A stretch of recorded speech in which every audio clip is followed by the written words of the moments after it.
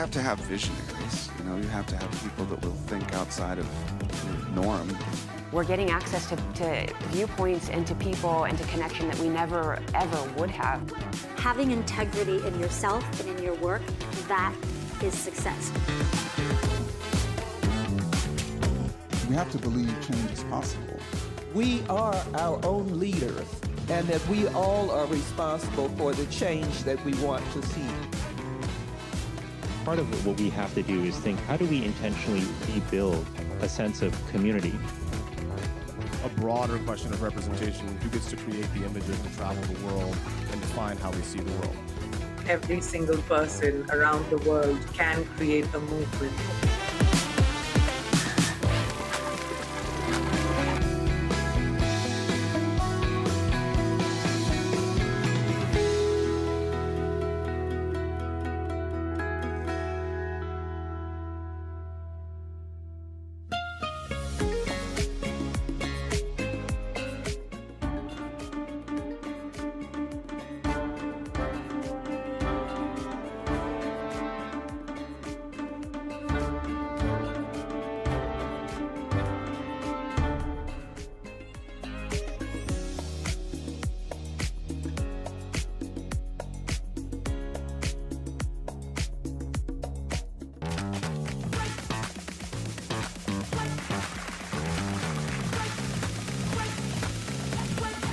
You have to have visionaries. You have to have people that will think outside of the norm. We're getting access to viewpoints and to people and to connection that we never, ever would have. Having integrity in yourself and in your work, that is success. We have to believe change is possible. We are our own leaders, and that we all are responsible for the change that we want to see. Part of what we have to do is think, how do we intentionally rebuild a sense of community? A broader question of representation, who gets to create the images that travel the world and define how we see the world. Every single person around the world can create a movement.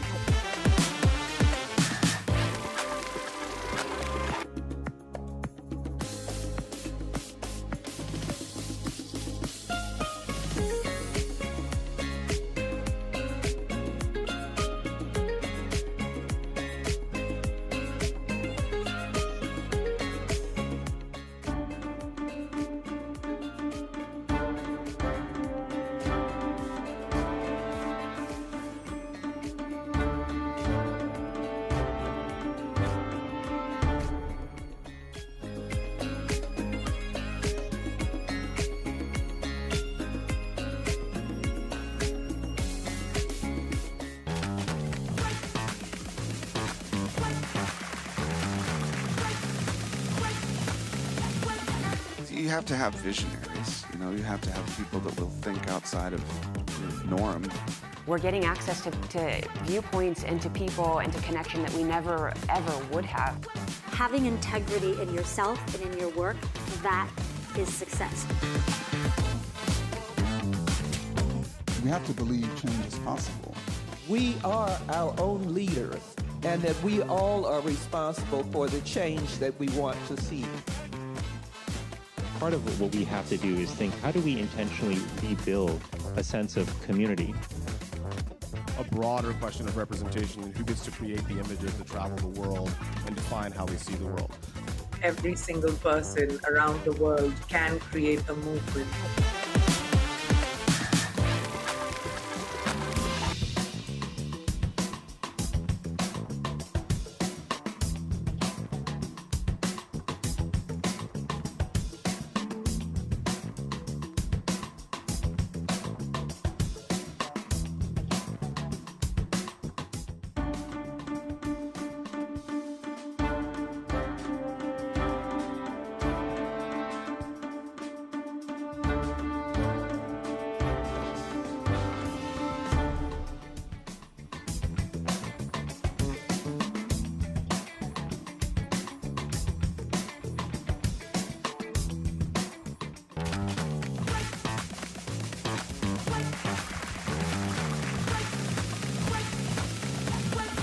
You have to have visionaries. You know, you have to have people that will think outside of the norm. We're getting access to viewpoints and to people and to connection that we never, ever would have. Having integrity in yourself and in your work, that is success. We have to believe change is possible. We are our own leaders, and that we all are responsible for the change that we want to see. Part of what we have to do is think, how do we intentionally rebuild a sense of community? A broader question of representation, who gets to create the images that travel the world and define how we see the world. Every single person around the world can create a movement.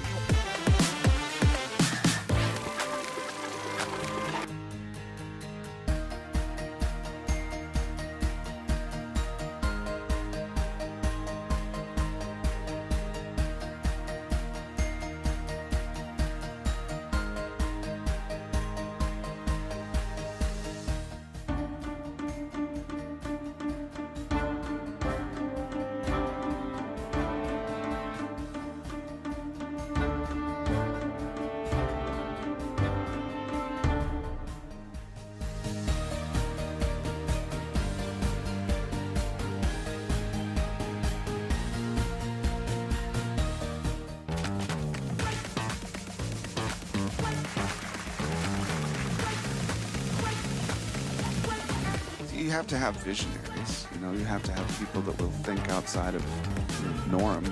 We're getting access to viewpoints and to people and to connection that we never, ever would have.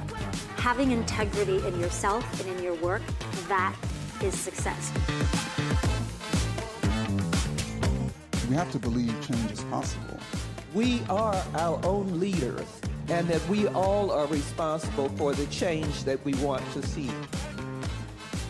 Part of what we have to do is think, how do we intentionally rebuild a sense of community? A broader question of representation, who gets to create the images that travel the world and define how we see the world. Every single person around the world can create a movement.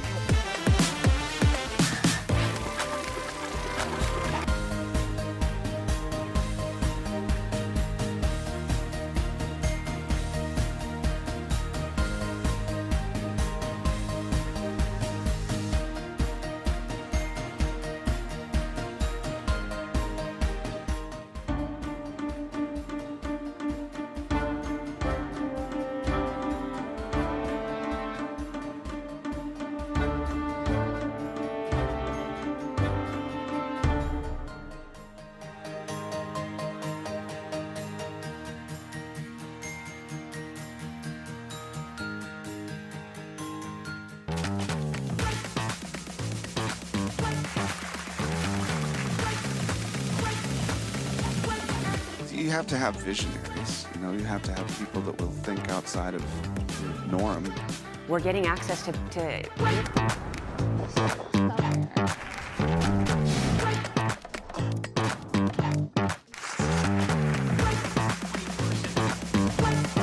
You have to have visionaries. You know, you have to have people that will think outside of the norm. We're getting access to viewpoints and to people and to connection that we never, ever would have. We have to believe change is possible in order to bring it about. Having integrity in yourself and in your work, that is success. We are our own leaders. We all are responsible for the change that we want to see. It's about a broader question of representation, who gets to define how we see the world. It's the power of sharing and connecting and vulnerability. How do we intentionally rebuild a sense of community? Every single person around the world can create a movement.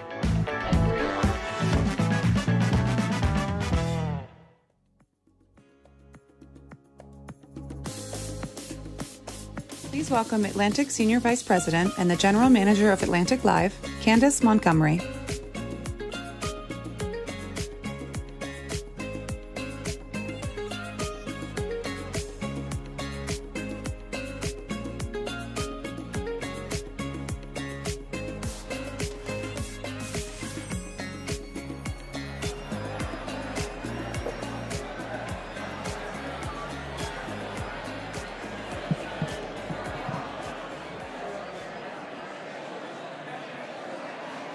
Hello, everyone.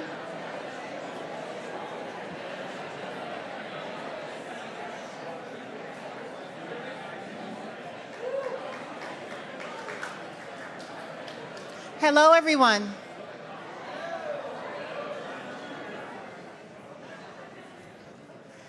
Had to get all teacher on everybody. Good morning, everyone. I am Candace Montgomery, Senior Vice President and General Manager of Atlantic Live. It is my pleasure to welcome all of you to our second annual Progress Summit. Thank you for joining us. Today, we gather at the historic Revel Motor Row. Built in 1936, it stands as a city landmark rich in Chicago history. Once home to the Illinois Automobile Club and the Chicago Defender, a beacon for the advancement of the Great Migration. The revitalization of this building continues to play a key role in the resurgence of the South Loop neighborhood. Motor Row provides the perfect backdrop and inspiration for what we'll be discussing today, progress.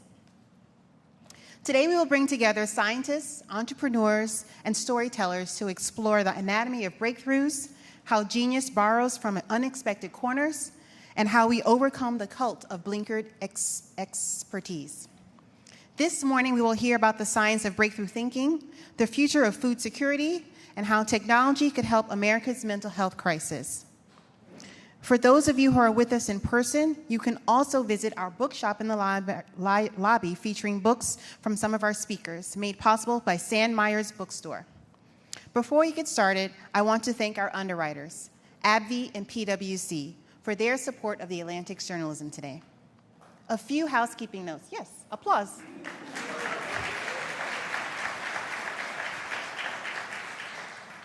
A few housekeeping notes. Please silence your cell phones now, but don't put them away. We want you to be a part of the conversation online. You can use the hashtag AtlanticProgress. And to our virtual audience, you can submit questions via the Q&A tab on your screens when prompted. Now, let's get started.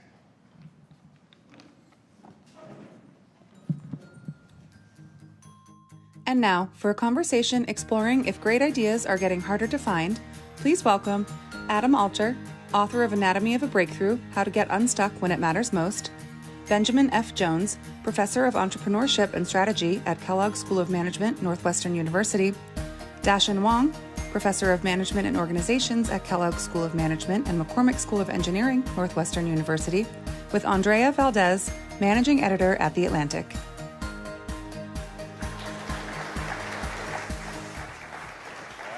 Let's just check. Hello, everybody. Thank you for coming. Good morning. So let's get right to it. So there's a widespread concern in science and technology that progress is slowing down in many fields. Ben, you wrote an influential paper chalking this up to what you called the burden of knowledge. Can you explain what is the burden of knowledge? Good morning. So the idea is that we're all born with empty minds in every generation. We know nothing, and then we have a lot of education and experience, a mix of that allows us to then step forward personally and maybe collectively as society in terms of progress. But the amount of knowledge that we've already developed through history is much, much greater today than it was in the past. And so for you to make the next step in many fields, you have to now kind of learn and absorb enormous amounts of prior expertise. So for example, the Wright brothers, first airplane in the United States, two guys who were kind of leading aeronauts of their time, designing, manufacturing, even flying the first airplane. Now, if you go, I don't know how you got here, if you're already in Chicago or if you flew in, but if you flew in on a modern airframe, we're talking 30 different PhD disciplines just for the jet engines, right? Enormous progress in travel, transportation technology, but you can't just come up with a new jet engine when you're, without being initiated in a very deep pool of knowledge. And so this makes it much harder for us to take the next step. We have to collaborate a lot, bring together a lot of specialists, but it can be much more challenging to take those next steps with a lot of education that you need ahead of time and experience. And so I call that the burden of knowledge, in the sense that the past success has become a burden on our capacity for future progress. So the more we learn in a field, the harder it is to make that next advancement. So basically, we've picked the low-hanging fruit already. Yes. you've also found that there's been a huge shift in science toward teamwork, which you just referenced. When we put these ideas together, it seems like it's harder for individuals to climb this tree of knowledge. There's just too much to learn to get to the frontier of a field like chemistry or genetics, and we need more collaboration, bigger teams to make these scientific breakthroughs. That's right? Correct. And from a kind of common media perception, you often feel like, oh, great ideas come from young people, very young people working alone, right? Kind of the solo genius. And there was a lot of truth in that in history. Einstein, the year 1905, his miracle year, age 25, 3 incredible contributions to physics in 1 year. But as you look over time, and as we've developed so much deeper knowledge about so many different areas, you just don't see that anymore. We don't see that in Nobel Prize-winning research. People are much older than they used to be when they produce breakthrough ideas. If you think entrepreneurs are usually 20-something who start the highest growth companies, that would be incorrect. When you actually look systematically at the data, the highest growth companies are coming from people who are much older than their 20s, often in their 40s. And then when you look at sort of being alone, you don't really see it very much anymore either. You see collaborations between people who can bring novel perspectives and expertise together, kind of both embrace what is known and expertise across diverse domains, but yet still make novel combinations by working in collaboration to take those bigger next steps. Dashan, yes. Teams are hard. I mean, we are all on teams. I bet we can all say that teams are hard. So what makes a good research team? I know you've done some research on this. Can you talk a little bit about that? Yeah, sure. Just building on a lot of Ben's work, we want to think about what kind of teams are most optimized for innovation. And I think in the innovation area, there's this very clear trend over the past century that teams are become bigger and bigger, and the bigger and bigger teams are more and more responsible for some of the greatest discoveries. And so then that trend then makes its way into policymaking. And NSF, for example, now there was evidence to show they were more likely to fund larger teams even though they're equally qualified for the perceived benefits of larger teams. So we want to look at this and think about, is teams creating new ideas, asking new questions, or answering existing questions? And we find that as team gets larger and larger, the disruptiveness of the work they produce just plummets. So what this is telling us, and we do this analyze teamwork from a remarkable wide array from science to technology to software development, so hundreds, tens of millions of teams, and it seems remarkably universal. So what this is telling us is that, whereas the large teams excel at developing existing ideas, designs, and it's the small teams that are more likely to disrupt current ways of thinking with new ideas, inventions, and opportunities.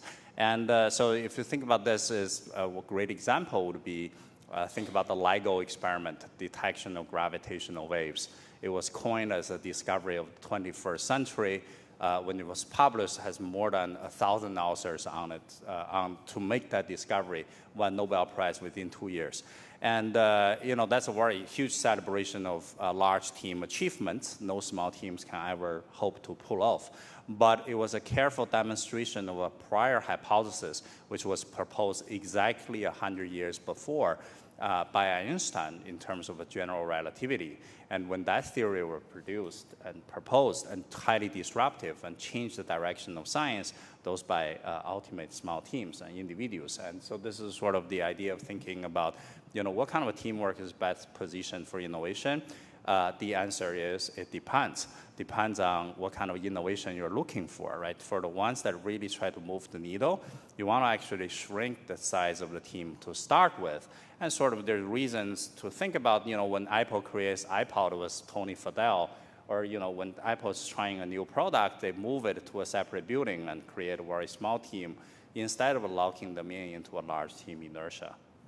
Is that because if there is a large team, you might have some of your crazier or more innovative ideas killed by committee, or what is it about the large team that might actually squash some of these bigger innovative ways of thinking? Very good question. I think it's a combination of many factors. Once we discovered it, I think it's easy to see why that would happen. I think there's a lot of psychology research. The group research would suggest that large teams are people more likely to neutralize each other ideas in a large team. Large team is also harder to maintain. You need ongoing success to pay the bills for them to actually stay together. And there are also, think about the idea like for the LIGO experiment, it was the largest investment ever by NSF, totaling over $1 billion over the years. For people actually do that for 40 years to make it possible, we better have a pretty good sense of this is going to work. So it's harder for really large teams to engage in truly risky ideas. I think there's a range of factors that we can see is probably contributing altogether to this trend that we're observing. Adam, thank you for joining us. We appreciate it. You literally just wrote the book on breakthrough thinking. Some people really struggle to work creatively in teams. Can you talk about why it's so hard for some people to work in teams like this?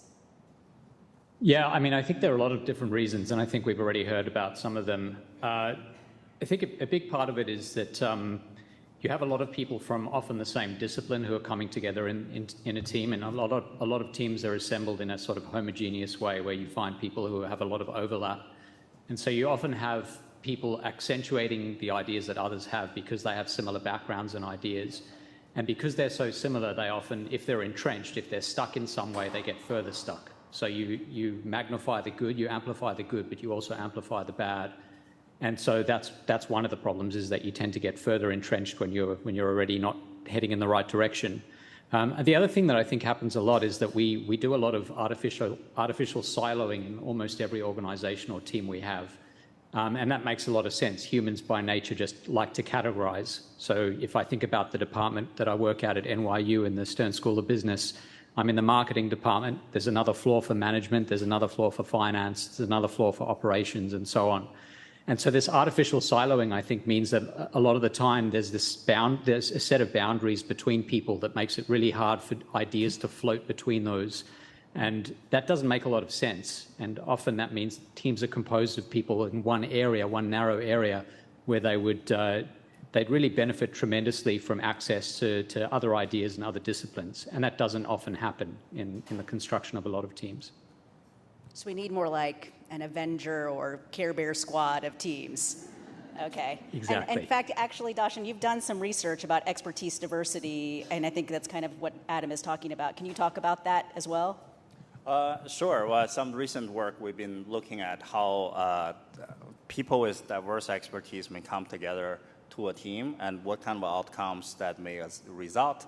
What do we find? Well, this is sort of also a broader concern in innovation, is that the burden of knowledge, individuals are more and more specialized, so it seems like the way you want to tackle truly complex problems, bring people from different expertise together.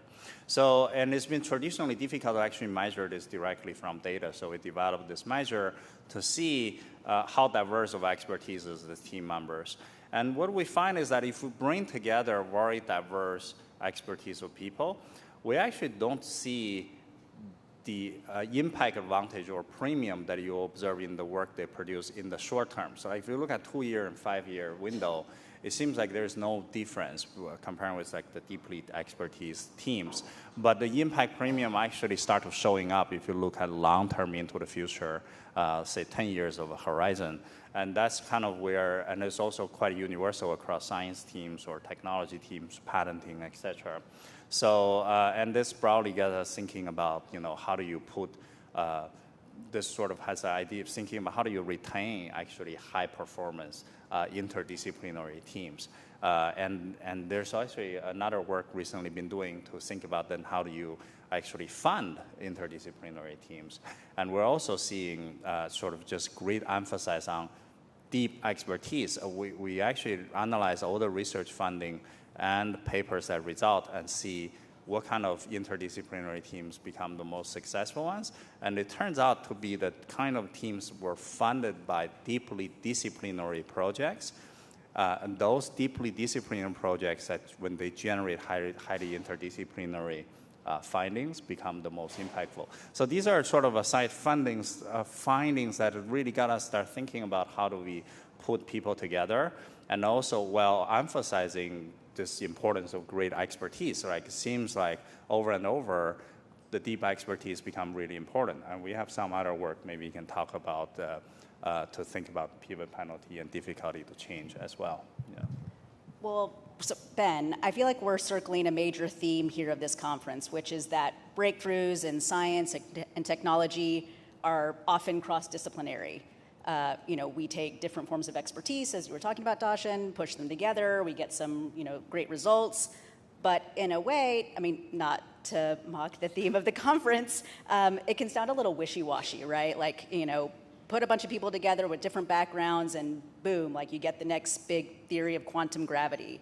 But it's not that easy, obviously. So tell us about how to choose the right ideas to combine. And I'm specifically referencing a paper that you wrote with Brian Uzi in 2007 on the ideal combination of novel ideas and conventional ideas to create a hit or a hit paper.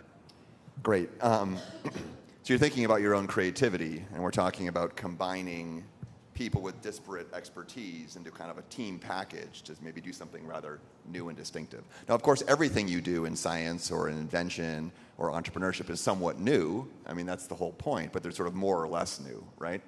And actually what we find when you can take kind of breakthrough ideas and try to decode, not so much looking at the individuals for a second here and their specialties, but the actual ideas that are being combined. Is this paper or patent pulling together kind of ideas that haven't really typically been combined before, or are they doing much more conventional combinations of sort of different pieces of knowledge? And what you find is that the high impact work features novelty. You really need a combination of ideas that you just haven't seen before. But what's surprising is that it's a little bit of novelty, okay? And it has to be at the same time hyper-conventional. So most of the combinations you're making are really, really, really common, have been done before, consistent with kind of deep expertise. These things work well together, but you still need to add some spice to the food, right? If you just have conventional combinations, nothing big happens. But you can also overspice the food. If you're just all novel combinations, it doesn't work well either. You need like deep expertise and then a modicum injection of novelty, and then you unleash this breakthrough. And then related to teams, we do see that when you bring teams together, you're more likely to get those traits. You're more likely to get both a potential novel combination, presumably through the people, but also manage to embrace deep expertise across a broader waterfront of knowledge. Well, Darshan, you wrote a paper a few years ago about hot streaks in careers. Tell us what you found. What is the formula for a hot streak? Formula. Okay, where do they come from? That's just some formula, but some regularity that will be useful. Okay, I was interested a long time ago. I'm fascinated by this question. When do you do your greatest work in your career? And this is kind of a selfish question for me to try to study. And broadly, is there hope left in your career, after, or are we dead, scientifically speaking? And then I started to analyze a whole range of careers. So this includes, thousands of artists over the past 500 years, old film directors over the past 100 years, and also tens of thousands of scientists over the past 50 years. And then through all these careers, I want to analyze when do they do their greatest work. And that's where we stumble upon this phenomena we call hot streak, which is when we look at all these careers, what we see is that the best work, second best work, third best work, all the greatest work in this career has this remarkable temporal clustering, means that they all occur next to each other in close succession, namely about a 4 to 5 year period. Okay, so this is the period that, think about you start your career at a certain level, and then you progress at that level, and then all of a sudden you become not yourself anymore. Okay, you stayed at that level for about 4 to 5 year period, then you fall back to where you were before. Okay, so when we discovered this, and it seems like remarkably universal, is that across a very diverse set of careers we see, about 90% of people, either artists, film directors, or scientists, have a hot streak. But it's also usually unique. Most people have just one. Okay? And also, somehow surprisingly, this actually, when does it occur? It occurs actually randomly within the sequence of work you produce. So this echoes what Ben has been talking about, is that traditionally you think you do your best work when you are young. No, it's actually not true, because you do your best work somewhere you're young, and when you get older, it seems like the chance for breakthrough is lower. But that's really just because you do a lot of works when you are young, okay? So really your productivity is higher. That's why you're more likely to see the health streak to occur. So per production, given that you put out a work, your chance of starting a health streak actually stays remarkably stable across your career, okay? So if anything you will take away from me today, maybe there is a hope, okay? So as long as you keep producing, maybe the health streak will come. But then at the same time, this phenomenon, while intriguing, and many of us can see why it's happening, it did create a major crisis for me, which is, it seems like quite magical, why it happens. It seems it's a miracle years. The miracle just happens. So I actually, after I discovered the phenomenon, I wrote a piece to highlight, we need to understand next why it happens. And I was quite optimistic because I thought then my team was going to analyze the data, find the recipe, the formula, and then we can publish another paper. Little did I know that it took me 3 years of failure, one hypothesis after another. We tested about 10 different hypotheses, and it all failed. And until many years later, I was walking around the Van Gogh Museum looking at his painting, and I know that Van Gogh was a data point in my sample, is that his health streak started in 1888 when he moved from Paris to south of France. And I was walking around, I realized, actually, when I'm art amateur, just to clarify, but I was like, I look at the paintings, I kind of can see why, this is some style changes and the way he was doing things before and after health streak. And that's why we realized we have to collect all new data, to actually use AI, the newest technology of AI, to analyze all these paintings, exactly what these paintings look like. So we analyzed 800,000 paintings, and similarly, the AI scanned through, all the movies, 80,000 movies that you produce, and also publications, to help us understand what is the character work before and after health streak. And that's where we find at least one known regularity so far that predicts the beginning of a health streak.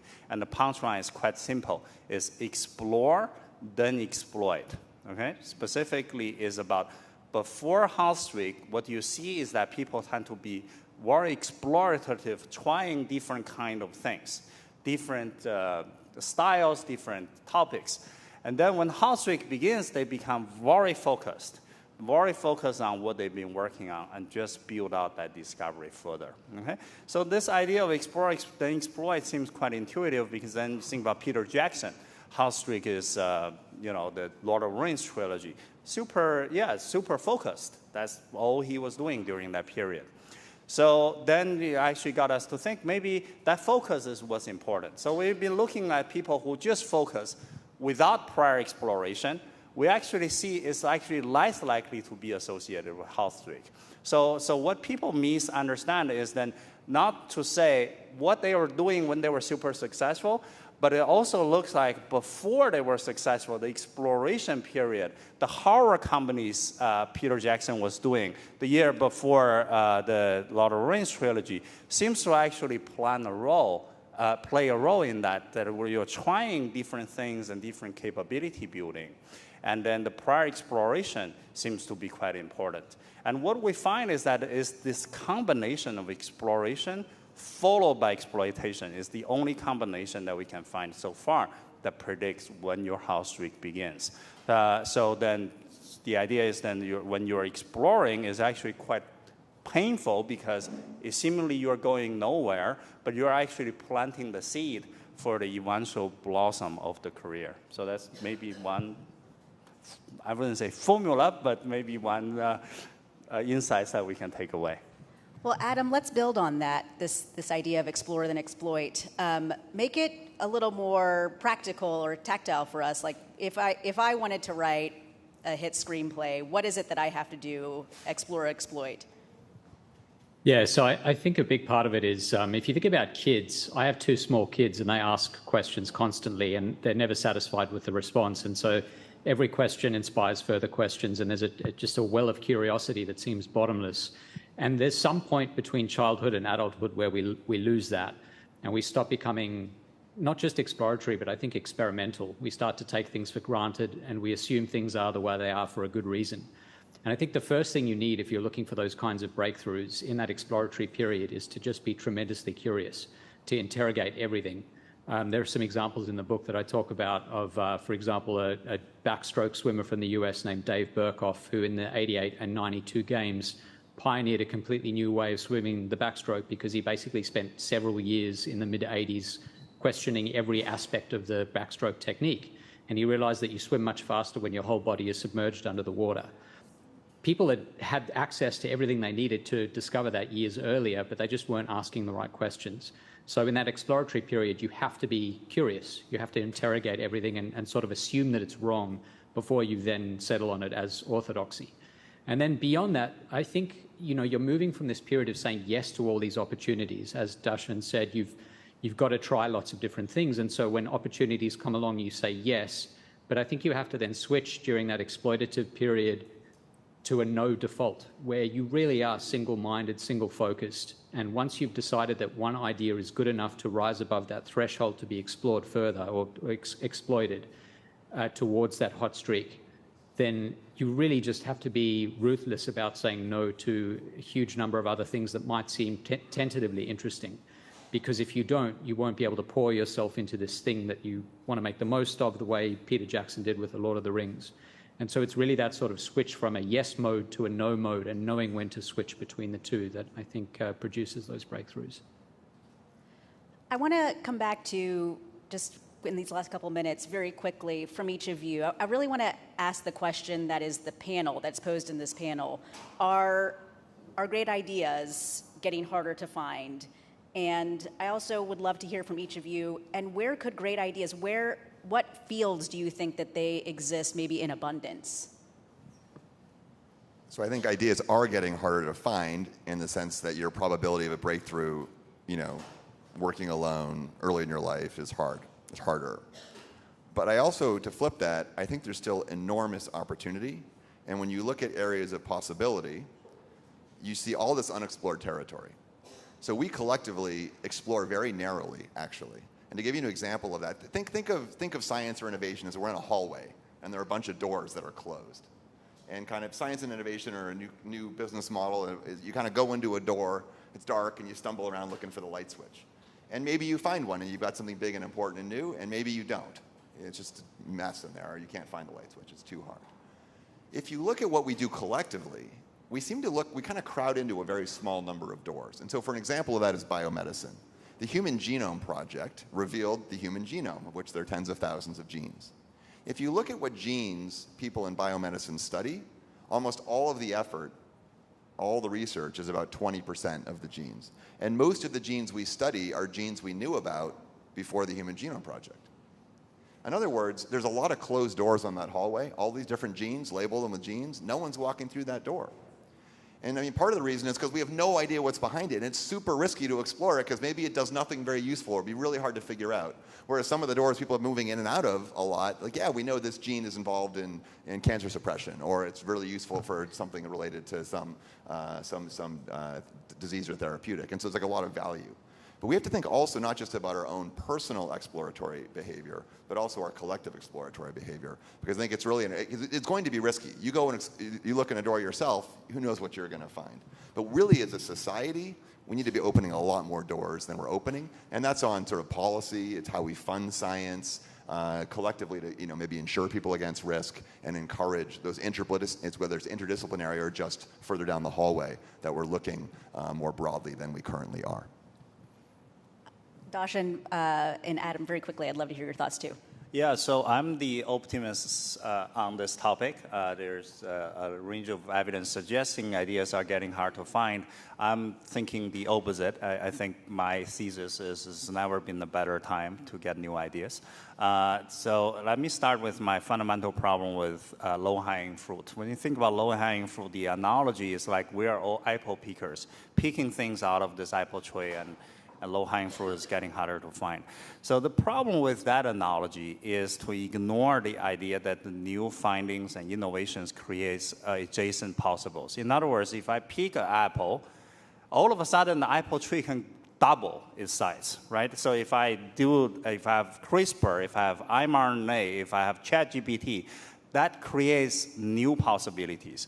So the idea of thinking about it, we'll have a finite reservoir of ideas, I think is somewhat misguided in that respect, because it's not like it's not like a Saudis is looking at oil is getting less and less every year. But no, as we're actually extract ideas actually expands the more we use them.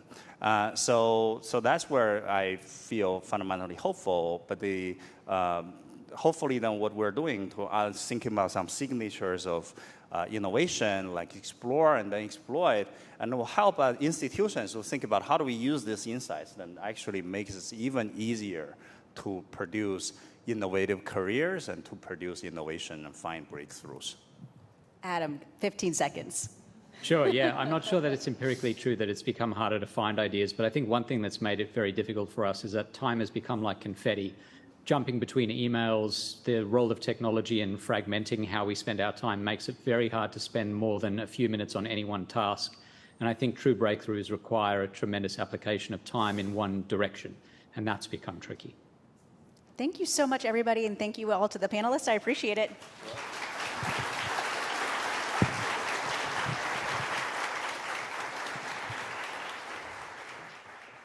Here to discuss the future of food security on a warming planet, please welcome Sara Menker, founder and CEO of Grow Intelligence, with Derek Thompson, staff writer at The Atlantic.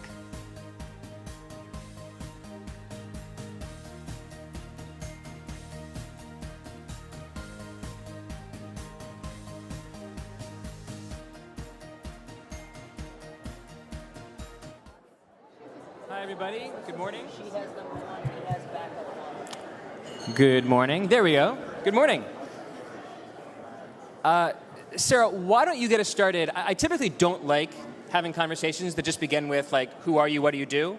But because your company is so interesting that I think before we talk about climate change and food security, it'd be really useful for everyone to simply understand what it is that Grow Intelligence does. So what is it that your company does? Can you hear me? Yeah. All right. So Grow Intelligence it's an AI company that we started about 9 years ago now that's focused on tackling two of the biggest challenges that humanity faces today, namely food security and climate change. So what we do is we take vast amounts of disparate data sets from today over 170,000 different sources, organize that data through essentially a dictionary that we've created, and then use that data to build a series of predictive models that range from predicting the supply of food around the world for over 15,000 different products to the demand, trade, prices, but also how climate and climate change affects both agricultural production, but also really any type of physical asset around the world. So today we have over 2.9 million models that we've built that are sort of informing these decisions. So if I'm a food company, if I'm General Mills, or if I'm like a supermarket, and I wanted a heat map of the world, like a literal heat map, a map of changing heat around the world, because I'm worried about the future of lettuce, and I'm worried about the future of mustard in Canada, and I'm worried about the future of a certain kind of spice in Indonesia, and I want to understand, are any of these products that I need in order to make my food, my cereal, my vegetables, some of these products might be endangered soon by climate change. You could provide me a kind of food security heat map that says, like, green, the mustard in Canada is going to be okay, but red, the spice in Indonesia might not be okay. So it might be time right now to think about where you're going to get this particular food because it might run out from that part of the world in the next 5-10 years. Is that kind of the idea? Yes, but also immediately. So it's not just sort of looking into a 5, 10, 15-year horizon, but actually thinking about our supply chains and supply chain disruptions that might exist today. And the heat map is not it's not a theoretical thing. We do have a heat map of the world, and it looks at changes over time, and you can animate these maps and everything else. It's really fun and geeky and cool to look at. But more importantly, what we do is we take all of that data, like I said, and convert it into, for food companies, what we call supply risk scores. It gives it a low, a medium, and a high risk. So say you're dependent on procuring tomatoes and mustard and wheat and corn for your ingredient base. And if you're a food company, you have typically, thousands of ingredients, maybe about 30 to 50 that are like the ones that you spend most of your money on. You get that score, and now say you're procuring mustard from Canada. You see that the mustard supply score for the whole world could be medium, but the mustard risk score for Canada is high. You then can go say, where's the risk low such that I repurpose my procurement now, like for this season, for what I need on shelves this year, next year, etc. You can also create similar scores, but it's a different modeling methodology that we use for looking at different climate change scenarios and how under different carbon pathways and under different climate change scenarios, the suitability of land will change. So that's less of a supply risk score, but actually saying, how are growing patterns going to change over time under different climate scenarios? And these are typically multi-billion-dollar decisions. So when I talk about the original supply risk score, we're typically working with procurement organizations. When we're doing land suitability work, we're typically working with the C-suite because these are going to drive multi-billion-dollar decisions around literally like shifting your entire supply chains in advance of some big changes that could occur 10, 15, 20 years later. Great. I think it's really important for a company like yours to sort of do that definition work up front so that people understand what we're talking about in terms of food security in the rest of the panel. So it's amazing that we're having this conversation this week. Amazing in a bad way, because the last 2 weeks have just been among the more memorably calamitous weeks in climate and weather in recent memory. I mean, 2 weeks ago, the Earth broke the record for the hottest day ever. And then within the next 100 hours, we broke that record twice again. So 3 records for hottest day ever were set in a period of about 130 hours 2 weeks ago. There's flooding in Spain. There's flooding in southwest Japan. There's flooding in Vermont, entire highways taken out. In Phoenix, it's been over 110 degrees for 12 straight days. There was a tornado warning in Chicago just yesterday for people who are in the area. They might have heard the sirens. The crazy thing about all of that news is that that's the good news. The bad news is that there's no reason to think it's going to get any better anytime soon. Global warming means the planet is still warming, which means that this moment in time is just the first, second, third inning of a 9-inning ball game. And so I want to take that moment, take this sort of fear factor that we have of just a world of extraordinary variance and warming, and turn it to you because, how are you seeing these changes that are hitting newspaper headlines affect food markets right now? What are the headlines in food markets that we might not see even as we're paying attention to all of this front page news about warmest day ever, warmest day ever? You are seeing it in your grocery bill. Just another piece of paper to give us news, yeah. So, listen, when I started Grow 9 years ago, the goal was how do we build a platform that can help predict the supply and demand of food and agricultural markets around the world every day. I didn't realize how hard it would be. I didn't realize how complicated it would be because agriculture is one of the most complex real-world systems that we have. It's ancient. We've had it for a long time, but it's also deeply complex. And what we ended up building was the world's largest climate platform because we were trying to predict agricultural supply trends. But as a result, for 9 years, I've been staring at data sets around sort of climate and climate change. And what's interesting is when we talk oftentimes about climate change, we talk about it as if it's this thing that is far away in the future that we're trying to prevent, as opposed to a reality that we are living in. And all we're trying to do is make it less worse down the line at this point, right? So a little sort of, there are about 5 scenarios, say that the world models and not the IPCC models around carbon pathways. This is different actions that the world can take to decarbonize. Under those different pathways, you will have different potential climate outcomes, right? And we're sort of well past the whole 1.5 degrees Celsius conversation from Paris because none of us have done anything. So we're on a slightly worse pathway. But what's interesting is if you look at what the outcomes and the probability distribution of outcomes is between now and 2055, 2060 under all 5 scenarios, i.e. the scenario where we do take the most aggressive actions and decarbonize till we do nothing and we actually fire up all the coal plants again, it's actually very tightly distributed. What we're trying to avert is extreme calamity post-2055. But when I say it's tightly distributed, it means that it's tightly distributed in a bad way. So part of what we are experiencing as a world now is that tight distribution that no matter what we're doing today, like we're paying off debts from 30 years ago. And so what's happened and how it's manifested itself in things like food markets is extreme disruptions on the supply side. So if you think about what drives food prices, it's supply versus demand, right? So, and when you have increased number of supply side shocks year after year, we just had 3 years of extreme droughts. And now we're going, from 3 years of La Nina into an El Nino cycle. Like that's just not normal, right? And so when you think about food prices, people typically, and this is where inflation numbers are kind of like not really the best number to look at because they're wonky because they look at year-on-year changes. The price of an average American's grocery basket is down about 17% year-on-year. But that's because last year was so bad. But the price of an average grocery basket since the start of 2020 is up 54%.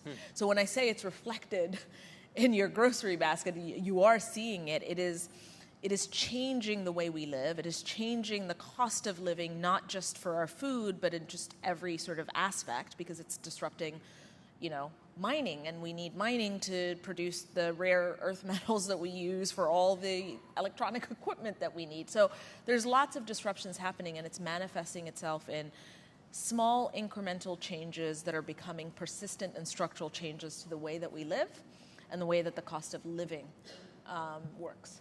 Let's take a really specific, narrow example. Like, give us an example of something that just about everyone in this room eats or drinks, like tea or coffee, that you think is under extreme insecurity right now. And so companies that are procuring or selling that good really need to have their eye on the ball of this heat map to figure out, okay, this supply chain that I've counted on for the last 10, 15 years, it might be going away soon, it might be going away right now. I need to think about where to shift my supply immediately. What's a good example to ground us? So just to clarify, you're thinking of something that's going to change in the long term, not something that's we're all consuming today that is like being affected in the markets right now. Let's do today, right now. Well, right now, look at the U.S. It's a disaster. I mean, you look at the Midwest. It's not as dry as it was in 2012. It's sort of starting to recover a bit, but it was drier than it was in 2012, just a couple of weeks ago. What does that mean? The U.S. is the world's largest producer of most agricultural products. It comes from the Midwest. And years after year of persistent drought has caused severe disruptions and actually very weakened, essentially, inventories around the world for major grains like corn or wheat. Like, I always think I start with the basics because the basics are what you need to survive, and that's what impacts humanity as a whole. I think of things like beef as a luxury. Because in many parts of the world it is, right?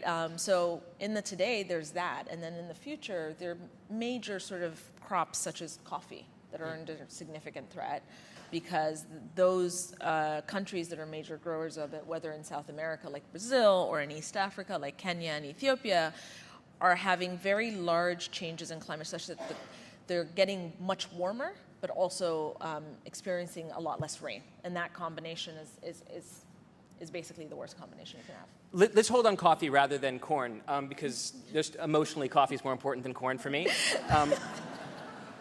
And I start getting very anxious when I hear about supply chain disruptions to the future of coffee. Where are the problems? What are the problems? And what might be the solutions? Yeah, so the problems I mentioned, like I said, major exporters of it, like South American countries, East African countries, facing challenges, both from a potential sort of yield impact standpoint, but the other thing that we don't talk about often enough when talking about climate change is it's not just about is it warmer, is it raining more or less, or whatever that sort of variable and that change in that variable is it is it less or more predictable than it was? So is it more volatile? And the reason volatility actually matters a lot to food markets is that, one, obviously it then translates to volatility of prices, and that's not going to change on the supermarket shelf, so the solution becomes just keep it a little high just in case, right? Like you're embedding insurance in the way that you price those products. But the other is that disease. So a lot of plant diseases, pests and diseases are driven by climate. And so the probability of different diseases creeping up into these crops is also higher. So you can have a world where, yes, we're producing the right amount of product that's needed, but it has some level of toxicity that basically is not for human consumption. So can you just give me a quick example? Because I know nothing about this. What is a kind of disease that is made more likely, a kind of toxin made more likely because of increasing variance in the climate? So something, aflatoxins. Aflatoxins, vomitoxins, there's all these toxins. And these are in your major cereal grains, so like rice, corn, wheat. And again, I think about it in terms of humanity and food security for humanity. Like the toxicity levels of those, like the aflatoxin levels go higher when you have a mix of like essentially lack of predictability, which leads to, it's a mix of humidity, et cetera. Like, so essentially, typically you test for these things. So food companies will take them into labs, and they essentially will say, okay, this has levels above what I'm willing to take for my supply chain, so they'll reject it, right? But now if you have higher volumes of that, being able to better predict which areas have higher risks allow food companies to actually tell their suppliers, hey, probability of aflatoxin risk is high in these areas. Don't procure from there for me, like let's procure from elsewhere. But that said, if you have large swaths of it in developing countries, what happens? It gets eaten by humans. Like it's not, you know, it's not a, again, it's not a luxury, it's a need, it's a necessity. Right. I mean, because you're opening my mind to the idea that like, I still have this concept of the heat map, which you make. So it's not a mere concept, it's a literal product that you produce. But if I'm a food company and I'm worried about something like coffee, what I need is not just a map of heat that says, oh, Kenya is more likely to have a drought. I need a map of heat. I need a map of variability, of variance. I need a map of possible toxins that are likely to hit a certain food in this part of the world versus this part of the world. So like, I guess this all has to scope up to some kind of like a risk score, right? Like overall, let's hold on coffee again.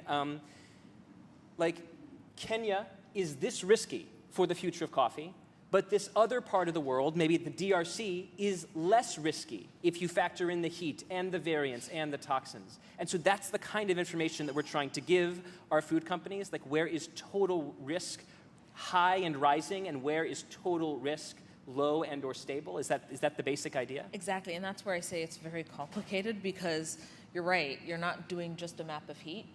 For climate alone, we model about 13 different perils. You have to do heat, rainfall, you do perils around fires, storm surges, tropical cyclones, fire weather, the probability of a fire starting, like all those combinations. So there's 13 sort of, and then you have to do it for the whole world. Then you have to look at it historically. So we look at it, going back 165 years. You have to understand it currently and model it currently and give it an index. So we actually have climate indices that measure these risks today. Then we project that forward using the best labs and the best science out 85 years. So it's large volumes of data, and that's just on the climate side. So to your point, you do this in our system today, we're defining over 95 million terms and 95 million variables like that then get combined. So I always say the simpler you want the answer to be, meaning is my risk high, medium, or low, the harder and the more complex the modeling that's going on in the background. Like it's much easier to deliver the map than it is to deliver the risk score. This is true of writing as well. I sometimes say that like simple is hard, right? If the article seems simple, that's because there's an enormous amount of hard work that went on behind the scenes that made that complicated idea simple. So the same is true for climate science. We have to bring in AI here because this is not just a climate company or not just a food security company. This is an AI company. I'm very struck by the fact that in most conversations about AI, we zoom out immediately to the future. We're like, how many jobs it can replace in 30 years, and what can you do with large language models in 60 years, and how many cancers it can cure in 100 years. And I think that's an important conversation to have. We have to, as your company does, try to predict the future. But I'm also very interested in conversations about artificial intelligence that are like, what's it doing now? Like, what is AI literally doing right now? So tell me, how does AI help you answer these unfathomably complicated questions? Yeah, and I'm glad you framed it that way, because I didn't set out to start an AI company. AI was a way of solving these very complex problems and large-scale data models that we needed to build and everything else. I was an oil and gas trader before I started this company. I just knew what the value of information was and how getting information in the hands of the right people can transform markets. That was the goal. AI is just a mechanism and a tool to accomplish that goal, right? So there's two sort of ways to think about it. So we always had a very vertical focus, right? Which was, we need to understand this complex real-world system. In doing so, and by putting the same information in the hands of financial markets, food companies, governments, public agencies, etc., we can transform our food systems for good and better plan for the future. That was the goal. And so when you start a company like that, you're looking for answers to help you solve what basically were unsolvable problems. And so I always say I fell into AI, right? Like, I didn't start it that way. But that said, this is sort of the difference between horizontal AI companies and vertical AI companies. We're very much a vertical AI company. It's the knowledge, right? And large language models, what those are going to do, and actually the world of horizontal and vertical coming together is really what is exciting me and our team today, because you can deliver information even more simply by leveraging horizontal. But horizontal it's reasoning. It's not knowledge. And so, just because when you say horizontal AI, you're talking about ChatGPT, yes, which is you can use as a kind of bespoke Wikipedia, or as a website generator, or as an Ask Jeeves, or it can do so many different things kind of well with varying qualities. Exactly, but it lacks context. Right.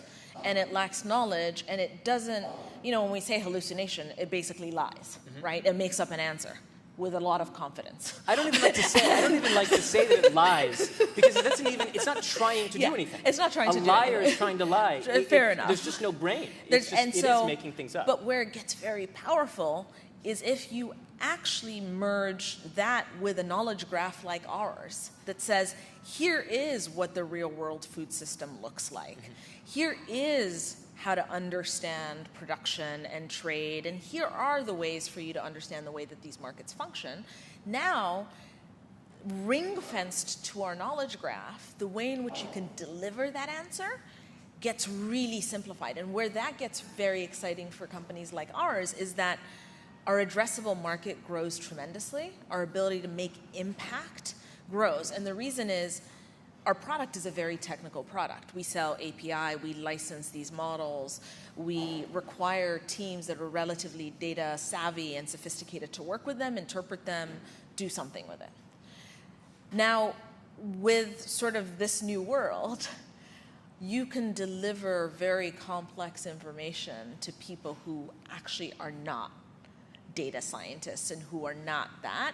And so to me, that means that you are delivering this information into much more rural markets. You're delivering it into markets that have real food security challenges at a much cheaper cost, right? I mean, cost is still a major problem in terms of sort of just the way that these large language models work. But the future gets very exciting in the impact we can make in healthcare and agriculture and climate, et cetera, when you bring these worlds together. You mentioned that ChatGPT lies, and to a certain extent, it absolutely can lie.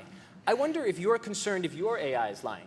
And I can imagine two different kinds of lies that an AI in food security could tell. One is a lie of confidence, and another is a lie of substance.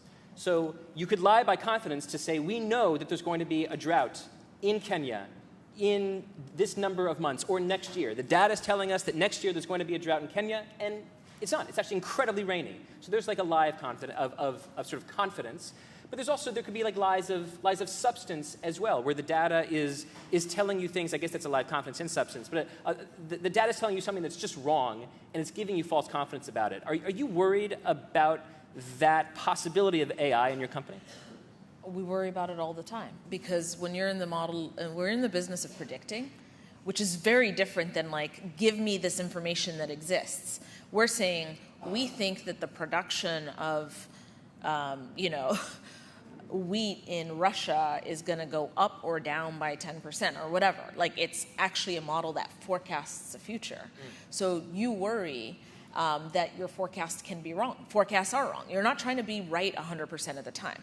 What you are trying to be is honest and truthful and actually expose your confidence intervals. So every model we publish, we actually publish our confidence interval with that model. And we constantly have to train people to say, like, listen, this is a forecast.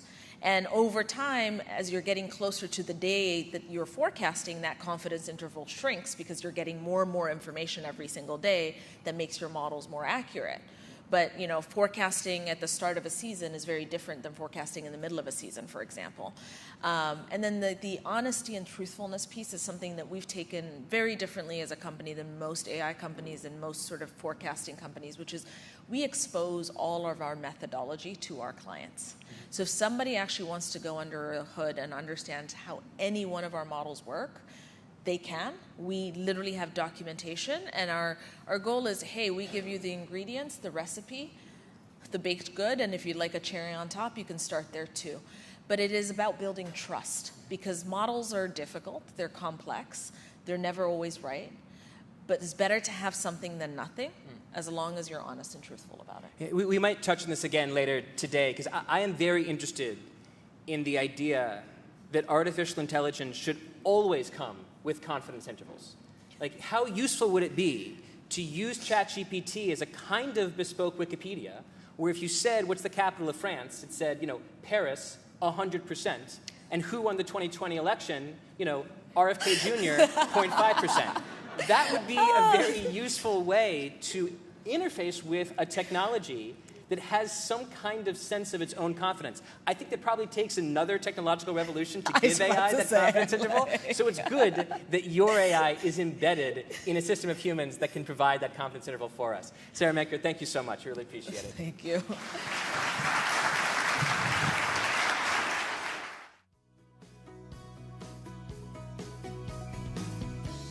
And now for a conversation produced by our underwriter, PwC, on environmental equity, the thread between climate and DEI, please welcome Shannon Schuyler, Chief Purpose and Inclusion Officer at PwC, with Alice McCown, Publisher and Chief Revenue Officer at The Atlantic. Hi. Good morning. Good morning. I'm so excited to be here with you, Shannon. And we've spent quite a bit of time together the past couple days. So before we get into it, you have an incredible amount of energy. I just have to ask you every day, what are sort of words that you live by, and like, how do you find your purpose? Loaded question, but I will say my mother every day, and I don't know where she got it from, but she said, be the heroine in your life, never be the victim. And so I do every day, especially when I'm going, oh my God, that's so wrong, it happened to me. I'm like, no. Kind of fight through it. So I think that helps me to do that. And my purpose is really about being a strong woman and finding ways to have a voice and to not back down from the things that are hard. And certainly climate change is one of those things. Yeah, it's like we're about to talk about something super hard. And so let's, in a, I think, nutshell, I'd love to have you define for everyone here what environmental equity means. I think the whole environmental discussion gets really complicated for people. And when you think about it with equity, I hope that it means something more. It's really a human right. And you're making sure that no community has a privilege over any other community when you're dealing with things like natural disasters, hazards, pollution, water security. And right now, we have that. We have that communities who are underserved because we have not given them the tools to be resilient are impacted more by environmental issues, and we have to determine how do we right that wrong in the things that we do. Okay, so thinking about that, what are those threads and the systemic challenges that would connect I think, climate risk to those underserved populations? I think a couple of things. So when I started looking at climate many years ago, people who were in my community said, that's a really nice white issue. And I was like, wow. And they're like, listen, if you get to sit around and talk about ocean acidification and polar bears, and that's what you're most worried about, like that really isn't the same thing as people who are trying to determine how to get their next meal, where they're going to go for education, are they living in a safe society? Oh. All right.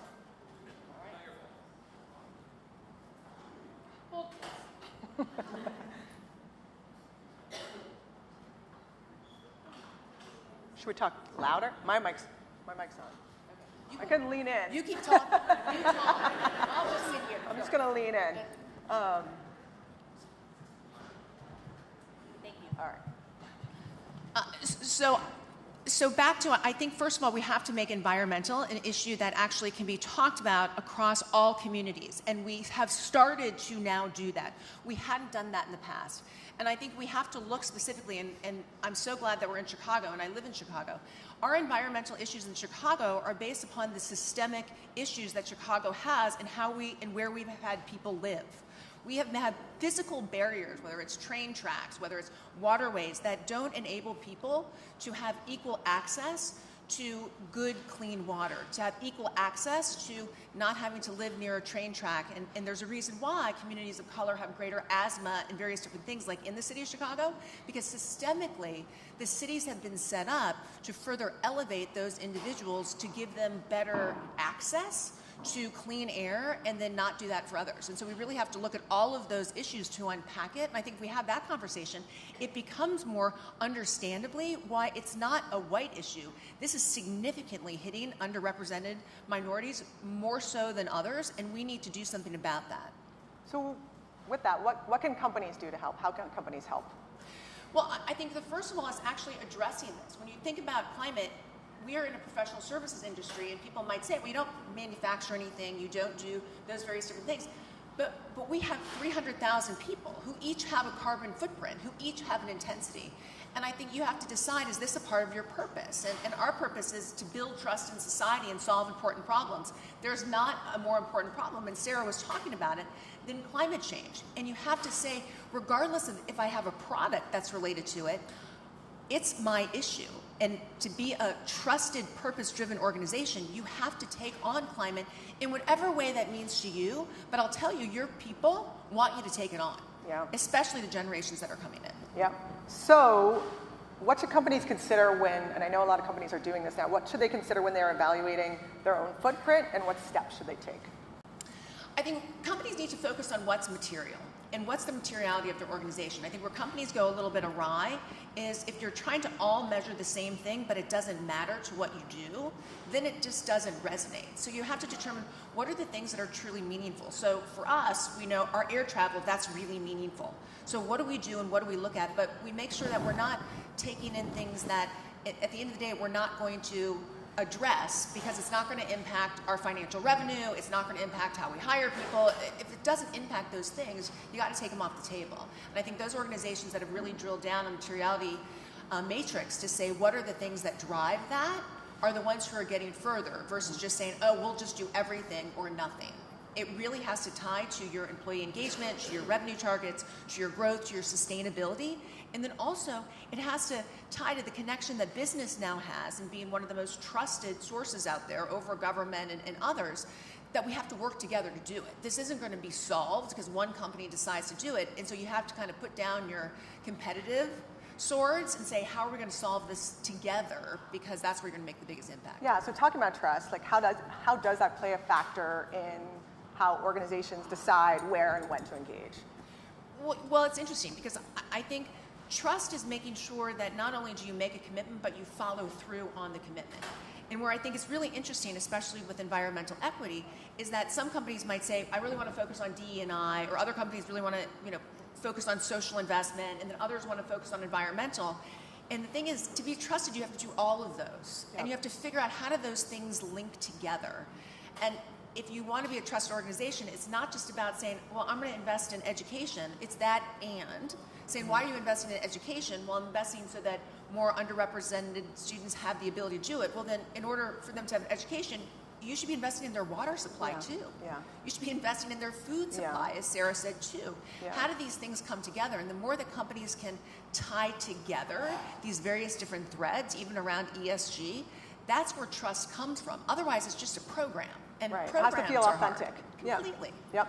And so I think and I think everyone in this room probably thinks about this a lot, but and we think about our people within our organizations, and that's really how our purpose is brought to life. So how are you seeing companies leverage their purpose-driven work to deepen employee engagement or attract employees? We continue to see that organizations that are focused on their purpose and actually talk about it, and it's really important. A company just can't have a purpose. You have to be willing to let your people find their purpose, and that's the hardest part. You need to make sure that coming in order for an employee to want to be a part of your purpose, you have to let them find theirs. And so we focus the first of find your purpose. We want to make sure that you know why that's important to you, and that's the only way you're going to know why it's important that you listen to ours, so collectively that we can have one.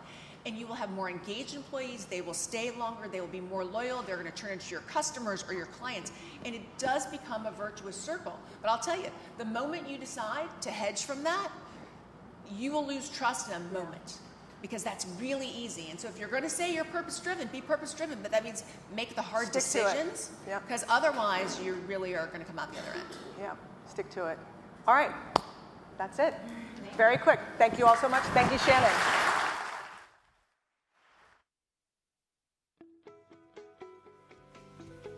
And now, a pre-recorded conversation with Brian Chesky, co-founder and CEO of Airbnb, and the Atlantic's Derek Thompson. Hi, everyone. I'm here with Brian Chesky, CEO of Airbnb. Brian, it's great to see you. Good to see you, Derek. Thank you for having me. So we're going to talk about three things today. We're going to talk about AI. We're going to talk about loneliness, which the Surgeon General just called a national epidemic, and its relationship to technology. But first, I want to ask you about the theme of this conference, which is something that I sometimes think of as associative intelligence. I think if you read a lot about the history of technological breakthroughs and scientific discovery, you see over and over again that it requires individuals to stand at the intersection of two disciplines to make a breakthrough. You can tell this story going all the way back to someone like Leonardo da Vinci, a genius at the intersection of science and art. You can bring it forward to the fact that today, to make a breakthrough in something like AI, genetics, you sometimes need a team of hundreds with all sorts of different intelligences. And I want to start by contrasting that with the tech industry, because I do think that sometimes, and maybe you disagree, the tech industry can be hostile to a certain kind of right-brain thinking. There's all this talk about shape rotators versus word cells. People who can't do math or computer programming can sometimes be thought of as sort of second-class citizens in some quarters of Silicon Valley. And I wonder whether you think there's a cost to this, whether you think Silicon Valley's become too specialized, too quantitative, and not sufficiently broadly artistic. 100%. I totally agree with this premise. And I think that not only does Silicon Valley suffer from this, but I think that the entire world suffers for not having better products because of this. So let me give you a couple examples. When a company starts, even a tech company, they are typically using more of their right and left brain. They have a holistic vision. They have an idea. There's not a lot of data, so they have to have an imagination. They make a bunch of decisions like, what's the name of the company? What's the brand? What does it look and feel like? Why are we doing this? What problem are we solving? And then they launch. And then they try lots of different things.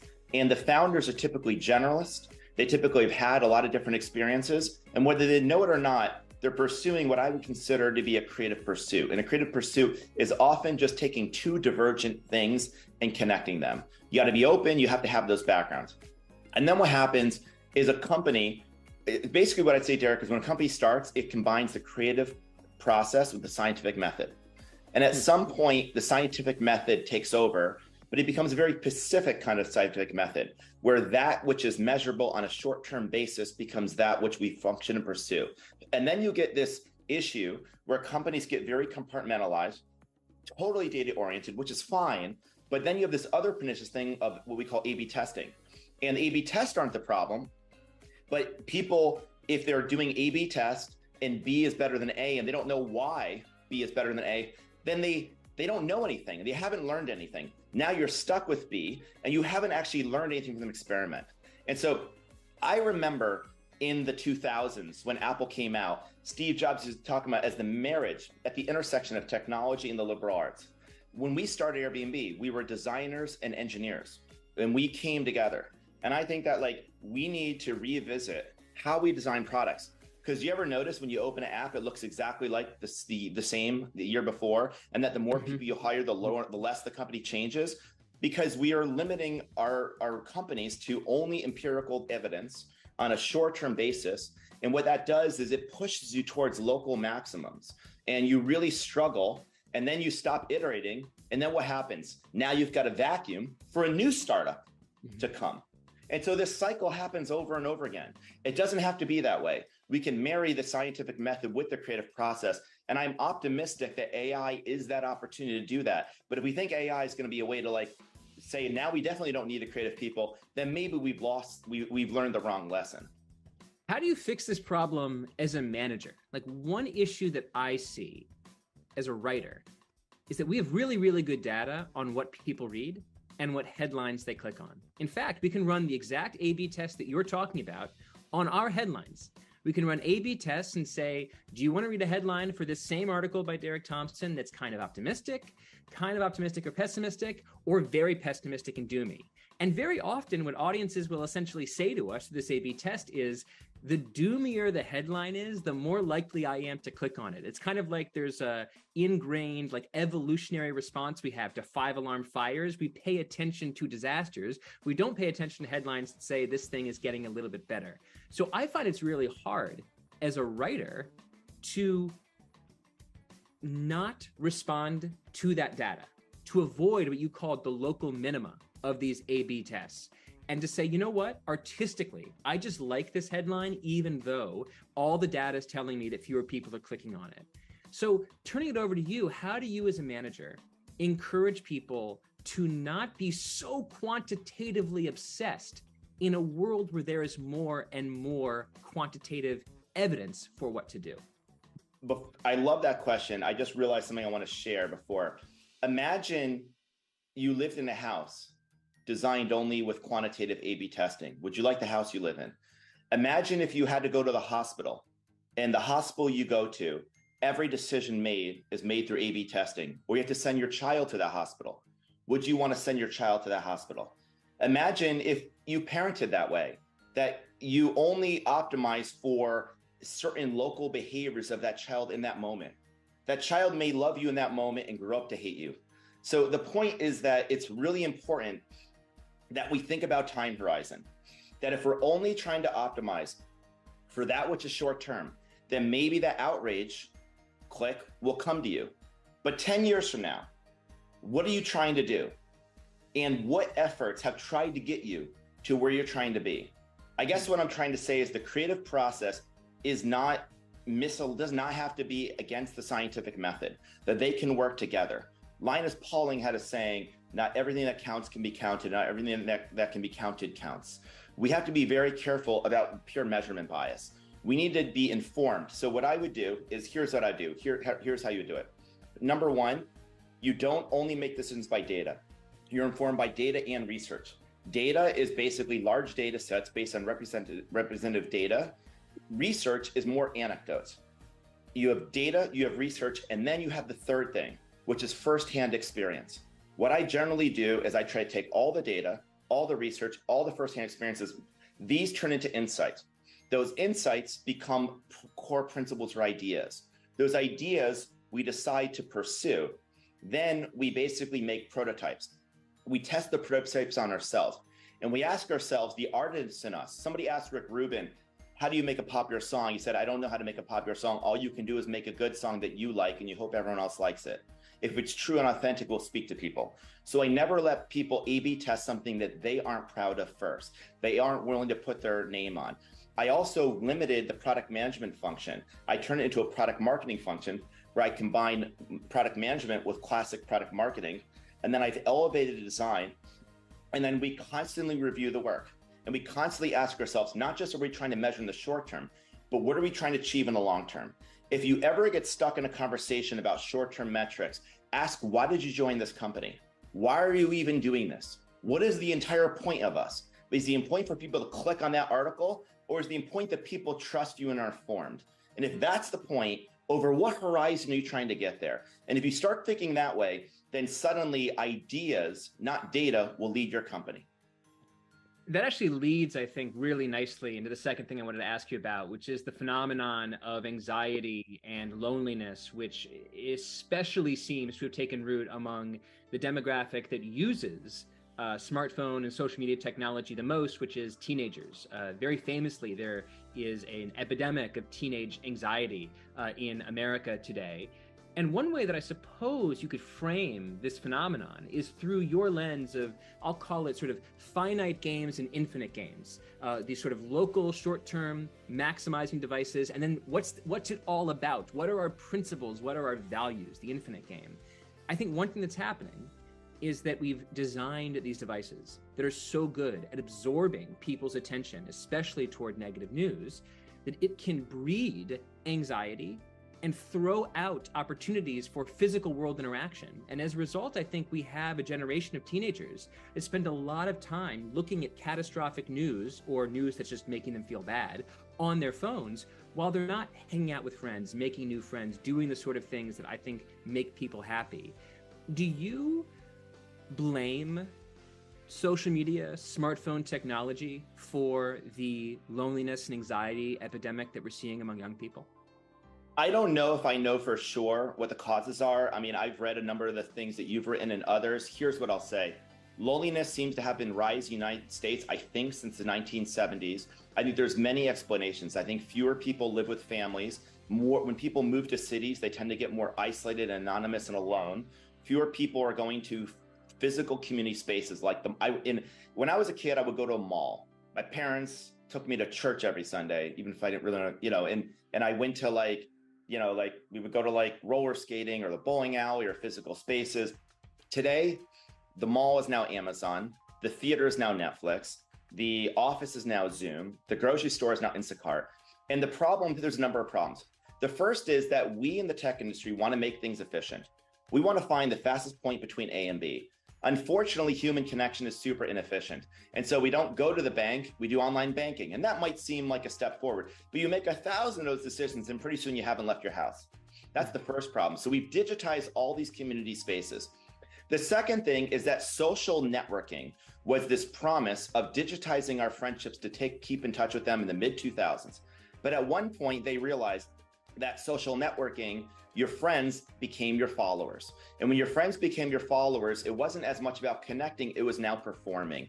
And performing got its purpose in society, but it cannot fulfill the deep need for connection community that we have. Because what social media does not offer is intimacy. And we need that intimate connection, that people know who I am, who I really am. And if I'm performing, it's not really who I am. So even if I get a lot of likes, I might not feel like I'm seen for who I am. And by the way, I can't be who I am because who I really am only gets 20 likes, but who I want to be gets 50 likes. So I'm going to be that person.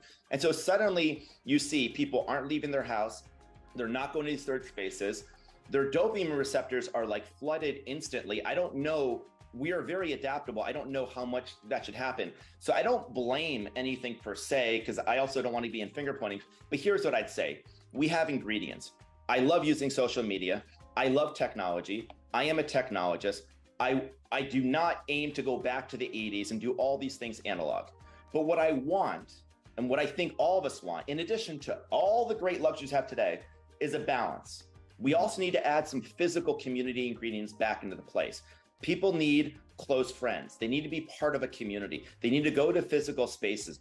It's hard to hate someone up close. Your Instagram followers aren't coming to your funeral. No one changed someone else's mind YouTube comment section. It doesn't mean those are not valuable services. They are, but they aren't meant to replace, you don't take, dessert should not become your main course or whatever, right? You need to have a balanced diet. We need to have a balanced information diet, a balanced community diet. And so I don't blame something. Maybe the only thing I blame is the absence of something that is creating a lack of balance. And I don't think even the creators of social networks think you should only do those in your life. I mean, I know many of them, and when we hang out in the physical world too.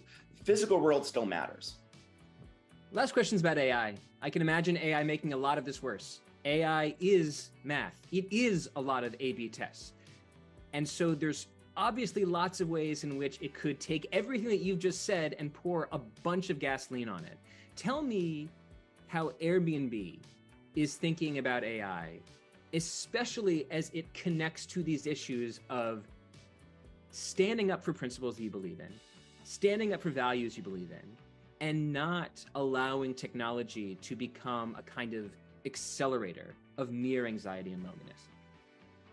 Yeah, I've been asked this question, will AI accelerate this path? And it's hard to know. I do think what AI is going to be is one of the greatest accelerators of technological development in human history. And so I think that probably means that whatever road we're going down, we should ask ourselves, are we comfortable accelerating this road? If we want to make a change, now's the time. We have all the technology at our disposal to be able to do that. And I'm ultimately an optimist. So let me tell you what our vision is.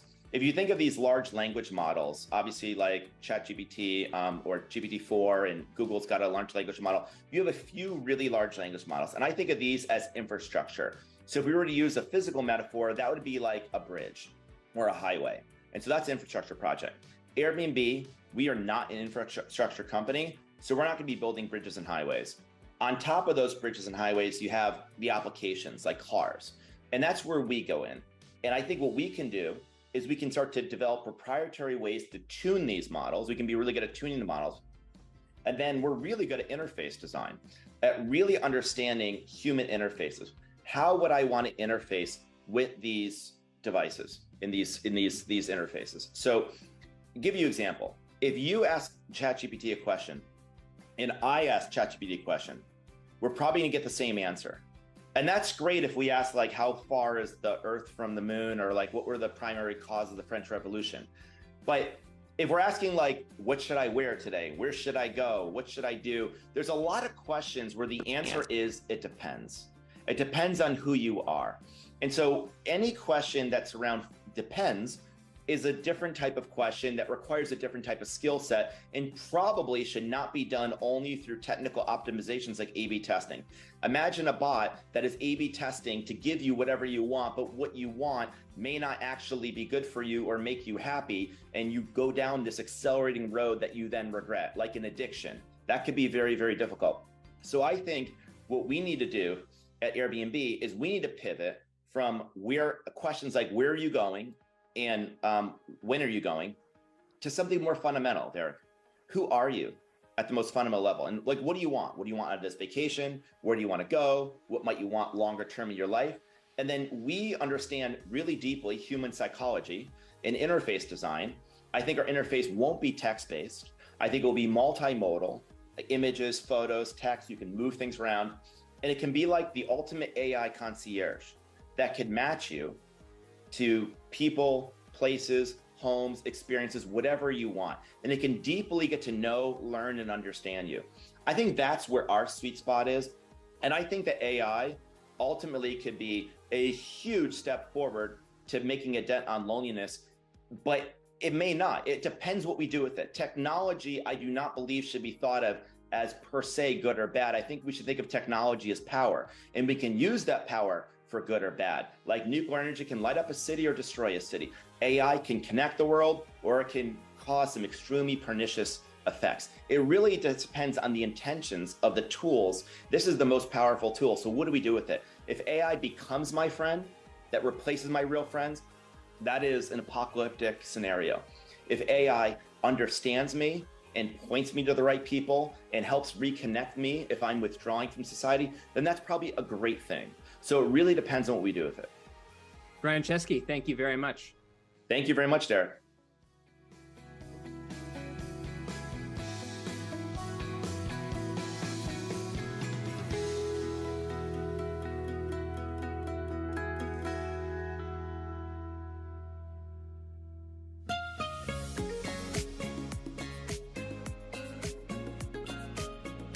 Now for a conversation on how technology could help America's mental health crisis, please welcome Alexander Will, president of Calm, with the Atlantic's Derek Thompson.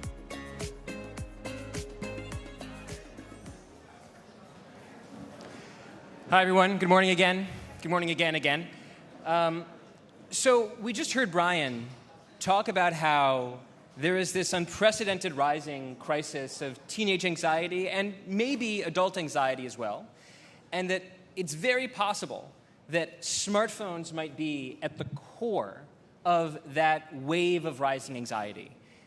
You are, in a very interesting way, both a mental health company and a smartphone company. So why isn't that a paradox? How does it work out that you can be both a smartphone company and a mental health company? Wonderful question. Good morning, everyone. We're definitely in a crisis. I think we start with that, listening to many of the talks earlier today, but I'm sure many of you have been touched by mental health in varying different degrees. And I love what Brian just said from Airbnb. There's no doubt that these smartphones have had a profound impact on how we live. But it's not just the fact that we have smartphones. There are many other factors that we can call upon. You know, Brian touched on community, people actually meeting up in real life. Those things are also a big part of it. But coming back to the question of how smartphones can be used for good, you know, from our perspective, we're definitely a company that exists on phones. But we're also a company, therefore, that can support you when you need help. So last night, I had jet lag, was up at 3 in the morning, and I turned on a sleep story, and it made me go back to sleep really quickly. We help moms, children, older folks deal with anxiety because the thing they have in their pocket is a phone. So this is something we're very, very aware of. We do believe we're working on one of the problems of our generation. And we think that while technology brings incredible innovation, part of our jobs is to learn how to live and use these. And I love the word progress, the Progress Summit. I think progress for all of us can be a way of living with these incredible devices, leveraging this amazing technology. And part of this next phase is to really do that. It's interesting because, you know, I'd love to know, before we get into some of your ideas about the prescription, like what your full diagnosis is of the anxiety crisis that the modern world seems to be suffering right now. You know, Brian touched on, and you touched on, the fact that there's the smartphone piece, there might be the community piece, but you have this really interesting sort of, you know, a sort of mini God's eye view into how people are trying to use an app designed to make them feel better in a world that is making them feel worse. And so you might have some different kind of insight into what this anxiety crisis actually is. What is the diagnosis that you're piecing together? So I'd say two things. I mean, one, I'm also a human living with these devices. So I think I have two parts of perspective here. And maybe I'll start as human, right? I have two children who are 4.5 and 2.5. And children are kind of amazing for what they show you. They kind of hold up a mirror to how you're spending time with them. And one thing I noticed, certainly in my own behaviors, it's very easy to grab the phone, to check email. You know, social media is obviously a huge cause of much of what we've read in the news, and I think the statistics definitely show the impact of social media. But I would challenge this group to see how they use their devices beyond social media, and how, you know, I have a question that I ask myself, which is, if we are continually checking in with our phone, whether it is news, whether it is emails for work, whether it is, you know, something on WhatsApp, a message, getting back to people, are we actually ever in the room with someone? And, you know, the question I often ask myself, and I feel this with my kids, is, you know, imagine a life where we come to the end of it, and all we were doing was flitting and switching between one thing and another. Maybe, were we even here at all? And I think, so from a human perspective, I definitely experienced this idea of many different tasks, mode switching. In a previous talk this morning, people talked about the importance of deep work and how to get into that deep work, and that being harder and harder. And when I look at it from a calm perspective, I think what's so interesting is that, you know, we see people wanting help and support in many different ways. You know, we're here to support people on their mental health journey. One thing we learned through data is we saw people starting to use the app at bedtime, because guess what? Going to bed is a stressful thing. More recently, we found that people are waking up in the night and getting back to sleep is hard, just like me last night. And so I think the things that we're experiencing is that everyone is experiencing a version of this. Often mental health gets focused on maybe the more clinical end of the spectrum. But the truth is we're supporting people in everyday life who feel well but are still struggling to manage many of the things of our modern life. You mentioned deep work, and Cal Newport, who wrote the book on deep work, it's a really wonderful book, and it's basically about this idea that work requires this kind of extremely deep, long, unbroken focus that allows us to do our best work. That's a theory of productivity. But one thing that you said, which I think is pretty powerful, is that you could totally make that theory of productivity a theory of life. Let's say you just took out the word work and in a very lazy way just entered the word life in there instead. And you said, how does this theory of deep work map onto the idea of, say, deep life? It turns out it's the exact same idea. It's this idea that so much of our time, even spent with those that we love the most, is spent switching, context switching on our phones, making dinner, also checking ESPN scores. I'm now just basically talking about myself making dinner with my wife, who I think might be watching. You're making dinner, but you're also checking ESPN, but you're also checking your email, but you're also checking Twitter. And now there's also Threads, so you should probably check that as well. And in the moment of checking all these things at once, you're not in the phone, nor are you in the room. You're actually nowhere. You are nowhere to be found to anybody. It's the opposite of deep life. You're living entirely in the shallows. So tell me a little bit about how an app can get us into the depths, right? It's also an app. It's just one other specially colored box on a screen of boxes competing for our attention. How can you take us out of the shallows and give life a little bit more depth? Yeah, I love that question, and I think there's something really powerful about this, and this is actually what we do at Calm, and what a lot of people don't know is that Calm begun life before there ever was an app with a website called Do Nothing for 2 minutes, and it challenged you to do nothing for 2 minutes, which is surprisingly hard. And I think one of the things we really help people do is to stop, whether it is helping people do a quick meditation or our daily calms, or just connect with the breath for a minute or two. And the funny thing is, when you talk about switching, one of the most powerful things you can do is just stop and check in with yourself. And that's obviously something that we do. And then further, I think one thing that we found very interesting through the pandemic and coming out of it is, how we're also trying to support folks in the workplace. Turns out the workplace is something that's also quite stressful. Brian talked about us moving onto this more digital world where it's no longer offices and instead it's Zooms. So again, Calm here is trying to support folks in the workplace by encouraging folks to check in with themselves. Perhaps 8 hours of back-to-back Zooms might actually not be a great idea, and maybe take yourself out for a 10-minute walk.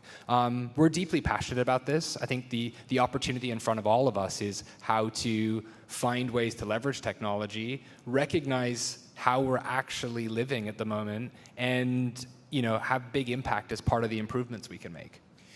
I want to say we have about 11, 12 minutes left in this session, but this session has time for questions, about 5, 6 minutes for questions after the fact. So as you listen to us over the next 10 to 12 minutes, do think about some questions that you have, and we'd love to hear from some of you on this, because this really is a topic that touches absolutely everybody. We wanted to fold everyone into this session.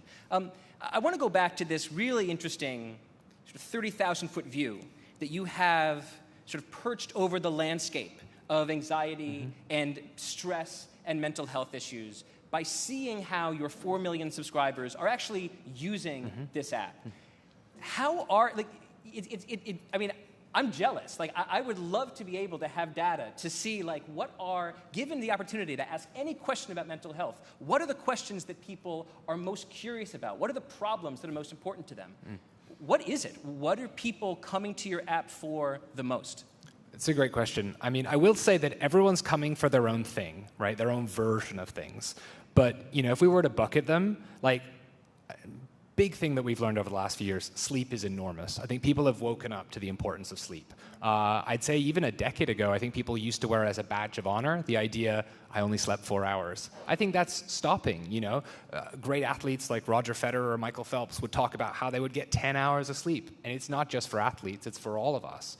So we definitely see sleep. We see problems going to sleep, we see problems waking up, and we see people wanting to come to the Calm app as a sanctuary when they need it most. We see people searching a lot for anxiety. Those kind of acute moments in life when things become overwhelming. We see people using it at all different times of day. One of the things that's really interesting is we see people of all ages using this. We see it with young people and also parents using it with children. So what I think's interesting about this is we really fit in on every step of someone's mental health journey. And the truth is there is no one-size-fits-all. And this, again, is where I think smartphones can actually be the solution, because the thing is you all have one in your pocket and you don't quite know when you might need some help, and we're there to do so when you do. I want to talk about language, because when it comes to suffering, whether it's physical, emotional, mental, in physical suffering, we often have a very specific language that we can use. And we have great visibility into what it is that's causing the suffering. You break an arm, you get an x-ray, it looks like the arm is broken. You have a bacteria. The doctor names the bacteria. They said, you contracted this virus, this bacteria. It has a name, and that name references an actual organism, a species. Mental health is a little bit more of a mapless territory. We have maps, we have cognitive behavioral therapy, we have different types of therapy that have been successful. But it's much harder for individual sufferers, for individual patients, to say, this is specifically the thing that ails me. So I wonder, as someone who is providing a kind of psychological service to a lot of people, how do you deal with the fact that people are often coming to you not being able to name that which is hurting them? Yeah, I think this is a very powerful concept. And what's interesting, even as we all get used to living with these devices, how we even talk about them amongst ourselves. I've read one of your great articles which talks about kind of alcoholism. I actually grew up in a home of alcoholism, so I learned a lot of the language that come with that. And I feel like we're nowhere even close to having the conversations we might want to have around technology and mental health. So I do think this language point's very important, because I think it helps us to provide roadmaps, ways of actually living our lives. Brian Chesky said a balanced information diet. Like, what are the different ways that we actually start to give good examples, actually have leaders talking about how important this is, whether that's in the workplace or at home. So I think language is so important, and this is the challenge around mental health. You may not feel like you're in crisis, but you still may want some help. One thing that we really do for our many millions of members is really focus on the preventative. We're there for you every day. Many of our members talk about being mentally fit, right, rather than mental health. So I think we all have a collective opportunity to develop language. We all have an opportunity to actually help provide the roadmaps for how people might want to live. Like, what does a balanced information diet actually look like? That's an area also I think we found the workplace is a really interesting thing. Many of our employer customers come to us saying, can you help us define what it means to have strong mental health at our company? Can you help create programs to support us? And we see that for the largest employers in America all the way through to small, 5, 10, 15, 20-person companies. Can you measure if people are getting better? Yeah, I think one of the ways that Calm really did that in the early days was the fact that people told their friends of how much it saved their life. One thing I talk about often when I interview people for roles at Calm or partners is, we feel incredibly privileged to be able to build a company like Calm, to work on one of these big, meaningful problems, to have that as your life's work is very special. And one thing that I always come back to is I come back to the feedback we get from our members. And the really interesting thing is that people use words like love and life-changing when they talk about Calm. And to be able to build a company where that's the emotional thing that people are resonating with, that really shows that you're able to impact people in a very, very special way. And that's why we're here. That's what we're using as fuel to our fire to keep building new products, new ways of supporting people as new technologies emerge. I want to go back to the thing you said about language, because I'm so interested in this aspect of the whole mental health or mental fitness landscape. You mentioned alcoholism. We have a social vocabulary around alcoholism. We have AA. We have, you should have a drink of water. We have, you should probably not have that drink. You have interventions. There's all sorts of ways at both sort of institutional levels, like Alcoholics Anonymous, and just interpersonal ways, like, hey, maybe have a glass of water, that we talk about alcoholism or too much drinking or alcohol dependency. And I don't think we have that same social vocabulary yet around phones and around media use. I think we know, in a way, in a kind of soft, sort of, implicit way, we know that the devices that we have and that we can't let go of are a part of our anxiety crisis, but there isn't that same sort of social vocabulary about you shouldn't take your phone to school. We're going to ban phones in school. You should probably put your phone down. You've been on Twitter too long. I mean, my wife has that social vocabulary with me, but at a broader level, it's not as popular. And so I just wonder, how much thinking you've done about that? Because you guys are right there at the forefront of being able to shape the language that we use about anxiety. How do you think about this problem of words? Yeah, I think, again, I'm an optimist as an entrepreneur. I think you kind of have to be wired that way. I think we've come a long way. I even think about mental health as a conversation topic a decade ago versus today. It is night and day. So I feel we're on this next phase now of actually having to define language of how we might work and live with these devices in a really fulfilling way. I think drinking is a good example, because I think 30 years ago there was a different conversation around drinking, and we've learned over the last 30 years some of the effects that it might have. Smoking prior to that had a whole different generation of how people thought about it. So a big part of it, this is our responsibility. This is around the collective responsibility for all humans, but also companies like Calm to help shape and guide how one might live. I also think there's a big opportunity for role models to step forward and talk about this. We see this more and more with many athletes being very vulnerable about their own mental health journeys. That's a big, big step in a certain direction. And I'll come back to sleep, because I do think sleep is a thing that people are now waking up to. Wow, it's actually really important. And getting 4 hours of sleep is not good for my long-term health. And I think that's a good example where the world's point of view or the world's perspective is shifting fairly rapidly around us. And again, something I think that technology has helped improve. Many of the wearable devices give people some kind of data of how that sleep affects how they are.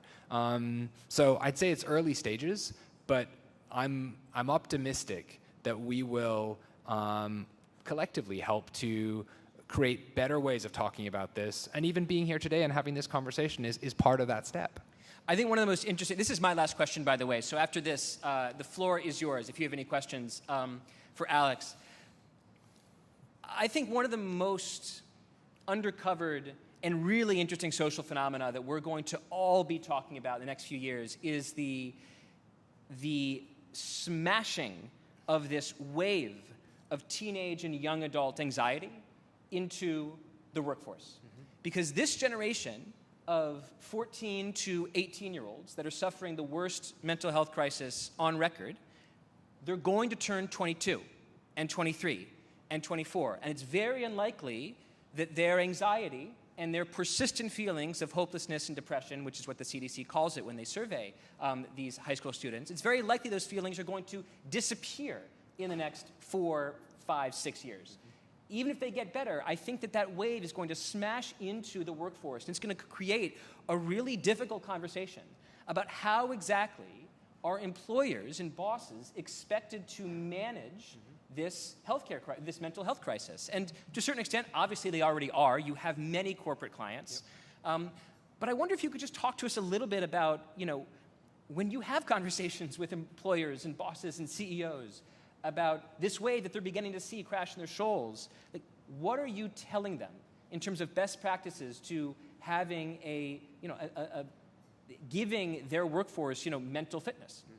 I feel very passionately that this is going to be one of the big areas of innovation in the world over the next 5 or 10 years. The workplace is a place where people spend so much time. The way we're working is so much different than it was even pre-pandemic. So this is a topic close to my heart.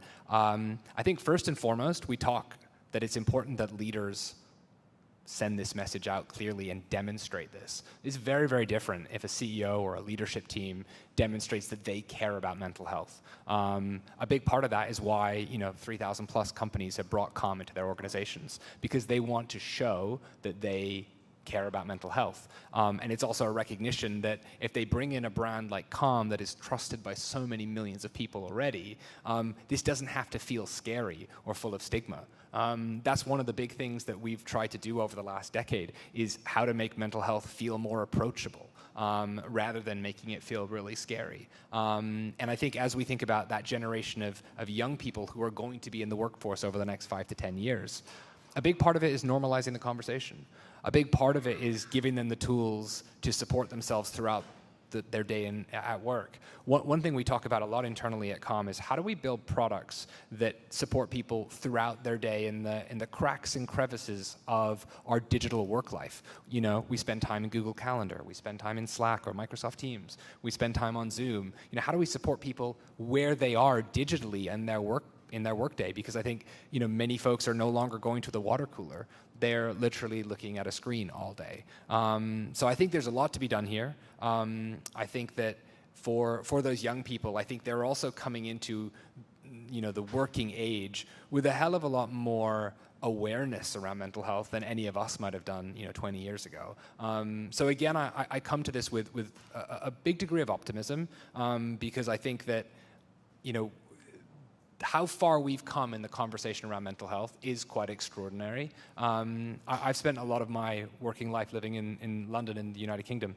And you know, when you see what is possible from a conversation perspective around mental health and how the stigma has gone away, it's quite extraordinary. And I think the same is true here in the US. And so I'm optimistic that collectively we'll be able to push the conversations to a place that people feel comfortable in the workplace talking about mental health. So that's very much our Thank you so much. We could talk about this for another hour, but I want to give the audience a chance to ask some questions. We have some hands over here, please.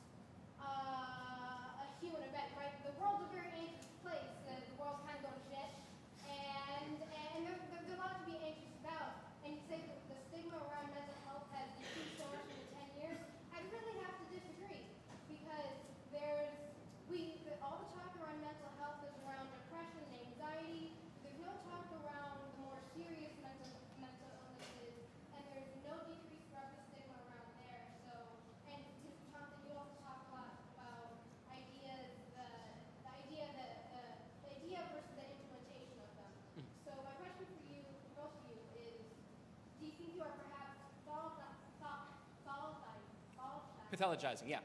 Yeah.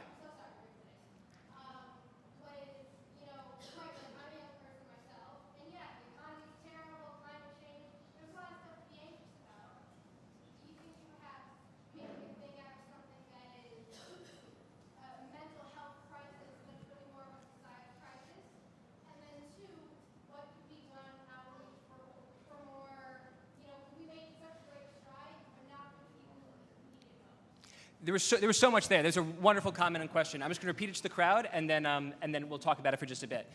So I think you made two really important points. One is a point about the danger of pathologizing normal life.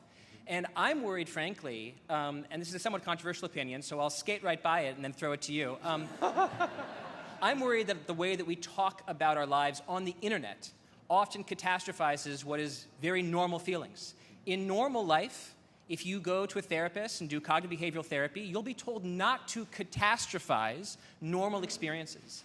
But the way the internet is set up in the viral sharing economy, if you want to get an article read, what you should do is to catastrophize the news in the headline to get the maximal number of shares and clicks. And so often we leave the physical world, where we should be kind to ourselves and be friends to our brains and experiences, and go on to an internet that rewards being an enemy of optimism and being a catastrophist. And I absolutely think that's a problem you put your finger on very effectively. You also raised another really interesting point, which is that there's a lot of attention paid in my work and in this conversation to problems like generalized anxiety disorder or problems like depression. But there's lots of other mental health issues, schizophrenia, bipolar, borderline, that we haven't talked about here and that affect people and that still might have a stigma that we are not decreasing relative to the way we're decreasing the stigma in generalized anxiety disorder and depression. Is that a fair summary of what you were saying? Have you ever thought a little bit about these clearly much more serious issues like schizophrenia, bipolar, borderline, which often require the help of a psychiatrist, not just the help of an app? Do you think about the way that you work with the medical health community for those more severe mental health disorders? I love this question, and you're hitting a really important point, right? I think the societal point is spot on, right? There's many other factors at play here, and I think you're absolutely right. The stigma around serious mental illness is not moved nearly as much as, let's call it, more the softer side of the clinical space. So I think you are right there, and I think we all have to own that. My wife is actually a clinical psychologist in the NHS in the UK, and has dealt with the much more serious mental health side of things, and we talk about this all the time. It's definitely something where it's more complex. I think the stigmas are absolutely still there. And it's also something that we're actually trying to address with some of the new products we're building, which are more focused on healthcare, where actually we can increase access for large populations that are suffering from more challenging severe mental health issues. I think we've work to do on this, and I don't think it's as straightforward as here's an app and that's going to solve serious mental health issues in the US. But I do think that the fact you're asking that question, the fact that we're having this conversation, I do think points to a world where we are going to all collectively work on those challenges. I want to have time for one more question because there's a lot of hands up. Are you standing very politely at the mic? Okay. Why don't you ask your question, and then Alex has promised to stay here for 17 hours and answer the rest of your questions privately. It's a really short one. So obviously you're spending a lot of time evaluating new technology that's coming out for your phone, new apps. What are maybe the top 3 apps that are not Calm that you think really support your own mental health? It could be something simple like the Notes app that you use in a unique way, but I'm just curious. Who are your favorite competitors? It's a great question. So I'll give one that's a general one that you've just described. I think the Notes app is that. So I actually try and write down some thoughts a couple times a day, especially around one thing. So I notice I often grab my phone, again, when I didn't really have a reason to grab it. And I'm sometimes like, why am I doing that? And so instead of doing that and trying to look at something like a Twitter or email, I'll actually write down how I felt and why I did that. So I love the Notes app. And then if I was to pick out one, I think some of the new products that are thinking around screen time are really interesting. So bringing some screen time data to folks. I think Apple's done an amazing job to actually showcase how much we're using our phones. Again, they are at that intersection of having built a device that is used by billions of people that is also potentially having impact on billions of people. So a big fan of the screen time apps, one of which is called Opal, which I think is quite good. Notes, which is not a competitor because it's folded into the Apple interface. Very, very clever answer. Alex, thank you very much. Thank you very much.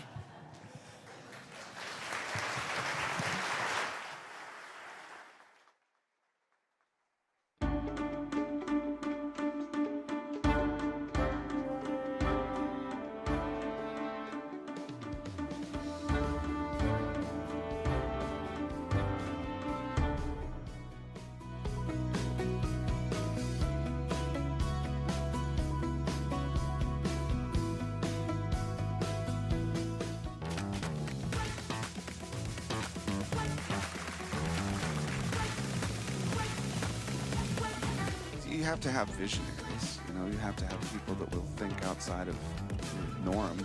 We're getting access to viewpoints and to people and to connection that we never, ever would have. Having integrity in yourself and in your work, that is success. We have to believe change is possible. We are our own leaders, and that we all are responsible for the change that we want to see. Part of what we have to do is think, how do we intentionally rebuild a sense of community? A broader question of representation, who gets to create the images that travel the world and define how we see the world. Every single person around the world can create a movement.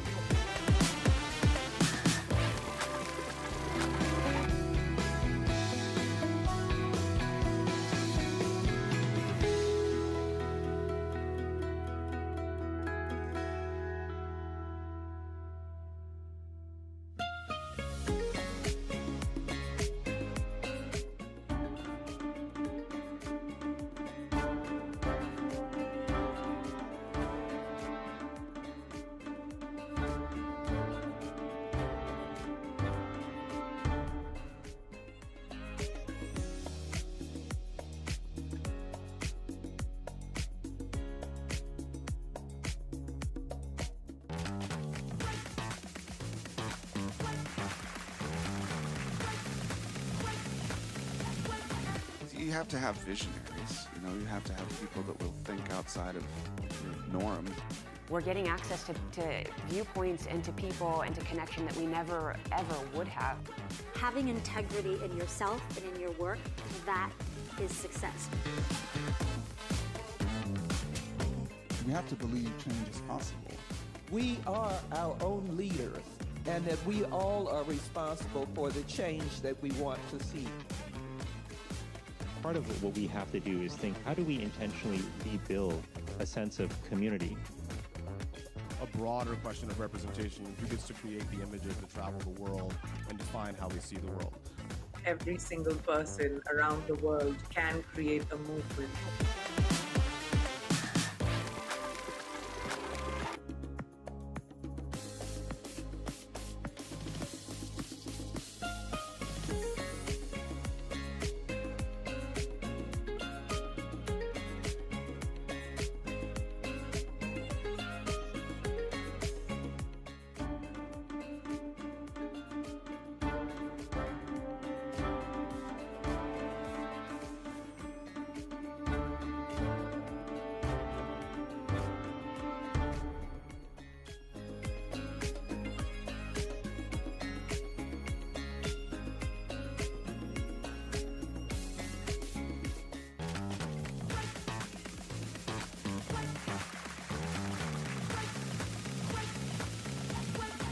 You have to have visionaries. You know, you have to have people that will think outside of the norm. We're getting access to viewpoints and to people and to connection that we never, ever would have. Having integrity in yourself and in your work, that is success. We have to believe change is possible. We are our own leaders, and that we all are responsible for the change that we want to see. Part of what we have to do is think, how do we intentionally rebuild a sense of community? A broader question of representation, who gets to create the images that travel the world and define how we see the world. Every single person around the world can create a movement.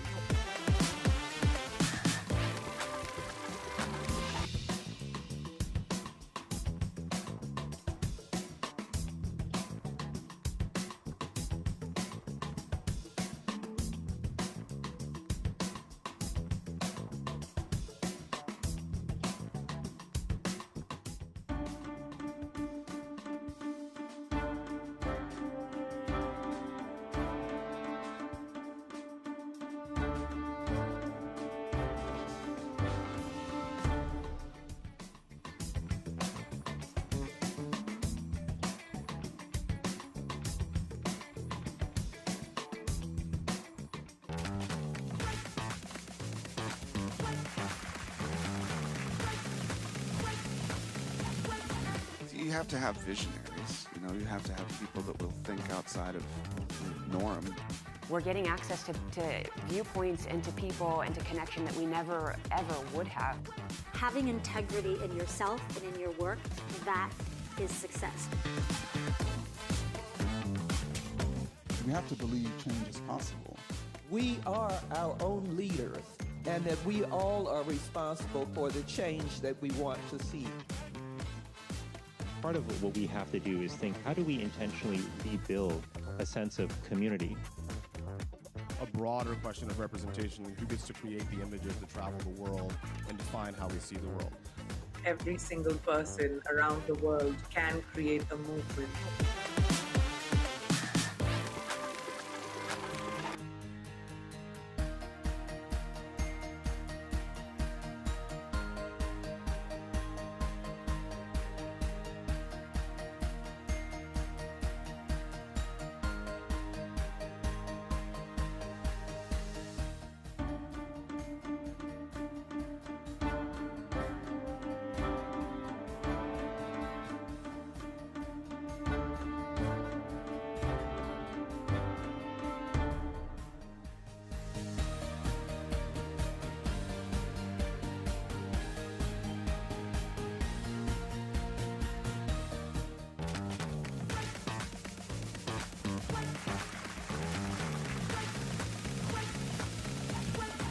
You have to have visionaries, you know, you have to have people that will think outside of the norm. We're getting access to viewpoints and to people and to connection that we never, ever would have. Having integrity in yourself and in your work, that is success. We have to believe change is possible. We are our own leaders, and that we all are responsible for the change that we want to see. Part of what we have to do is think, how do we intentionally rebuild a sense of community? A broader question of representation, who gets to create the images that travel the world and define how we see the world. Every single person around the world can create a movement.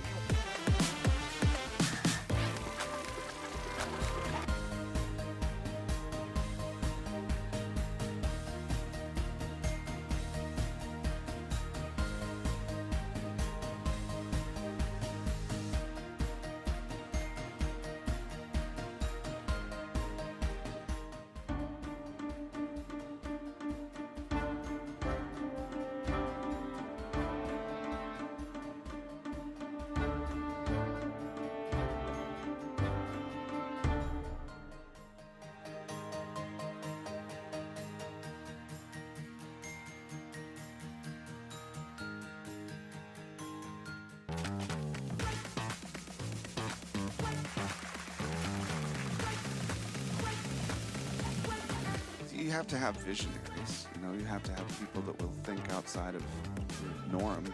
We're getting access to viewpoints and to people and to connection that we never, ever would have. Having integrity in yourself and in your work, that is success. We have to believe change is possible. We are our own leaders, and that we all are responsible for the change that we want to see. Part of what we have to do is think, how do we intentionally rebuild a sense of community? A broader question of representation, who gets to create the images that travel the world and define how we see the world. Every single person around the world can create a movement.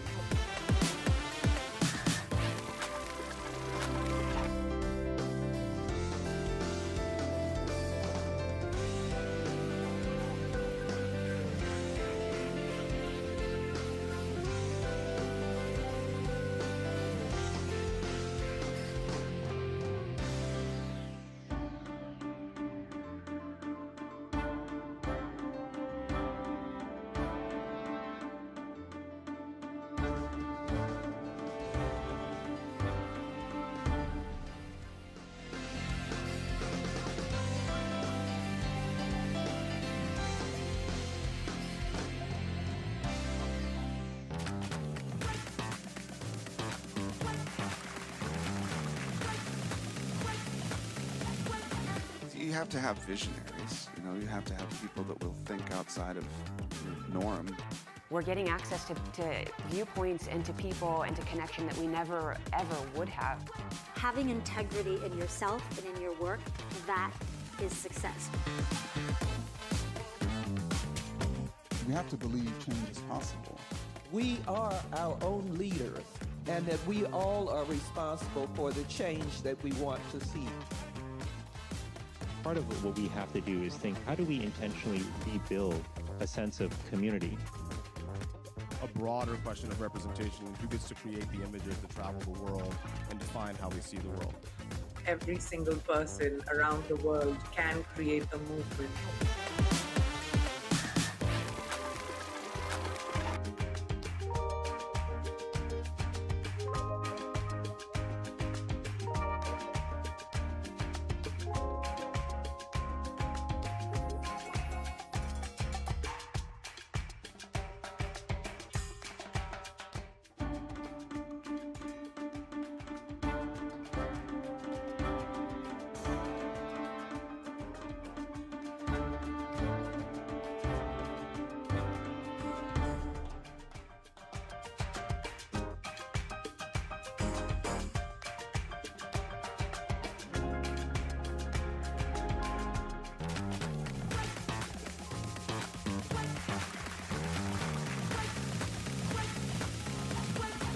You have to have visionaries. You know, you have to have people that will think outside of the norm. We're getting access to viewpoints and to people and to connection that we never, ever would have. Having integrity in yourself and in your work, that is success. We have to believe change is possible. We are our own leaders, and that we all are responsible for the change that we want to see. Part of what we have to do is think, how do we intentionally rebuild a sense of community? A broader question of representation, who gets to create the images that travel the world and define how we see the world. Every single person around the world can create a movement.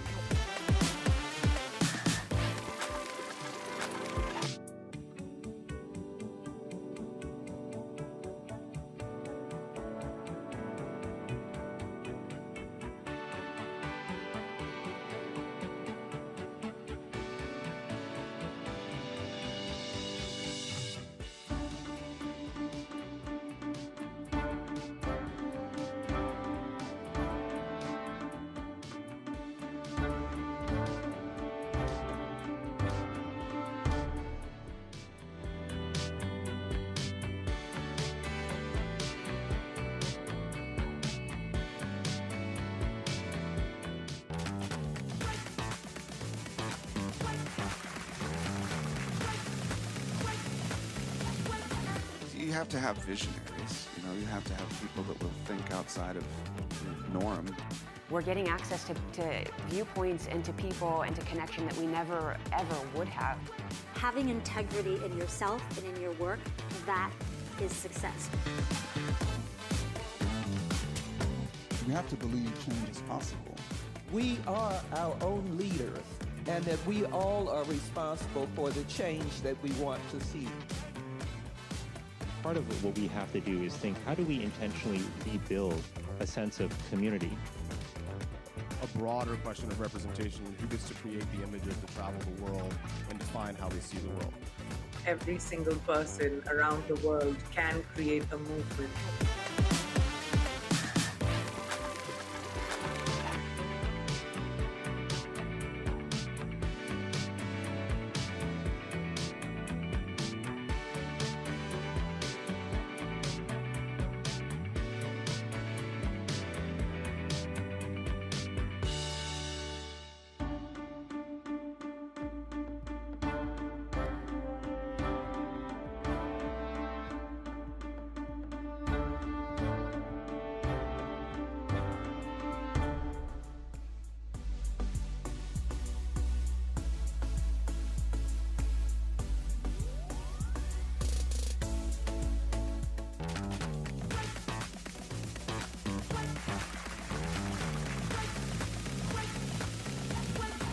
You have to have visionaries. You know, you have to have people that will think outside of the norm.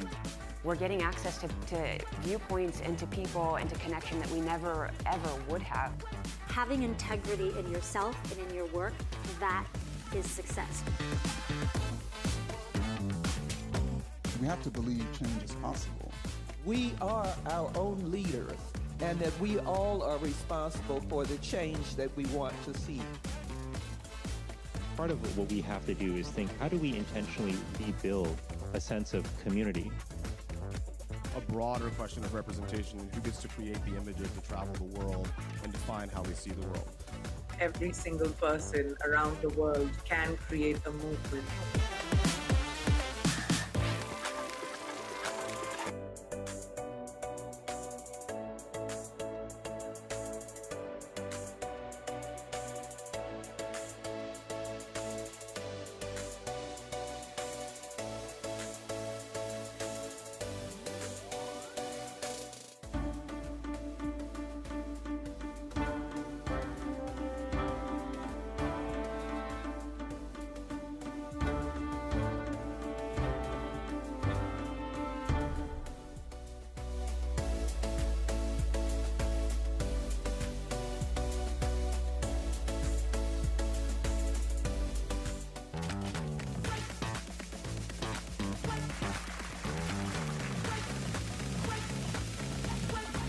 You have to have visionaries. You know, you have to have people that will think outside of the norm.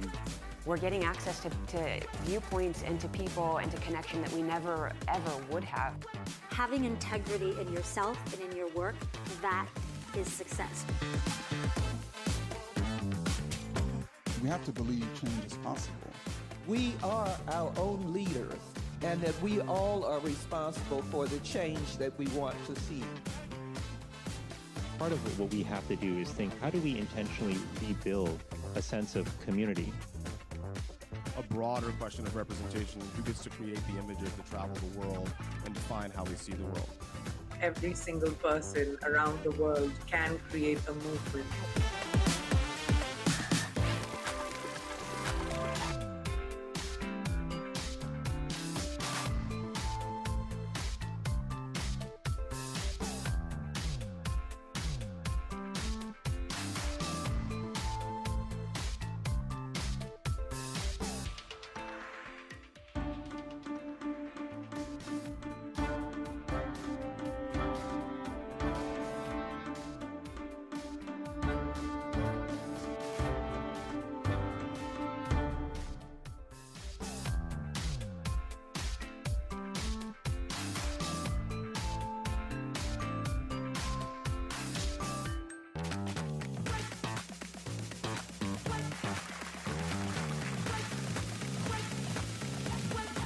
You have to have visionaries. You know, you have to have people that will think outside of the norm.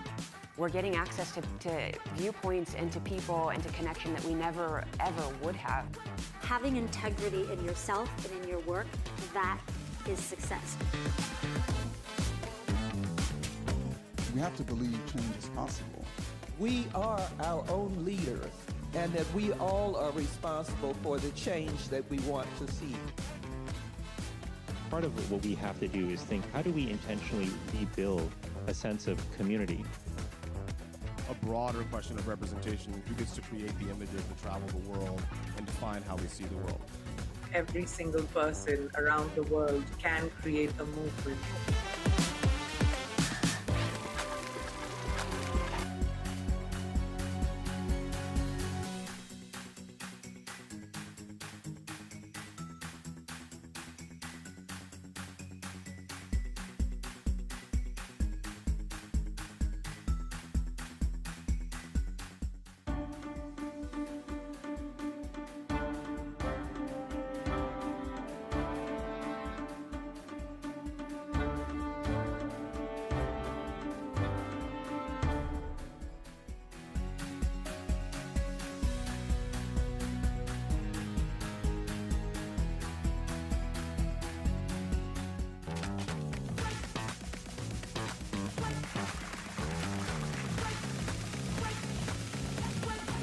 You have to have visionaries. You know, you have to have people that will think outside of the norm.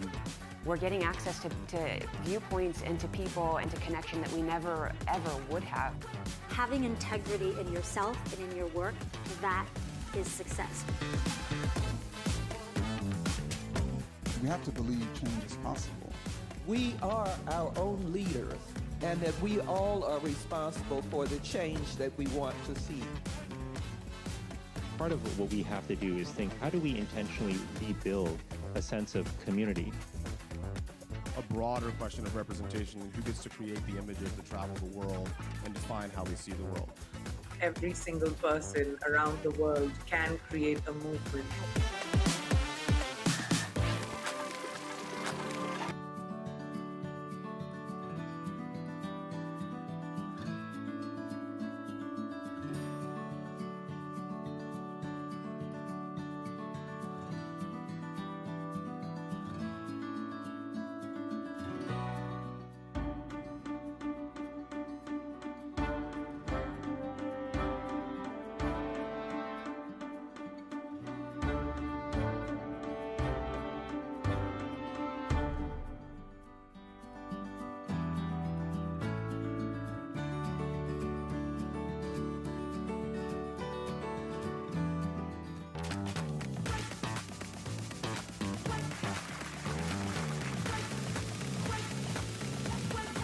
You have to have visionaries. You know, you have to have people that will think outside of the norm.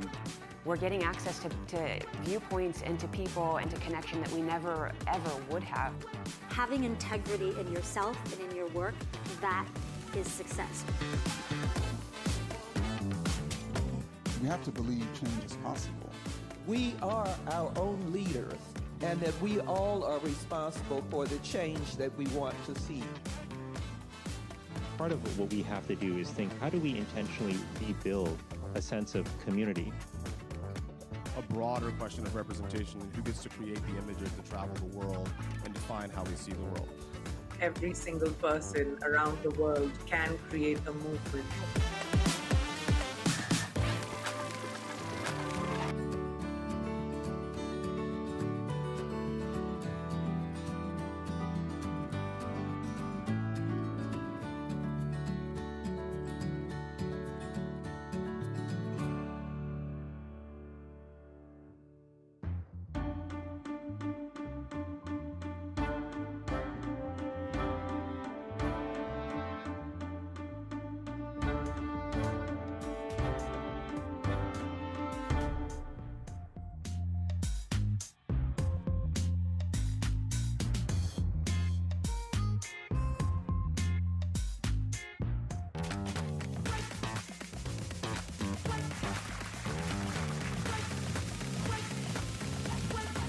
You have to have visionaries. You know, you have to have people that will think outside of the norm.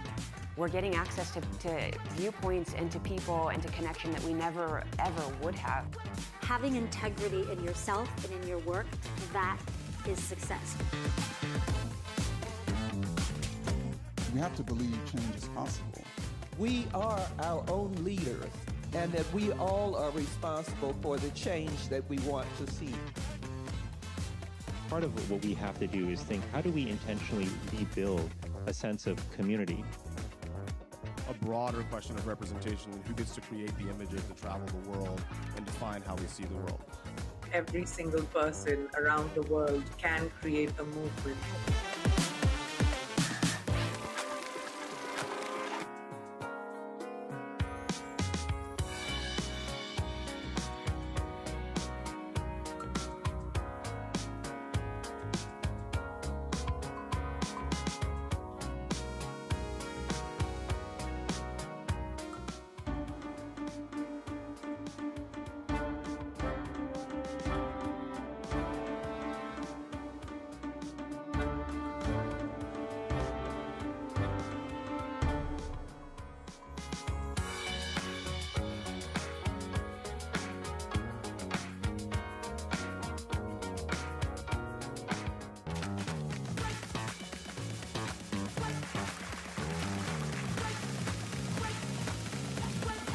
You have to have visionaries. You know, you have to have people that will think outside of the norm. We're getting access to viewpoints and to people and to connection that we never, ever would have. Having integrity in yourself and in your work, that is success. You have to believe change is possible. We are our own leaders, and that we all are responsible for the change that we want to see. Part of what we have to do is think, how do we intentionally rebuild a sense of community? A broader question of representation, who gets to create the images that travel the world and define how we see the world. Every single person around the world can create a movement.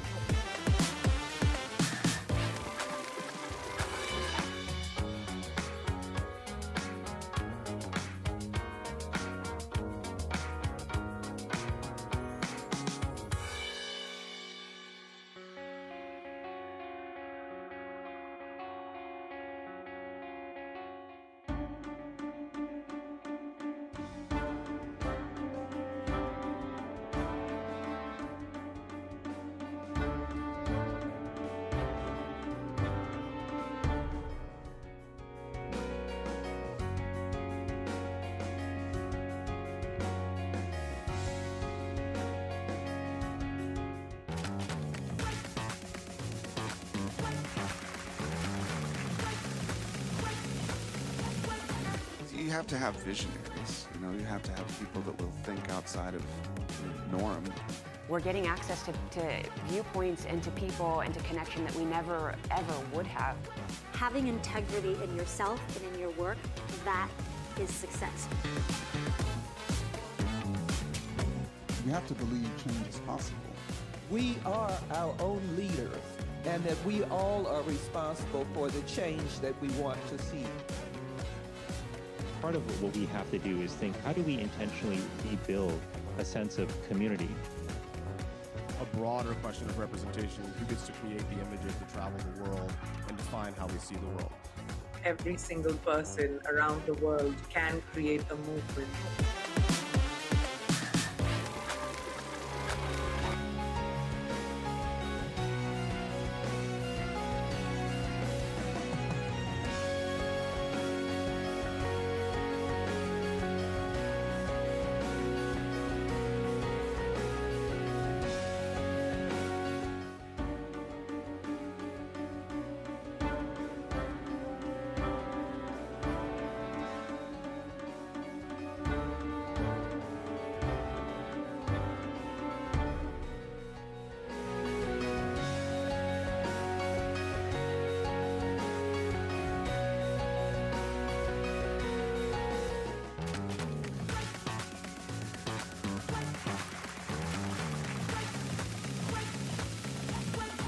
You have to have visionaries. You know, you have to have people that will think outside of the norm. We're getting access to viewpoints and to people and to connection that we never, ever would have. Having integrity in yourself and in your work, that is success.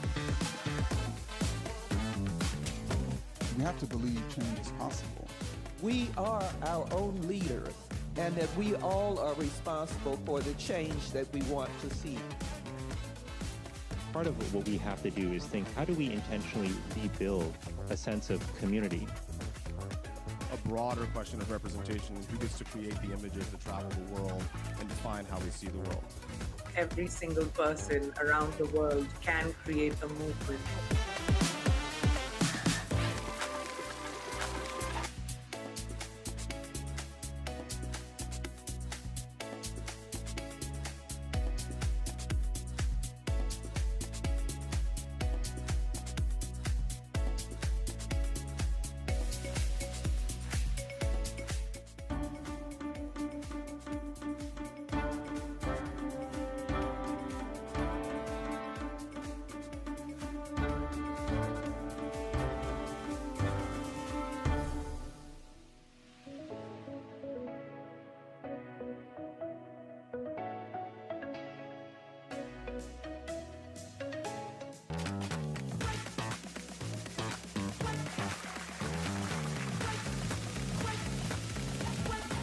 You have to have visionaries. You know, you have to have people that will think outside of the norm.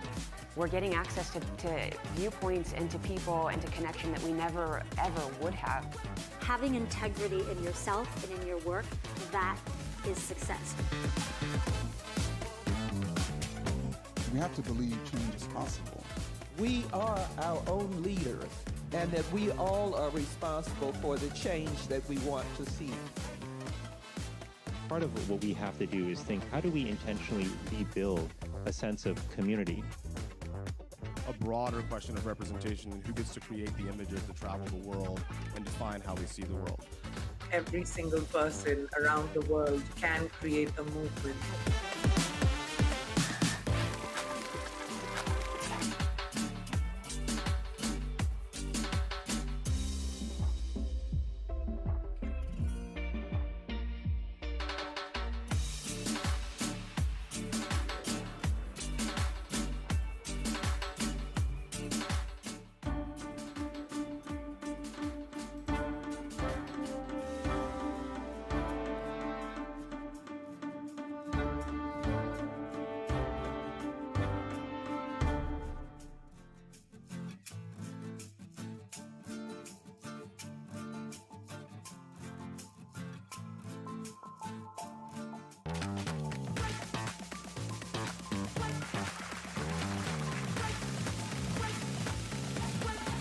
You have to have visionaries. You know, you have to have people that will think outside of the norm. We're getting access to viewpoints and to people and to connection that we never, ever would have. Having integrity in yourself and in your work, that is success. We have to believe change is possible. We are our own leaders, and that we all are responsible for the change that we want to see. Part of what we have to do is think, how do we intentionally rebuild a sense of community? A broader question of representation and who gets to create the images that travel the world and define how we see the world. Every single person around the world can create a movement.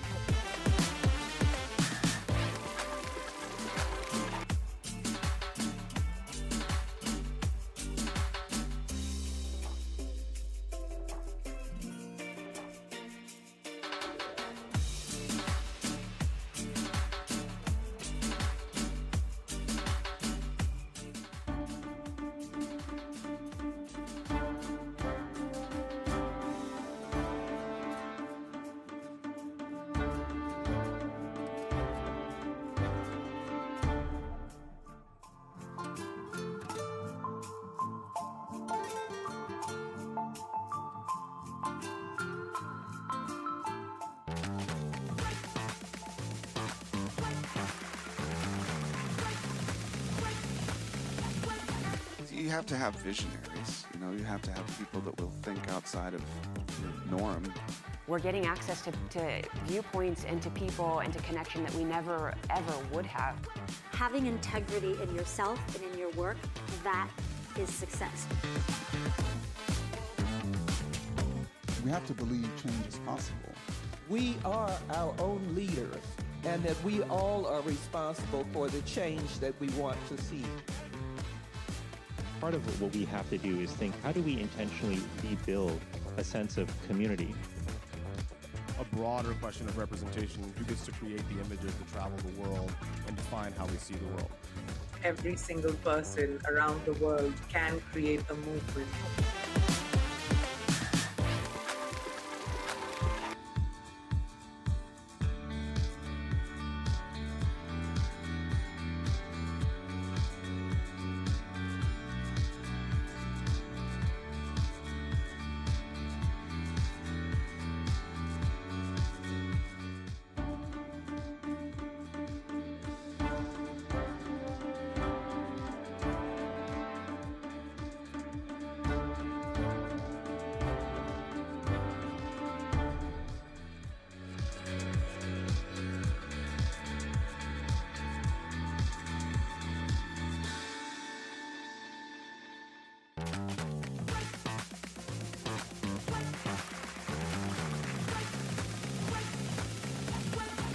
You have to have visionaries. You know, you have to have people that will think outside of the norm.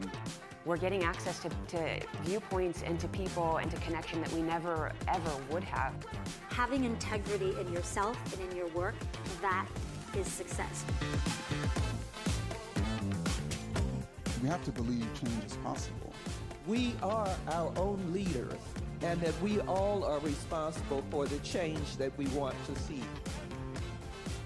Part of what we have to do is think, how do we intentionally rebuild a sense of community? A broader question of representation, who gets to create the images that travel the world and define how we see the world. Every single person around the world can create a movement.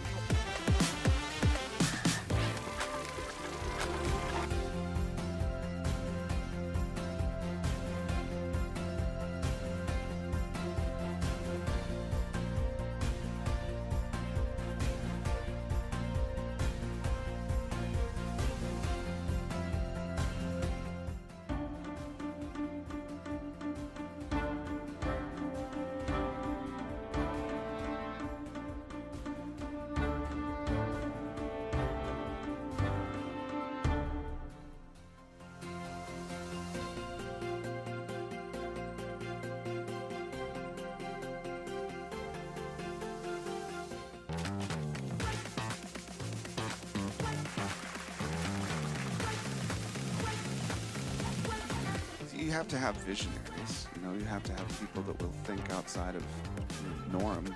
We're getting access to viewpoints and to people and to connection that we never, ever would have.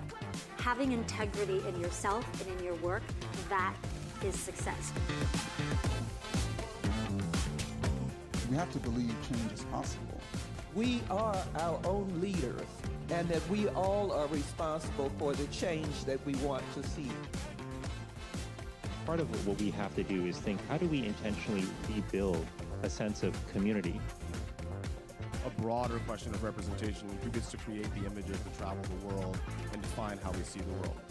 Every single person around the world can create a movement.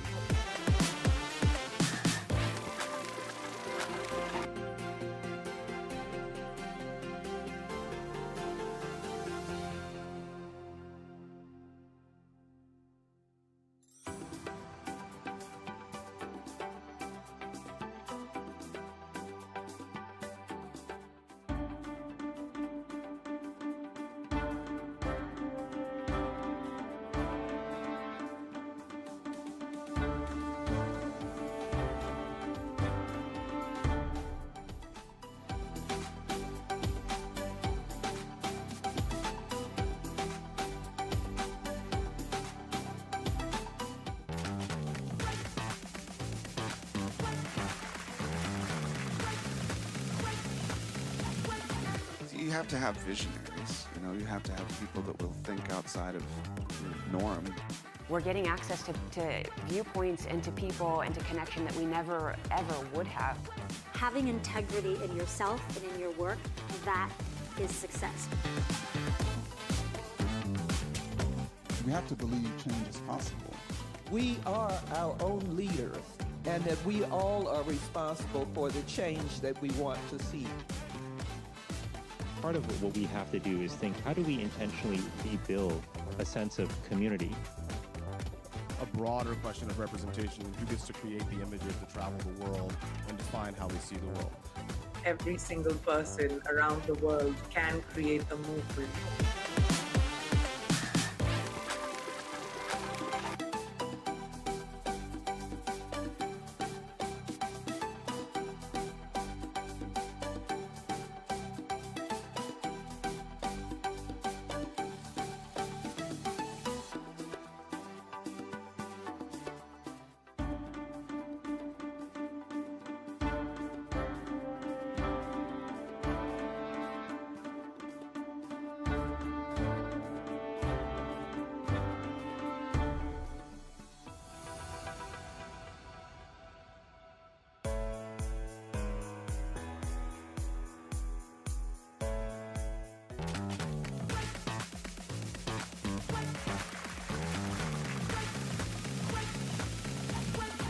You have to have visionaries. You know, you have to have people that will think outside of the norm.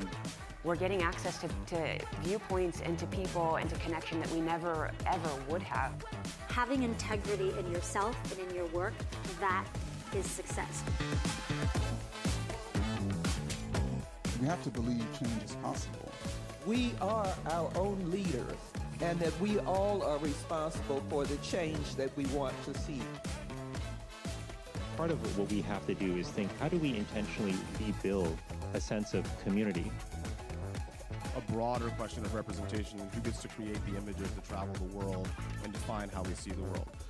Every single person around the world can create a movement.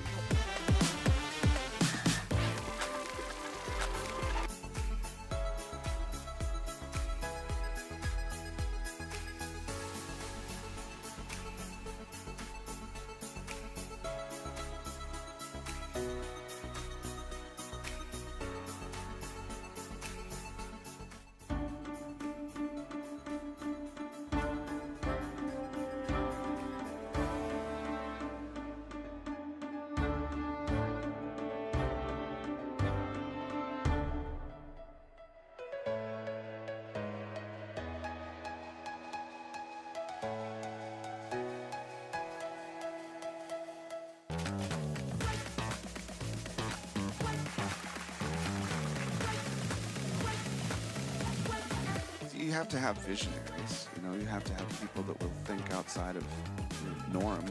We're getting access to viewpoints and to people and to connection that we never, ever would have. Having integrity in yourself and in your work, that is success. We have to believe change is possible. We are our own leaders, and that we all are responsible for the change that we want to see. Part of what we have to do is think, how do we intentionally rebuild a sense of community? A broader question of representation, who gets to create the images that travel the world and define how we see the world. Every single person around the world can create a movement.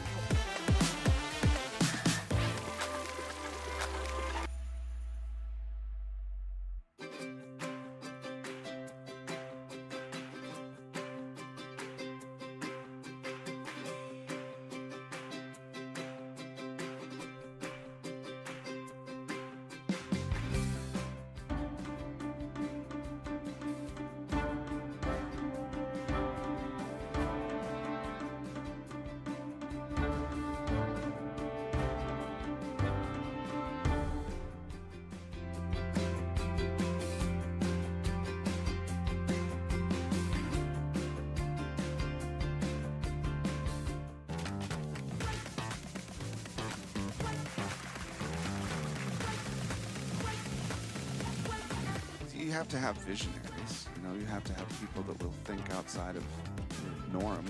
We're getting access to viewpoints and to people and to connection that we never, ever would have. Having integrity in yourself and in your work, that is success. We have to believe change is possible. We are our own leaders, and that we all are responsible for the change that we want to see. Part of what we have to do is think, how do we intentionally rebuild a sense of community? A broader question of representation, who gets to create the images that travel the world and define how we see the world. Every single person around the world can create a movement.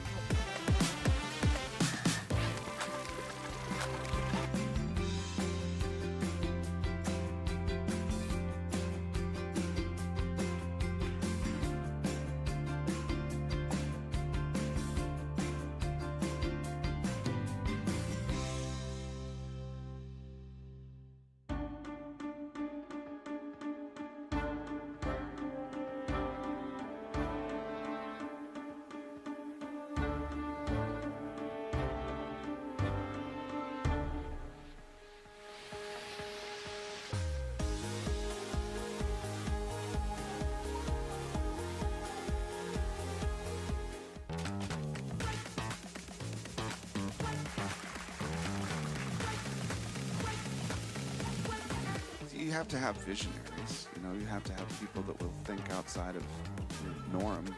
We're getting access to viewpoints and to people and to connection that we never, ever would have. Having integrity in yourself and in your work, that is success. We have to believe change is possible. We are our own leaders, and that we all are responsible for the change that we want to see. Part of what we have to do is think, how do we intentionally rebuild a sense of community? A broader question of representation, who gets to create the images to travel the world and define how we see the world. Every single person around the world can create a movement.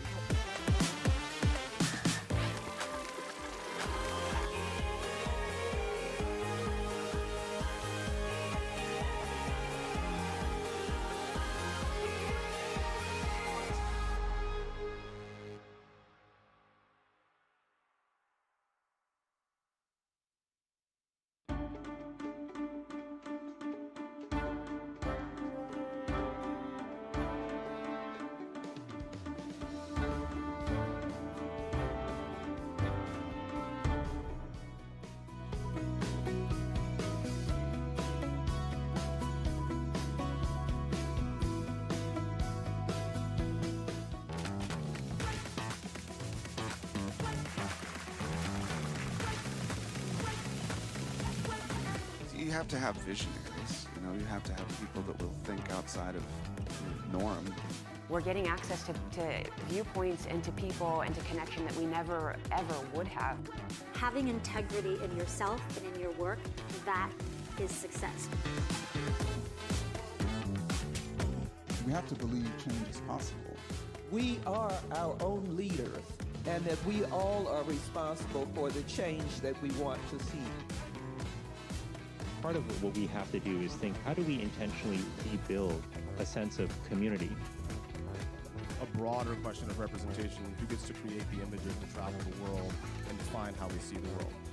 Every single person around the world can create a movement.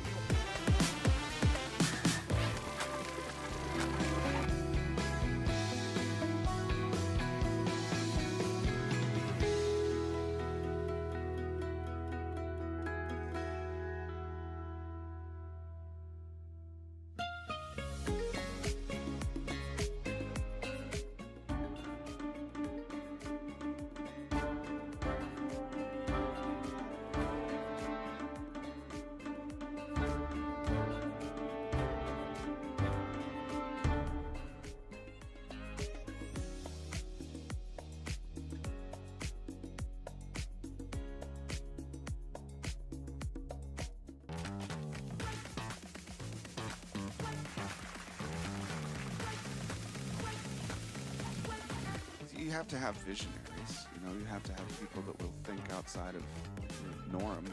We're getting access to viewpoints and to people and to connection that we never, ever would have. Having integrity in yourself and in your work, that is success. We have to believe change is possible. We are our own leaders, and that we all are responsible for the change that we want to see. Part of what we have to do is think, how do we intentionally rebuild a sense of community? A broader. Here to explore how innovation is an improvised art, please welcome Kelly Leonard, Vice President of Creative Strategy, Innovation, and Business Development at the Second City.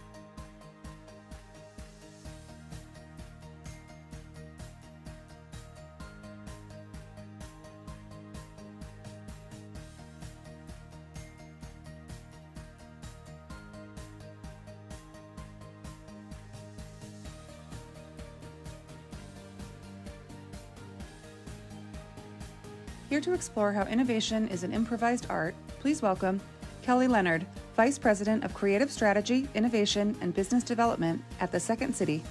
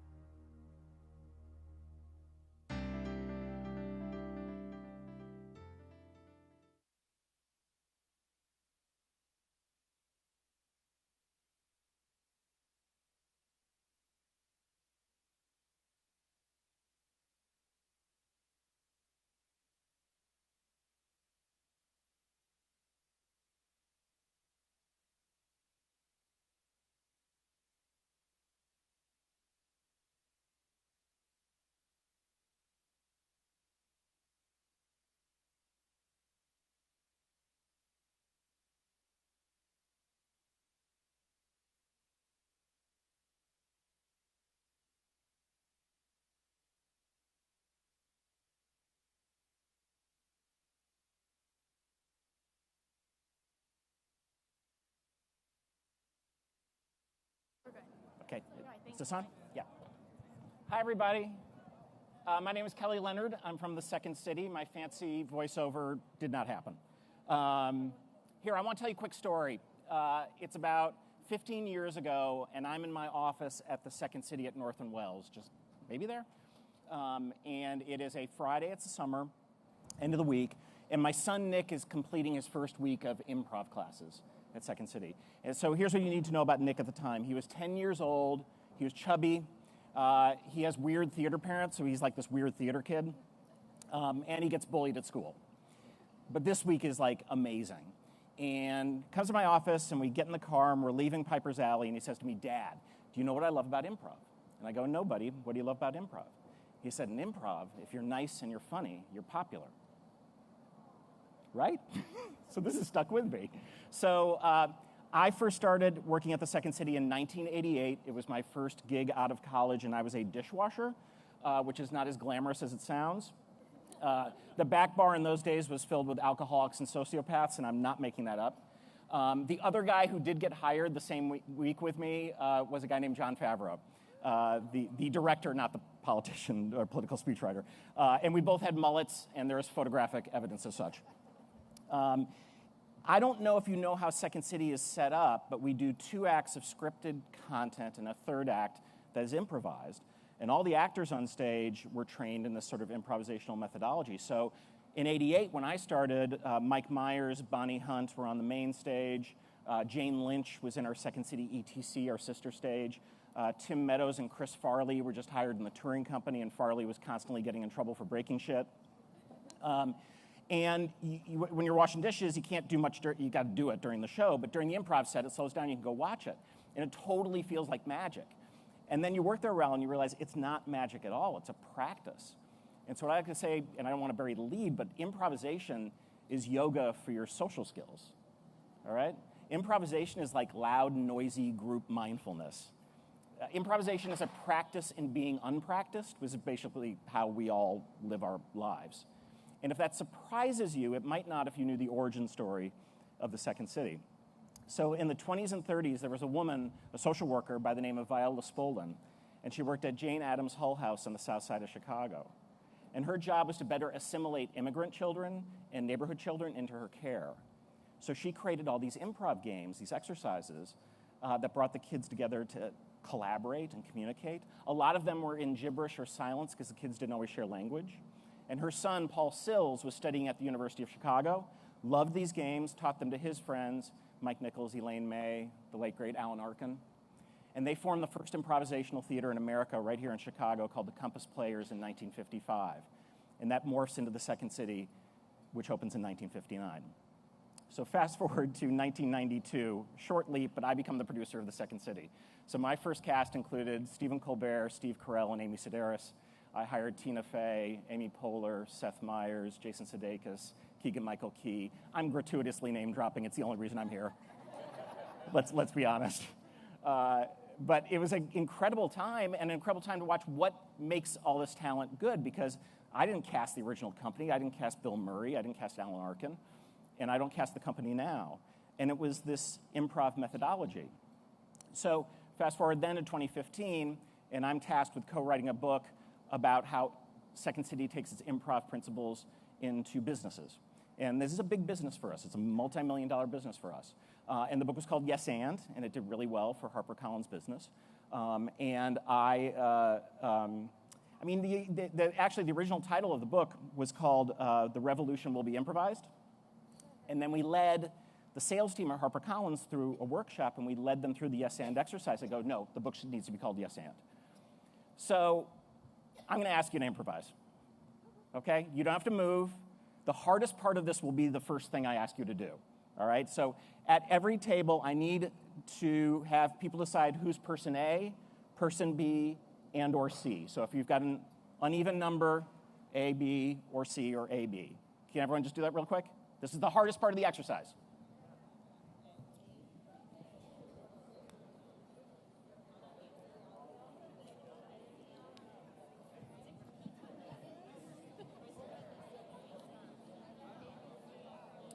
I have led this exercise thousands of times. Seems like this would be easy. I don't know why it isn't. All right, so here's the deal. Here's the exercise. And this is the thing that Colbert, Tina, everyone has learned. Let's imagine this event goes so incredibly that we get to plan a reunion event. So person A, you're going to pitch your idea for the reunion event. It could be anything. Let your mind go big. So person A, you're going to pitch that to person B and or C. Person B or C, you have one thing you're doing, which is you're saying no to every single idea. You don't have to use the word no. You can say it in many different ways, but you are not going to agree. You're saying no to every idea. We're going to do it for about a minute. Ready? Person A, go.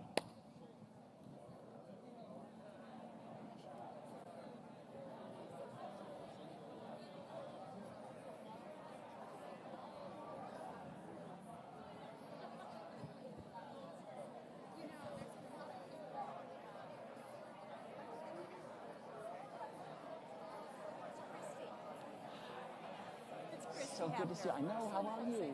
So good to see you.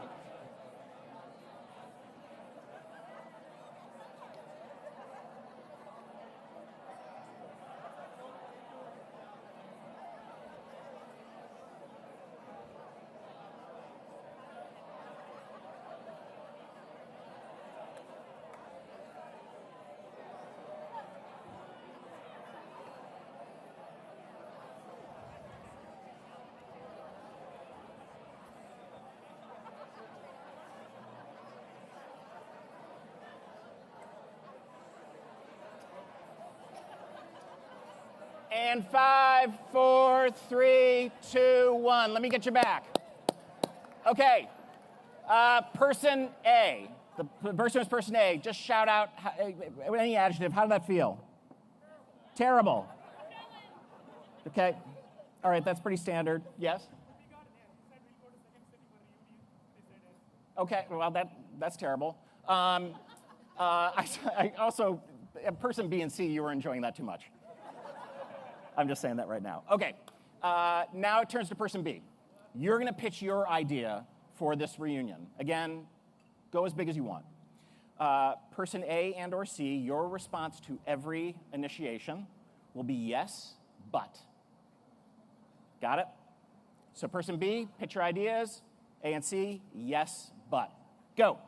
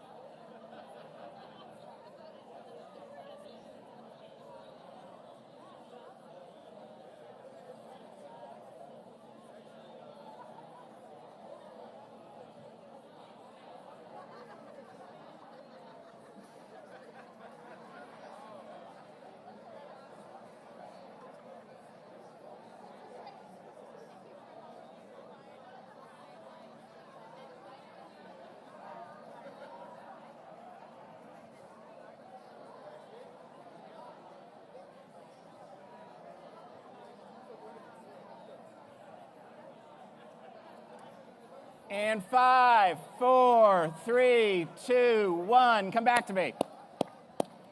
All right, I want to see a show of hands. I want to see a show of hands. How many people thought that was better than the first round? How many people thought it was worse? Just a few? Okay. Some people didn't raise their hand. Because here's the deal, right? You heard a yes, right? But you were really getting a no with a top hat, all right? You were not getting a yes. And that is a very frequent style of conversation, right, that we all experience. Okay, person C, your chance, or going back to person A, but this is really for everyone at the table. You're going to pitch your idea, and I don't want you to be constrained by the law of physics. The budget is astronomical. Yeah. Also, by the way, I heard someone had to, like, you started with Tuscany, and like, you're yes-butting that. I'm sorry. I heard that.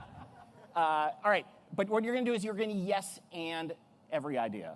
You're going to affirm and contribute, and you're doing this. You're affirming and contributing in order to explore and heighten. That is all you're doing. You're exploring and heightening. You're yes-anding every idea. All right? We're going to do that for a little bit more than a minute. All right, go.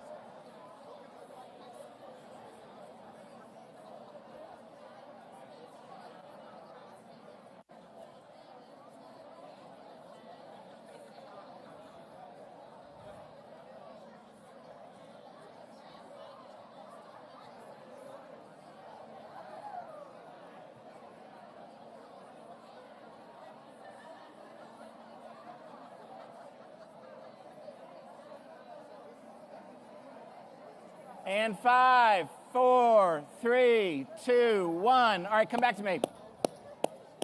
What I love about doing this exercise is that's always the loudest. What'd you end up doing over here? Puerto Rico. Say what? We're taking over most of Puerto Rico. You're taking over Puerto Rico? Great. Is anything else happening, or was that just details around the takeover? Well, first we thought about a smaller island. Smaller island. Yeah, and just taking it over and having the staff service. And then we thought, well, Puerto Rico, you wouldn't need passport. Okay, no passports, great. There's generators. Oh, and they're doing social good. All right, great. I love it. Here's the thing. This is what we do when Second City creates a show. It's usually about a 10 to 12-week process. The first 4 weeks, yes and. Every idea gets put up. Every idea. Because what we know about individuals is the thing standing in the way of creativity is judgment of self or judgment of others. You cannot be creative if you're in judgment of self or judgment of others. And there's a director, Mick Napier, great director at Second City for years, and he recognizes that even the best improvisers do this to themselves. So he created a thing that he always uses during his process called Taboo Day. And the idea is for one day you have to bring in 3 ideas that there's no way in hell Second City will ever produce. It is too offensive, it is too expensive, and inevitably those ideas end up on stage. Because that is what we do to ourselves. This is just tried and true. We've been doing it as a laboratory since 1959, and we know it's true. And I give these talks a lot, and there's almost always a guy in a suit in the back. It's always a guy who raises his hand and goes, if I yes-handed every idea that came into my office, I'd get nothing done. Nothing done. 2 things I know. That guy's a fucking nightmare to work with. And he's missing the point, because yes and operates at the front end of innovation. The front end of innovation is creativity. It's messy. There's failure. You can have creativity with no innovation? Absolutely. You know what? You can't have innovation without creativity at all. So after the book was done, I went on the speaker circuit, which I really liked. And I remember I was at Aspen Ideas Festival, and I was supposed to do this with my wife, Anne Libra, who's taught at Second City for years, but a cast member got COVID, and she had to turn a 6-member cast into a 5-member cast. So I went solo. But we're in Aspen, and we're doing this like this, and it's going great. And I'm getting like texts from my boss who's worried about like $500 off the budget. So I got back to Chicago and quit my job. But the owner of Second City at the time, Andrew Alexander, knew I was essentially unhireable. So he was like, why don't you take a year and figure out a bridge out or a bridge in, and maybe you can stay. This is great. And I moved into this new office right at the front of Second City on Wells Street, where those sort of bay windows are, for those of you from here. And I had a planned vacation. He goes, take it, go to Michigan. Went there. And I'm in Michigan. I'm putting gas in my car, and I get a text from one of my coworkers who says, your office is on fire. I work at Second City. I'm assuming this is a bit. Not a bit. Second City caught on fire. I don't know if you guys remember this. It was bad. And it was a grease fire that started in the Adobo Grill, the fancy Mexican restaurant, below my office. Straight up across the roof. I had moved everything I'd saved at Second City for 30 years. But there's a gift inside this, eventually. We got moved to these terrible corporate offices. I won't say the name, it was Regis. We literally got yelled at for laughing too much. They were anti-joy. And we're in these cramped offices, and I was sort of like trying to figure out what I was going to do. And the guy who ran the corporate division at the time said, Kelly, you were known for a lot of partnerships. So I'd done a partnership with Renee Fleming and Lyric Opera called the Second City Guide to the Opera, did a partnership with Hubbard Street Dance, with the Toronto Symphony. He said, would you consider one for the corporate area? And I said, well, this is an interesting thing, because when I was on book tour, and any author who says they don't do this is lying, you always go into the bookstore to see if your book's there. And I had not been I wrote a business book, but I was not the business book guy. And I go in there, and there was this book on improvisation and the art of negotiation that I saw every time I went in there.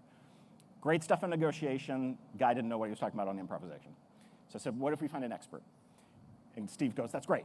Figure it out. So I Googled, my scientific method, I Googled negotiation academic Chicago, and I emailed the first 5 professors who came up. And 4 of them got back to me right away. They were like into this idea of doing something. And the 5th, Eugene Caruso, contacted me a week later and said, do you want to come up and talk? I'll invite my wife, Heather, who also works here. And like old Kelly would have been like, no, I'm good, I've got this thing. But I'm in this sort of Shonda Rhimes year of yes bullshit, because I'm going through my midlife crisis. Yes, of course I will go and meet with you guys. So I get to the office, and I'm doing my rap on improv, and Eugene could care less. But Heather's locked in, and she says to me after I finished talking, she goes, Kelly, we're behavioral scientists. We have decades and decades of research that show us that people make bad decisions for themselves. You seem to have an art form and a practice that would allow them to make better decisions for themselves. Those 2 things have never been put together. So we started plotting, and she got the green light from her boss, Richard Thaler. And for 5 years, we led the Second Science Project at the University of Chicago. We would bring together our improvisers and scientists, and we created executive education programs. We did research. And so the very first time we met, the scientists were like, lead us through an exercise. So we did yes and they're like, great. There's plenty of research to already back this up that we've got. We can show that to you. Behavioral economics alone shows us that people's default setting is to say no or do nothing. Yes and is a nudge to do otherwise. We get that. And then the question was, well, what do you do if you can't yes and someone? You know, like you don't want to, you don't agree. And we didn't know and they didn't know, so they went back and looked at the literature, and we went back and tried out some different exercises. And we came up with an idea, and there's going to be a paper that gets published, I think, next year, right? I think it's next year. I got a friend in the audience. We discovered this idea around thank you because. And so the idea is, and this is the example I use. My daughter got sick, and she had friends whose parents were anti-vaccine, well before it became fashionable. And we had to figure out, like, how are we going to make this work? And we're like, well, let's use our stuff. And I remember saying to the dad, I go, thank you. So setting off the gratitude part of the brain, not the fear part of the brain. Thank you. And I had to find the because, man, that was hard. And I go, because you care so much for your girl, you don't want her hurt by these vaccines. I care so much for my girl, I don't want her hurt by someone who's unvaccinated. We care about the same thing. And we were able to, like, be fine. They texted, they FaceTimed, all that stuff. And we've been running this exercise, and it's proving amazing. And the reason it's taking so long to get the thing published is we decided, well, let's also test the same amount of people when only one party says thank you because. Still works. And so this work has been sort of amazing over a period of time of looking at the work that started at the University of Chicago, well, before that in the 20s and 30s, but the University of Chicago in the 50s, all the way up till now, and recognizing that improvisation is essentially human being practice. These are ways that we can give people actual embodied learning over phenomenon.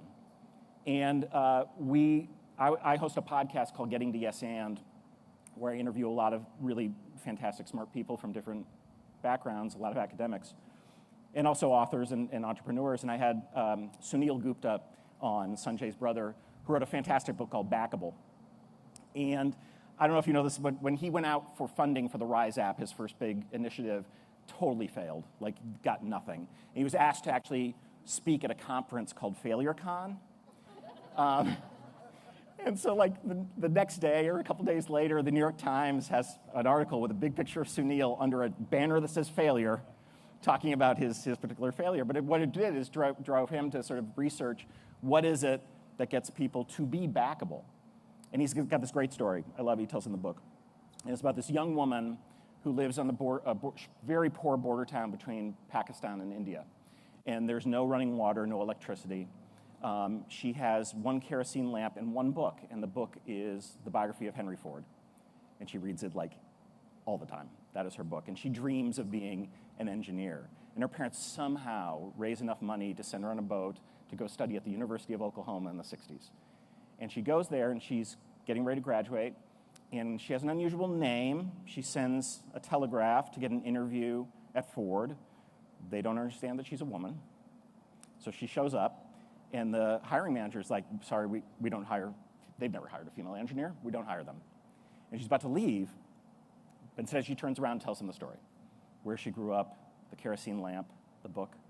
And she says, I know you've never hired a female engineer, but what if we made history today and you did? And he did. And that was the first female engineer ever hired by Ford in 1966, and that was Sunil's mom. And that's the story he used to get funding for the Rise app. It has nothing to do with the Rise app. But what it is amazing storytelling, and people like to share your struggle. And one of the things that Anne was going to talk about, so I'll crib her stuff, because my wife Anne, she's every parent's nightmare. She runs the first ever BA in comedy writing performance. Comedy major? Yeah, it's bad. She has maybe 300 students right now. But she teaches people improvisation and comedy and storytelling. And one of the fascinating things that she had discovered was the difference between improv and stand-up with regard to this kind of stuff. So in improvisation, we do perspective taking, right? You give me a suggestion, we'll take that and then spit it back out to you. Do you know what stand-ups do? especially when they're young in their career, the first 5 minutes of their act, they're doing nothing but perspective giving. They're teaching you how to watch them. Think about your favorite stand-up when you first encountered them. I'll guarantee you they talk about something that's wrong with them. Amy Schumer's a slut, John Mulaney's a drunk, Patton Oswalt's a slob. Keep going. That's what they do, perspective giving. And so we actually collaborated with Sunil to do a class at Northwestern at the Farley School for Entrepreneurship. And we were teaching basically engineers who'd never, ever been given a storytelling class how to use this stuff and teaching them how to use specifics. And so drawing from that work, but also Nick Epley is one of the scientists we work with at the University of Chicago, and Nick's work is all about how human beings are oddly reluctant to share personal details of themselves, but that's where the good stuff is. And if you think about comedy, no comedy is good because it's vague, right? Specifics are your friend. So we actually led these kids through another exercise. I'm not going to make you do it, but I'm going to tell you about it because it's cool. And it's based on Nick's work. And the exercise is called Universal Unique. And what you do is, and you can try this with coworkers or friends or family. You pair people up, and you give them a banal sort of activity like grocery shopping. And you say, the first person, describe how human beings grocery shop. Okay? And then you do that for about a minute. And you say, okay, now think for a minute how you personally grocery shop. Do that. Completely different conversation.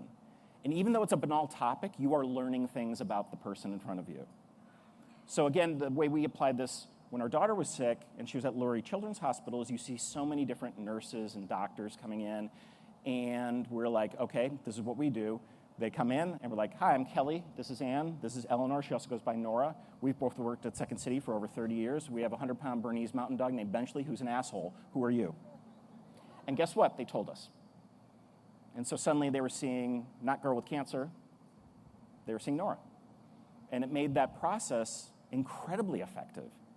And I want you to sort of think about this when you sort of go about your day, especially when you go back to your places of work, is how often people don't do that and don't share things. And it doesn't have to be the most life-altering thing that you share.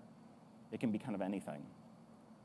My time's wrapping up here soon, and there's a couple quotes that I kind of love that I just want to leave you with because I think they're terrific. I was talking to Dan Pink one day, and I don't know what brought him onto this, but it's not his quote, it's Carl Weick. And Carl Weick who says, you got to fight like you're right and listen like you're wrong. I love that. And then Scott Barry Kaufman, who's a pal, he has a quote that comes from Irvin Yalom. This thing slays me. I think it will with you too, which is, Yalom says, sooner or later, you have to give up the hope for a better past. So in improvisation, what that means is we can't improvise when we're lingering in our past or imagining about our future. We have to stay fiercely present in the moment. Our scene partner, our only job is to save them. Their only job is to save us.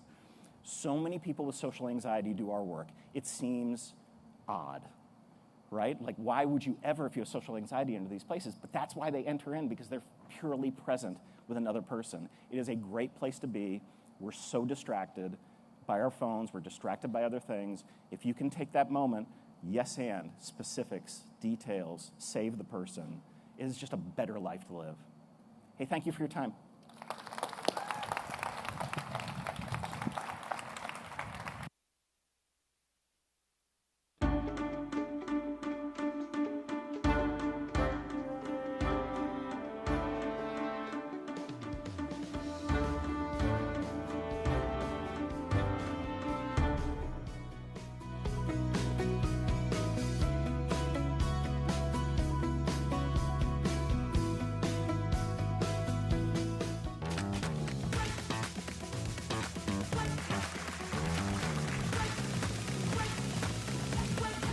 You have to have visionaries. You know, you have to have people that will think outside of your norm. We're getting access to viewpoints and to people and to connection that we never, ever would have. Having integrity in yourself and in your work, that is success. We have to believe change is possible. We are our own leaders, and that we all are responsible for the change that we want to see. Part of what we have to do is think, how do we intentionally rebuild a sense of community? A broader question of representation, who gets to create the images that travel the world and define how we see the world. Every single person around the world can create a movement.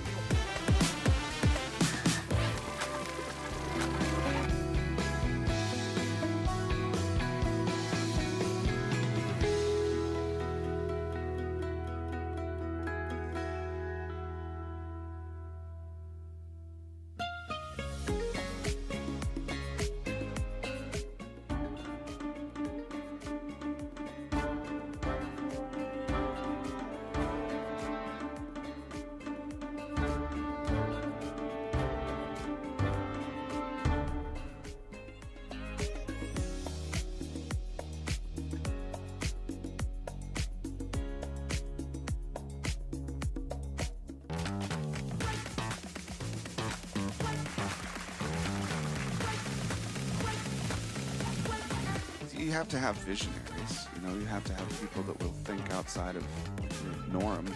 We're getting access to viewpoints and to people and to connection that we never, ever would have. Having integrity in yourself and in your work, that is success. We have to believe change is possible. We are our own leaders, and that we all are responsible for the change that we want to see. Part of what we have to do is think, how do we intentionally rebuild a sense of community? A broader question of representation, who gets to create the images that travel the world and define how we see the world. Every single person around the world can create a movement.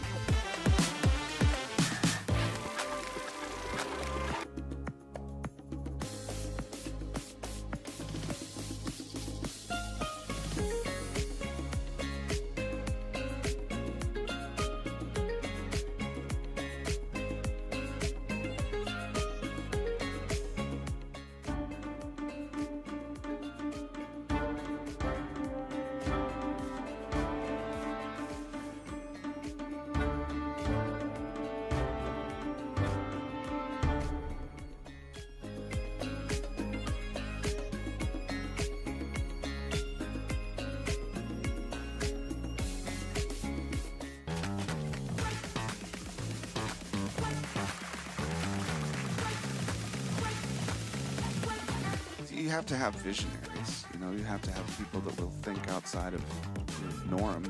We're getting access to viewpoints and to people and to connection that we never, ever would have. Having integrity in yourself and in your work, that is success. We have to believe change is possible. We are our own leaders, and that we all are responsible for the change that we want to see. Part of what we have to do is think, how do we intentionally rebuild a sense of community? A broader question of representation, who gets to create the images that travel the world and define how we see the world. Every single person around the world can create a movement.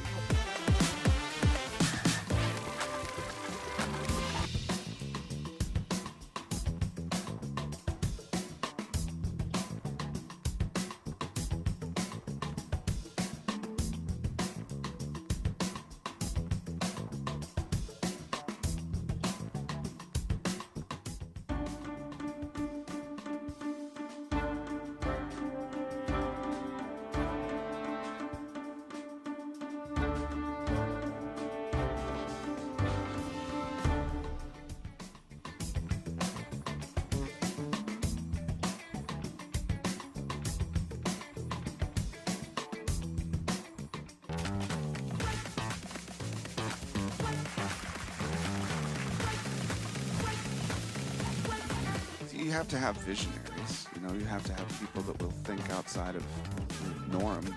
We're getting access to viewpoints and to people and to connection that we never, ever would have. Having integrity in yourself and in your work, that is success.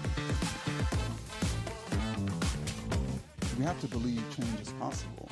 We are our own leaders, and that we all are responsible for the change that we want to see. Part of what we have to do is think, how do we intentionally rebuild a sense of community? a broader question of representation, who gets to create the images that travel the world and define how we see the world. Every single person around the world can create a movement.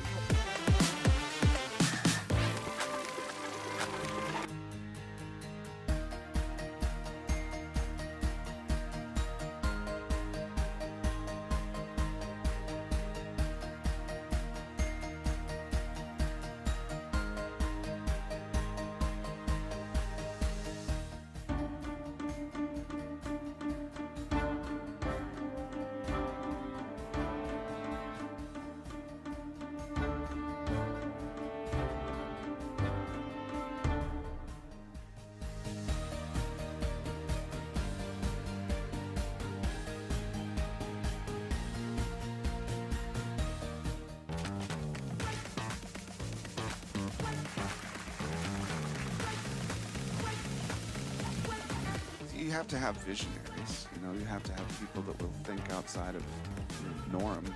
We're getting access to viewpoints and to people and to connection that we never, ever would have. Having integrity in yourself and in your work, that is success. We have to believe change is possible. We are our own leaders, and that we all are responsible for the change that we want to see. Part of what we have to do is think, how do we intentionally rebuild a sense of community? A broader question of representation, who gets to create the images that travel the world and define how we see the world. Every single person around the world can create a movement.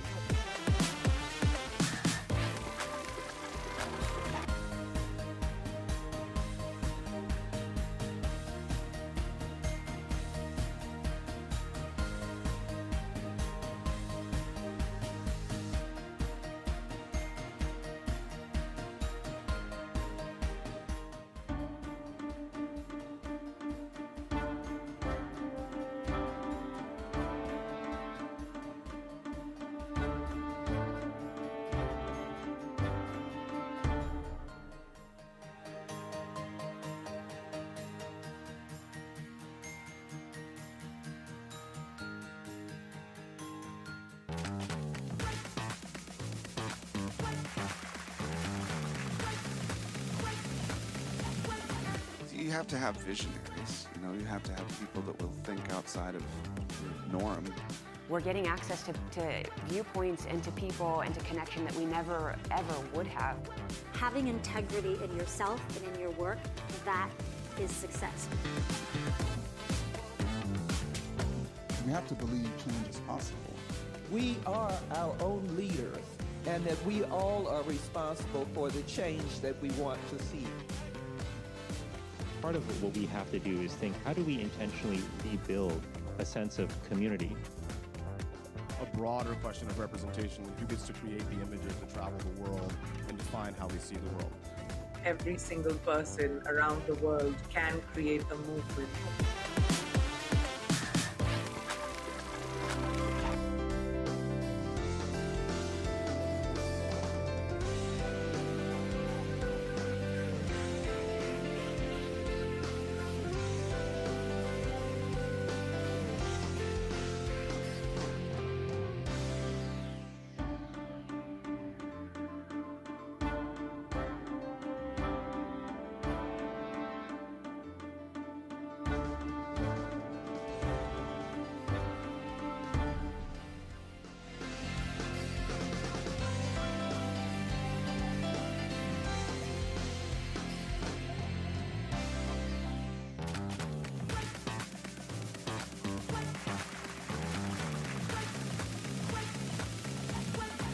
You have to have visionaries. You have to have people that will think outside of the norm. We're getting access to viewpoints and to people and to connection that we never, ever would have. Having integrity in yourself and in your work, that is success. We have to believe change is possible. We are our own leaders, and that we all are responsible for the change that we want to see. Part of what we have to do is think, how do we intentionally rebuild a sense of community? A broader question of representation, who gets to create the images that travel the world and define how we see the world. Every single person around the world can create a movement.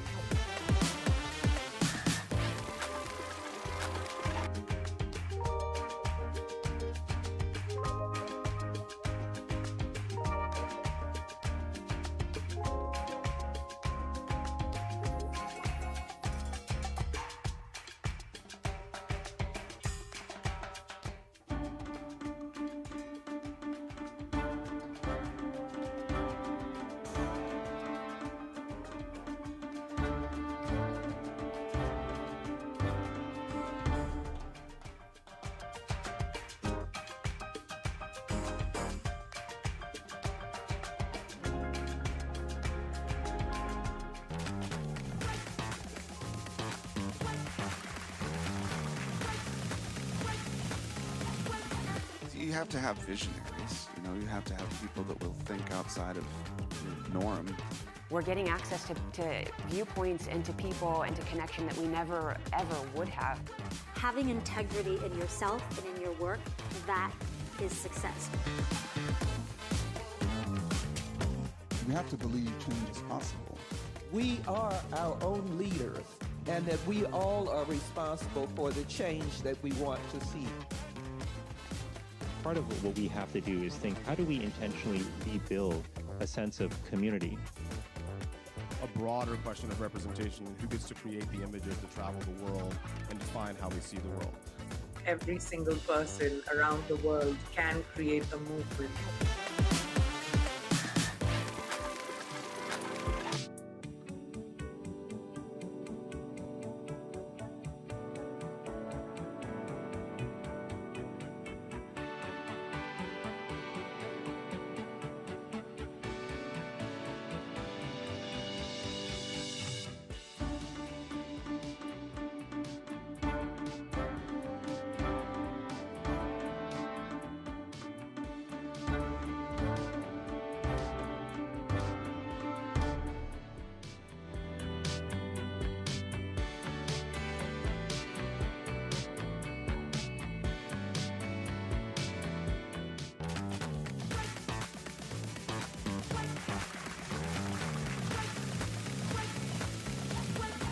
You have to have visionaries. You know, you have to have people that will think outside of the norm.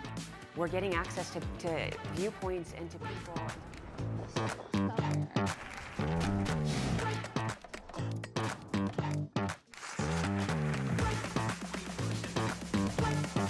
You have to have visionaries. You know, you have to have people that will think outside of the norm.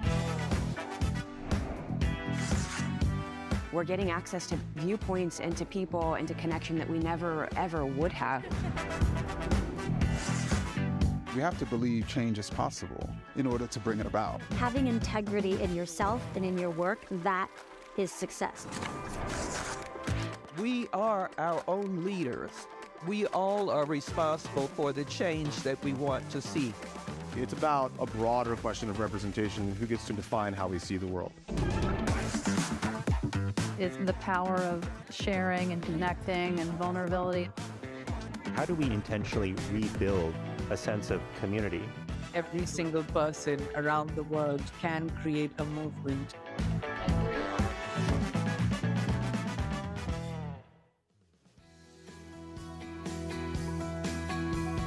Please welcome back to the stage the Atlantic's Candace Montgomery.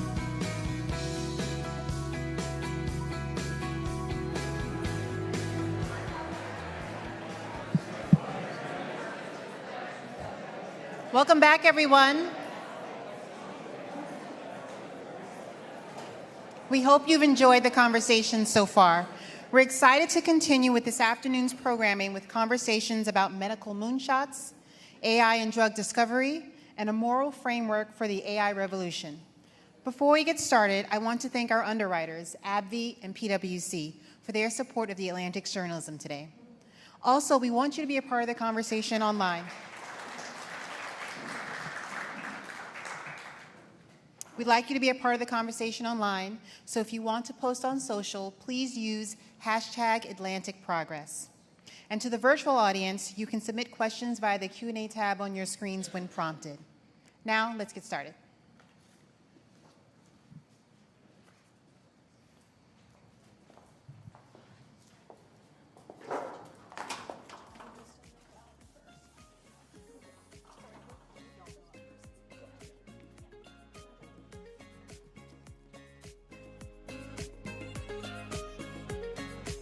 Moonshots. Please welcome Kristen Fortney, co-founder and CEO of BioAge Labs, Todd Golub, director of the Broad Institute of MIT and Harvard, with the Atlantic's Andrea Valdez.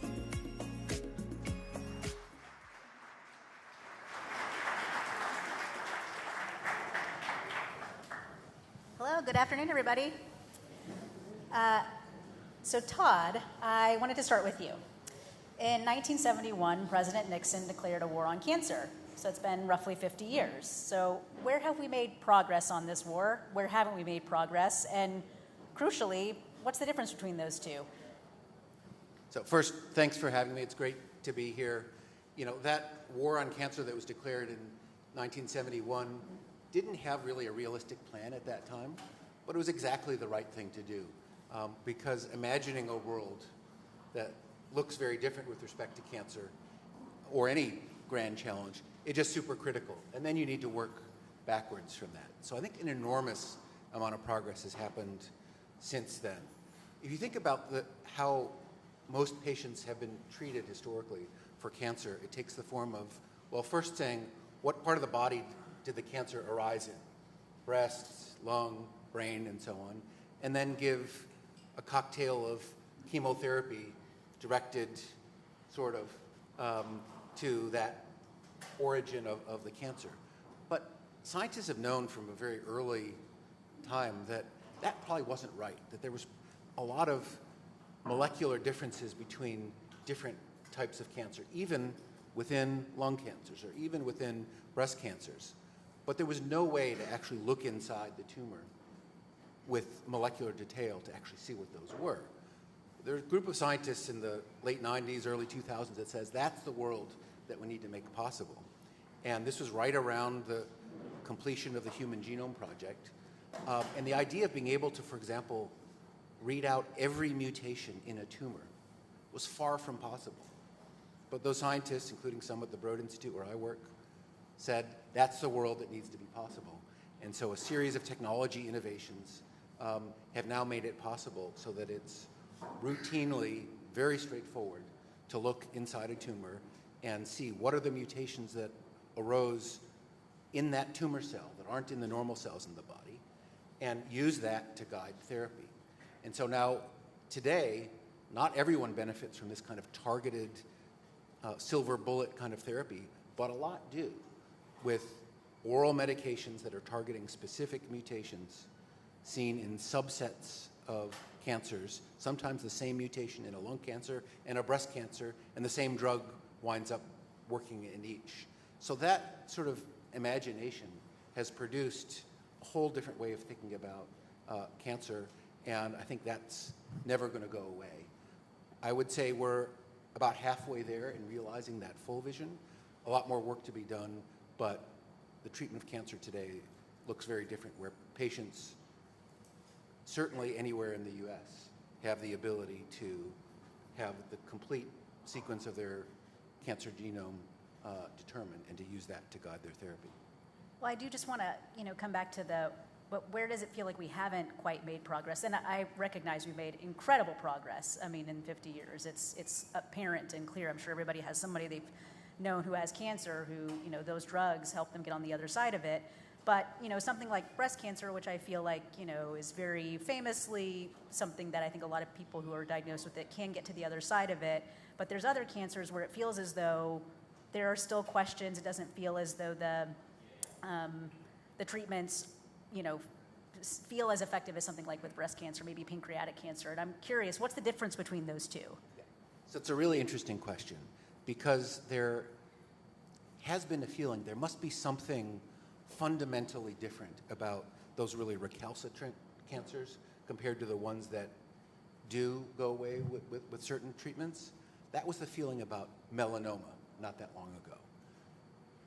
everything that was tried to treat patients with melanoma failed, and therefore people stopped trying because the feeling was, it's impossible. There's something special about melanoma that makes all therapies fail. But then there was a breakthrough finding, a specific mutation, one of these things that I talked about, a mutation in a gene called BRAF that then led rapidly to the development of a drug that inhibits that cancer-causing protein.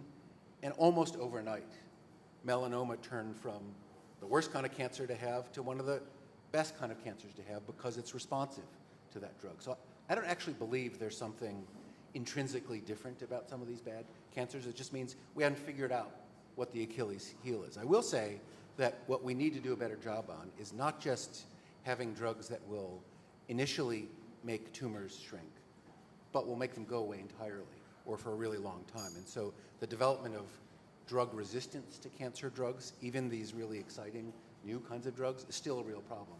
And that's what is consuming people in the field right now.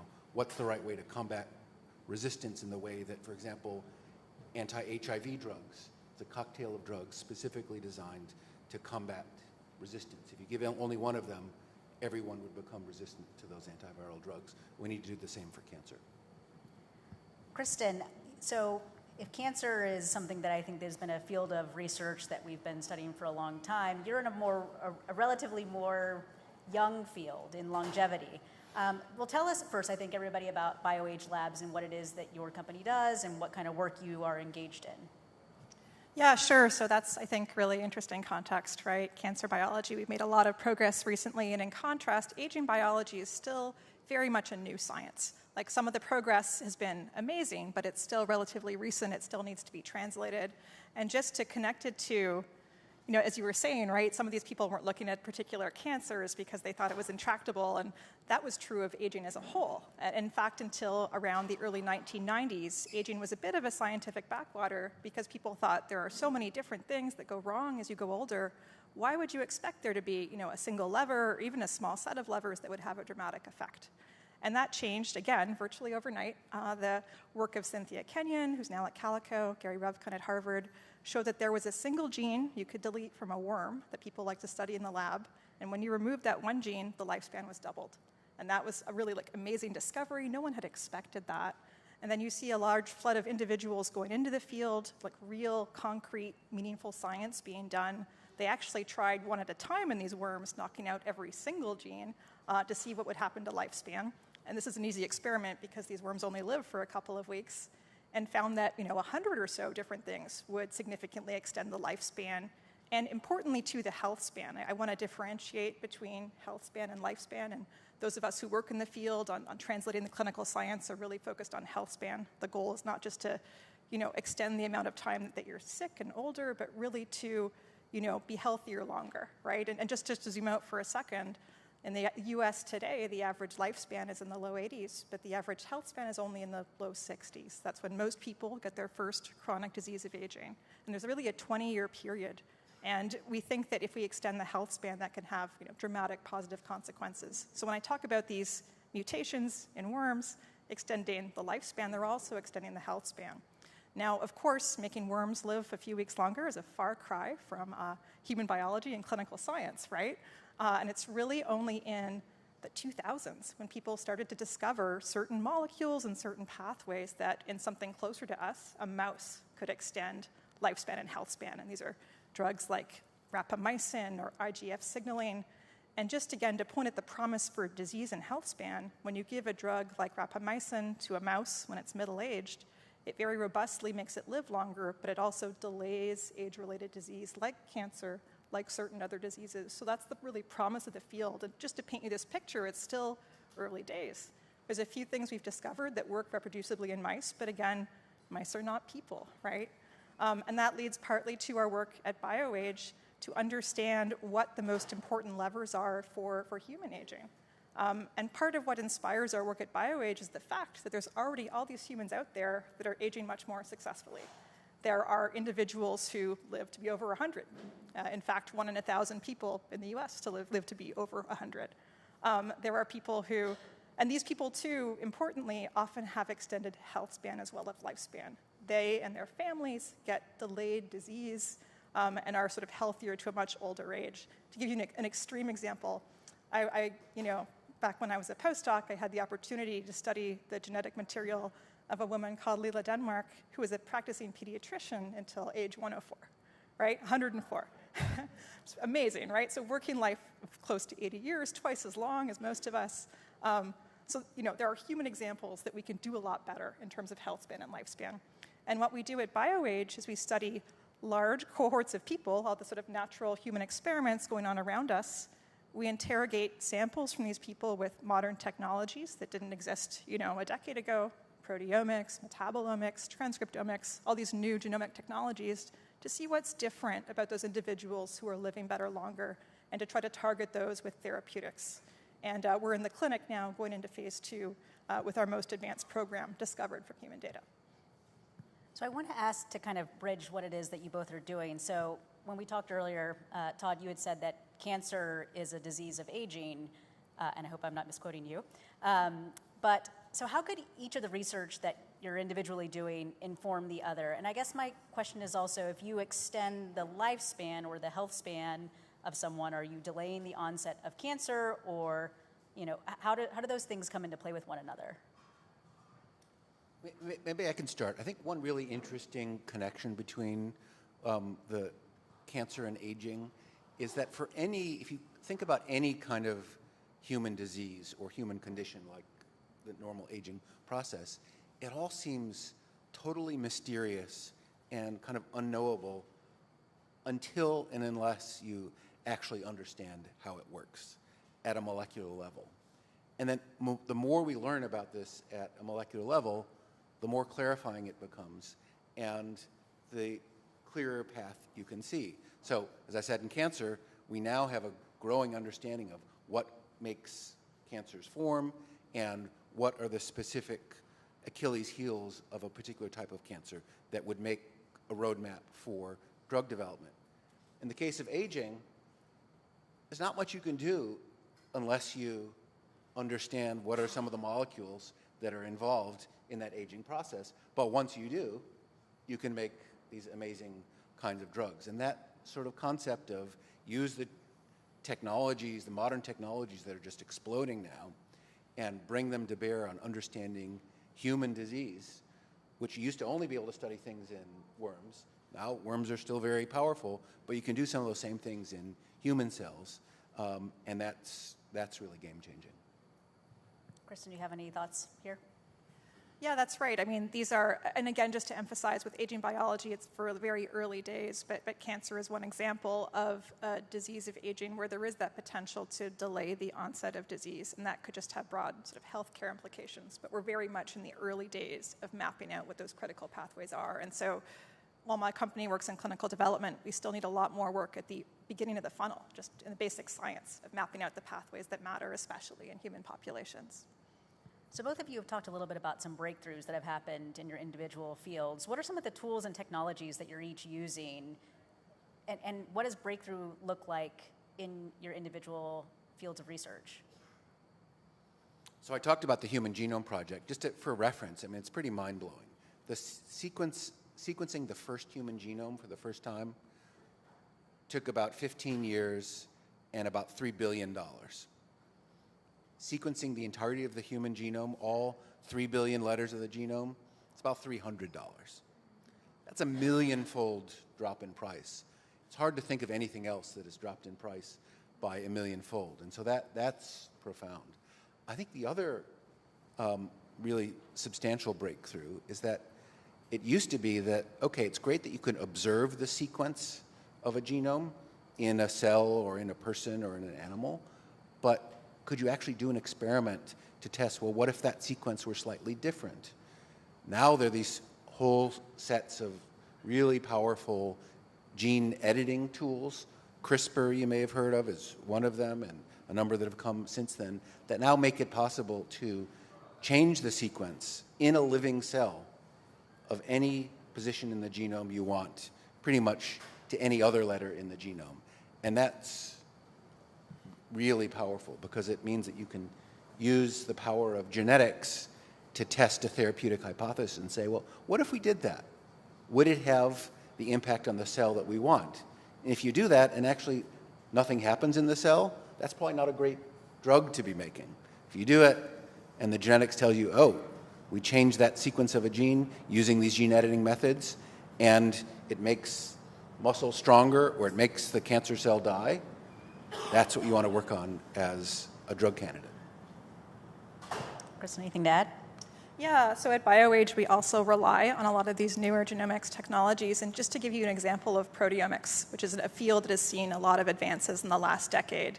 And, to give you an example, right? Like the genome, when you're young and when you're old, it's the same. But your body is very different. The propensity to disease is very different, right? So what are these other layers of molecular information that we can interrogate that combine together, a readout for the genome as well as for the set of experiences you've had through your life, right? Like some people might be living longer because they exercise a lot or they have the right diet in combination with their genomes. Like everything is very complicated.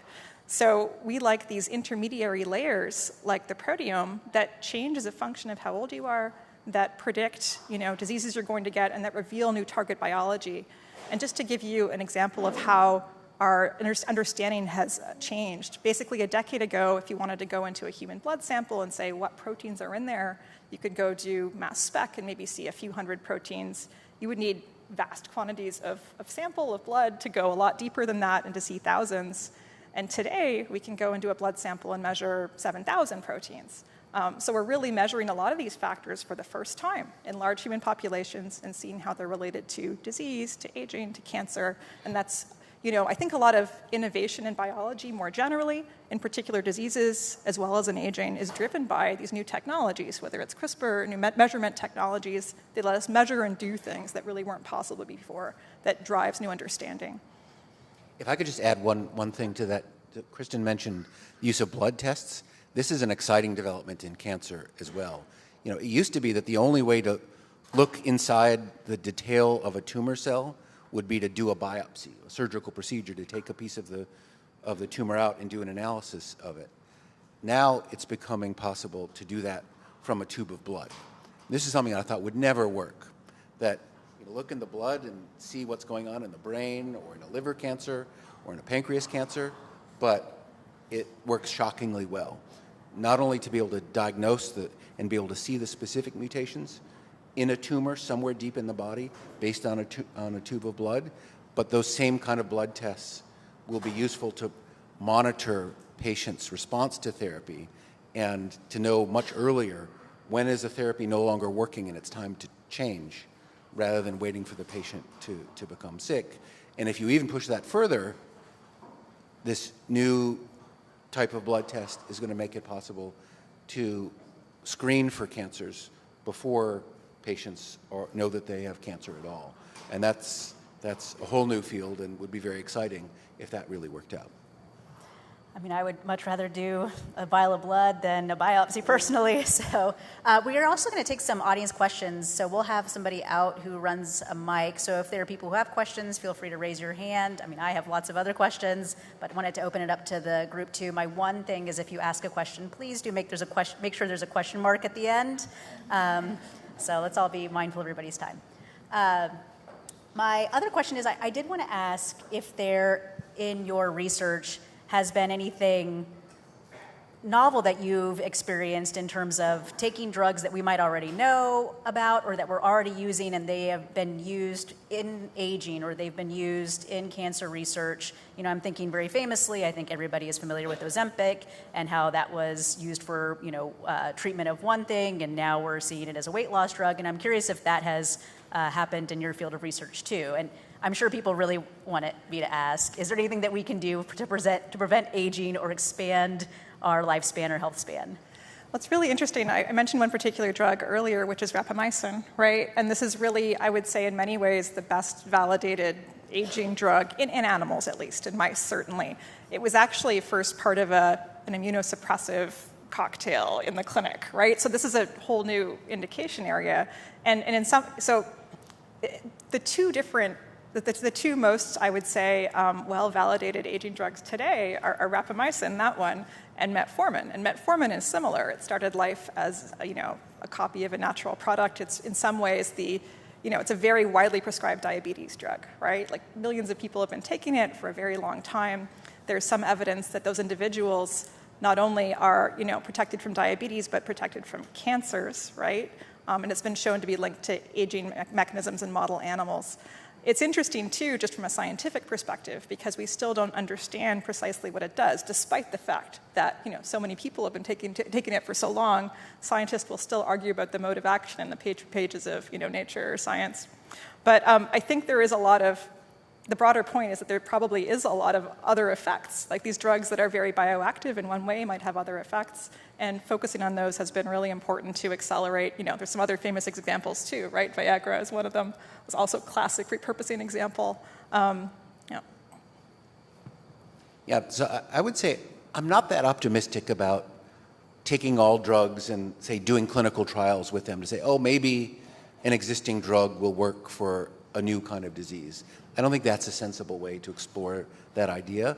But if you can know the root cause of disease and say, okay, now I understand the root cause. Are there any drugs out there that are pinpointing that molecular aberration? It may be that that same molecule plays a role in a different disease. And so with that insight, you can say, okay, I'm not going to do a zillion clinical trials testing old drugs. I'm going to do that one because it makes sense for the mechanism of that disease. And that I'm particularly optimistic about. Are there any questions out in? Yes, ma'am, right here. Is there a mic? Or here we go. Does the industry, and not to hold you to anything, have an estimate with your research as to when health span might move into the low 70s or 80s and lifespan might move into the low 90s or 100s? That's a challenging question, right? And it's really, at this point, we're just sort of going from intuition for the most part. But what I think is interesting, which is very interesting that we've learned in the field of aging biology, is that lifespan is a lot more malleable than we thought. Like, again, as I mentioned earlier, there's about 100 different things you can do to a worm that makes it live longer. So there's nothing like that special about its lifespan in the wild. And we're just starting to explore that map in mice. And my intuition really is that, it shouldn't necessarily be so different for humans either. There might be a lot of different levers that we haven't discovered yet that could have an impact there. And you mentioned Ozempic, right? Like at a population scale, that probably will increase lifespan and health span. I think that's a really interesting example because these are drugs that are targeting obesity, but Novo Nordisk is doing these large cardiovascular disease trials and even Alzheimer's trials because obesity is a risk factor over the lifetime, so for so many other things. And there are going to be other molecules and classes of molecules like that. So my personal intuition is that adding a decade or so to health span can be achieved in the near term. Then it might be harder after that, but this is, complete speculation. Yes. Hi.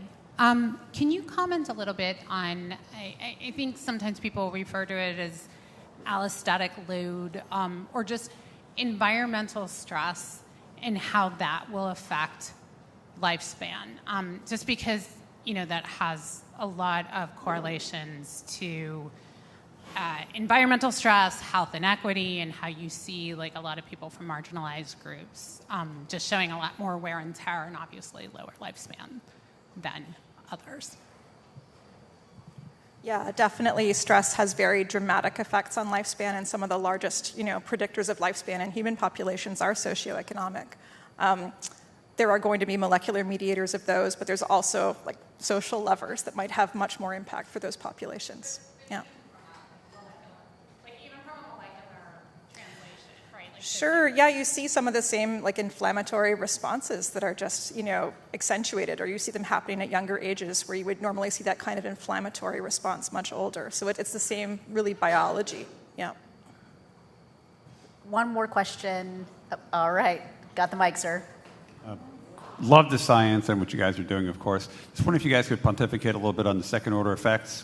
How does this get afforded by society, impacts on social structure, jobs?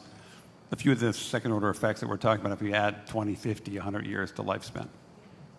Great question. That's a tough one, obviously. I mean, my own view is that the place to start is grounded in science, and I think we're going to have to live with the fact that in the very first instance, these drugs probably won't be available to everyone around the world because of their cost, and even beyond cost, just some of the technical availability of those drugs. I don't believe that we should take that to mean, so therefore such innovation should not occur because they cannot, those innovations cannot be instantly made available worldwide in an affordable way. That must be the goal, to have equitable access to these medications. But the path to get there is probably to start in settings where those new medicines can be delivered safely and are affordable, and then to make progress beyond there. Anything to add, Kristen? Yeah, just briefly, but we actually have seen the average lifespan shift by a lot during the last century, not very rapidly, and driven maybe by, younger child mortality rather than aging. But, we as a society will have to adapt if people are living healthier longer. Their retirement age, we just saw in France that there's a lot of opposition to that. So there's a lot of interesting second-order questions that, but first, the focus is on making these work. Yeah. Well, thank you, everybody, for coming. Appreciate it. And the conversation can continue.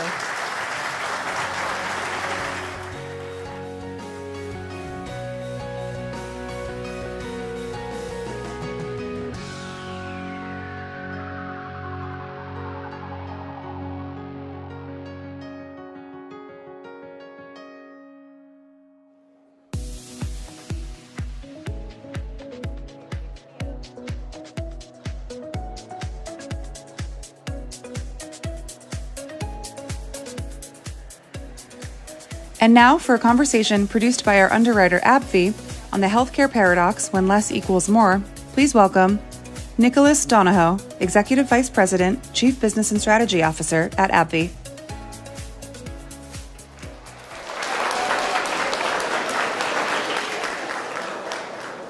That was great. That was really good. Hello, everyone. I want you to take a minute and just imagine you're at your doctor's office. You're in an exam room. You've been there a couple times the last few weeks. You've had tests run. You've had blood drawn. You're waiting. You're anxious. You're getting nervous. And then you finally hear the words, cancer, dementia, and all of a sudden, everything kind of goes still. All your plans just got thrown out the window. And whether that's you, or your parents, or someone in your family you love, you just got thrown down a whole new path. Pretty scary path, with a lot of tough questions and difficult choices, a lot of jargon, a lot of things you might not fully appreciate until you're right in the middle of it. Well, that's where you are. You're right in the middle of it, of the healthcare paradox, this moment that we all experience, many of us several times, where less is more, where the less time it takes to find out what's truly wrong, the less time it takes to get on a medicine that can make the biggest difference, the more time you have to live your life on your terms, doing the things that you love with the people that you love. My company, AbbVie, we were built for that moment. We are racing medicines forward to be there to give you choices, better choices at that moment. So maybe I'll just share a little bit about who we are. You may have never even heard of AbbVie. We're a relatively young company. We're only about 10 years old, but our medicines have a big impact across the globe. You may have heard of them. Humira, Skyrizi, Rinvoq, Synthroid, Botox. Our medicines actually treat 50 million patients a year. 50 million. They treat 75 different diseases. And it's with that experience that I tell you, it takes 10 or 15 years to make the next great medicine, to make medicines as great as they were again. 10 or 15 years. My oldest daughter is 3. In 15 years, she's going to be graduating high school. We can't wait 15 years. Patients need better choices today. Families need better options today. So it's with that in mind that our company, AbbVie, has sort of challenged ourselves to say, hey, how could we do this radically different? How could we cut that in half? How could we go twice as fast as we've ever gone before? And so we're here today to share some of those ideas, to hear a lot of your ideas, because I do think together we can find a way. So what are some of those ideas? They're building on the things we've been talking about today at the summit. The first that we took on was, how do we tap into automation and robotics and a lot of the technologies that we've been talking about? What we realized is that the production of medicine, the making, the manufacturing of medicine, was a pretty linear process. It was pretty manual. Well, what if you just radically split that apart and did it all in parallel at a much bigger scale?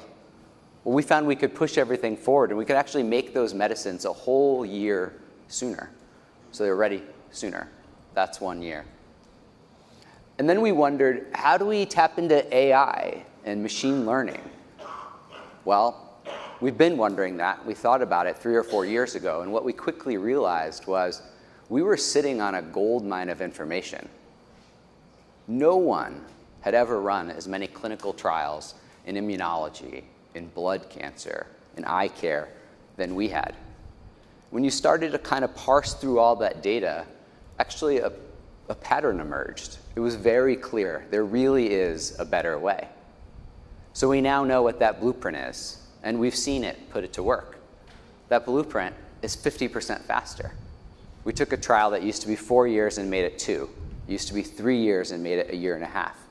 We know exactly which trials, which endpoints, which design, which patients, which countries, which sites to go to. That saved us another year. So you can start to see, you can add a year here, a year there, a year with an idea that maybe you have, and all of a sudden you've done something really different. There's a lot more medicines available to us all.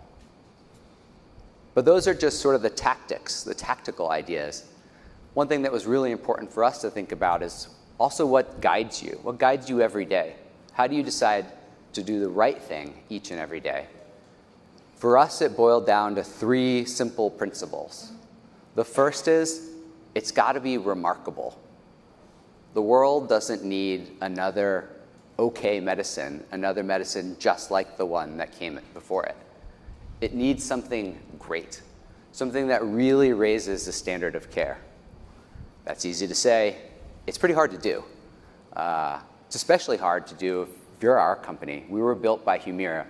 Humira, for those who don't know, was the most successful drug in the world in its time. Those are pretty big shoes to follow. But we did it. And we did it by looking at hundreds of ideas, thousands of ideas. And what we realized is you could never actually do it with just one medicine. You needed more than one medicine. There were just too many patients that we needed to treat in different ways. And we accelerated both of those drugs the same way that I've been talking about. And we ran them head to head. We didn't want there to be any doubt, like, what really is better? Like, is it a lot better, a little better? Let's not wonder about that. And we found out they're a lot better. Just to give you an example, Skyrizi, you've probably seen our commercials. It was approved first for psoriasis. It's 3 times better than Humira. In fact, patients who take it, the majority of them literally can't see any sign of disease. And that helps them forget that they're even a patient. The second thing that we realized, we pushed ourselves hard on this, is sure, you've got to make great medicines, but you haven't done as much good as you wanted to if everybody doesn't have access to them, if you can't navigate the system to get to them. Look, I'm a physician. I work in healthcare. If anyone in my family gets sick, or my friend's family, or my friend's family, I end up talking with them. And they end up asking me pretty similar questions, pretty practical questions. What is it? How does it work? What are the side effects? When should I call my doctor? Will insurance pay for it? How do I get access to it? Well, we realized not everybody has a doctor in their family to call. And so we built up a team of experts, of nurses, for all of our complex patients. They all have access to them to be able to ask them exactly those kinds of questions, because we think everybody deserves those kinds of answers. The third thing that we did is we thought long and hard about how do we push ourselves even further? How do you have even longer impact, even cures? We did just that. At least in hepatitis C, one of the most common infections, viral infections, you probably know somebody who suffered from hepatitis C. We discovered a way, a pill really, that you could take for just 2 short months, and 95% of patients had 0 disease. They were cured, no more virus. Yeah, that's pretty remarkable. So it's with that kind of spirit and that kind of ambition we've been trying to tackle the seemingly impossible. Things like spinal cord injury, stroke, Alzheimer's. And we believe collectively we can get there. We can do it. And so I would close with this, a bit of a challenge to all of us. No matter what industry you're in, or what your role is, or if it's your patient or your customer, your end user, what is that big idea you have now, that thing you dream about tonight that you want to make happen tomorrow? And we believe that by working cross disciplines and thinking together and sharing ideas, that we really collectively can make less be more. Thank you very much. I'm Nicholas Donahoe on behalf of AbbVie.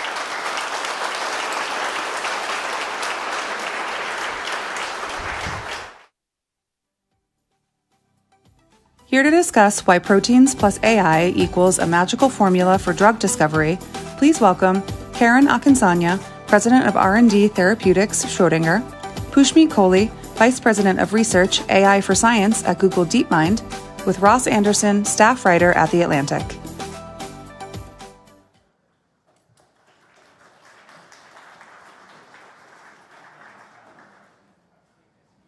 All right, welcome everybody. There we go. I want to start with Pushmeet, which is, I think he's joining us. There he is. Great. Pushmeet, Karen, thanks for joining us today. I'm really excited to talk about AlphaFold, a really wondrous technology that Pushmeet, your team at DeepMind, developed, and Karen, you've been using at Schrödinger. And I want to make sure that our audience really understands just sort of how wonderful this tech is. So I want to describe it step by step. And so, Pushmeet, I want to start with you. Can you just tell us historically why it has been so difficult for scientists to determine the shapes of proteins? I think, thanks, Ross. It's a pleasure to be here. So I think in the previous conversations, we were sort of listening how by finding the genome, by finding the genome of sort of a human being, you can sort of find the recipe of what creates life. If the genome was the recipe, then proteins are the Lego blocks that make all of us. The fact that I'm able to talk to you, the fact that you're able to hear me, this is all sort of proteins interacting with each other. And at a basic sort of levels, what are proteins? These are just molecules which are constructed as a sequence of amino acids. So you, imagine sort of a molecule which is a chain of amino acids stringed together. Now, the magical thing with these specific molecules called proteins is that depending on the amino acids that construct it, they take a specific shape, and that shape informs the function of the protein.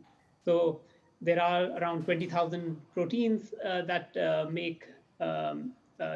encoded in the human sort of genome, and scientists for a long time wanted to understand what is the structure of these proteins so that they can think about their function.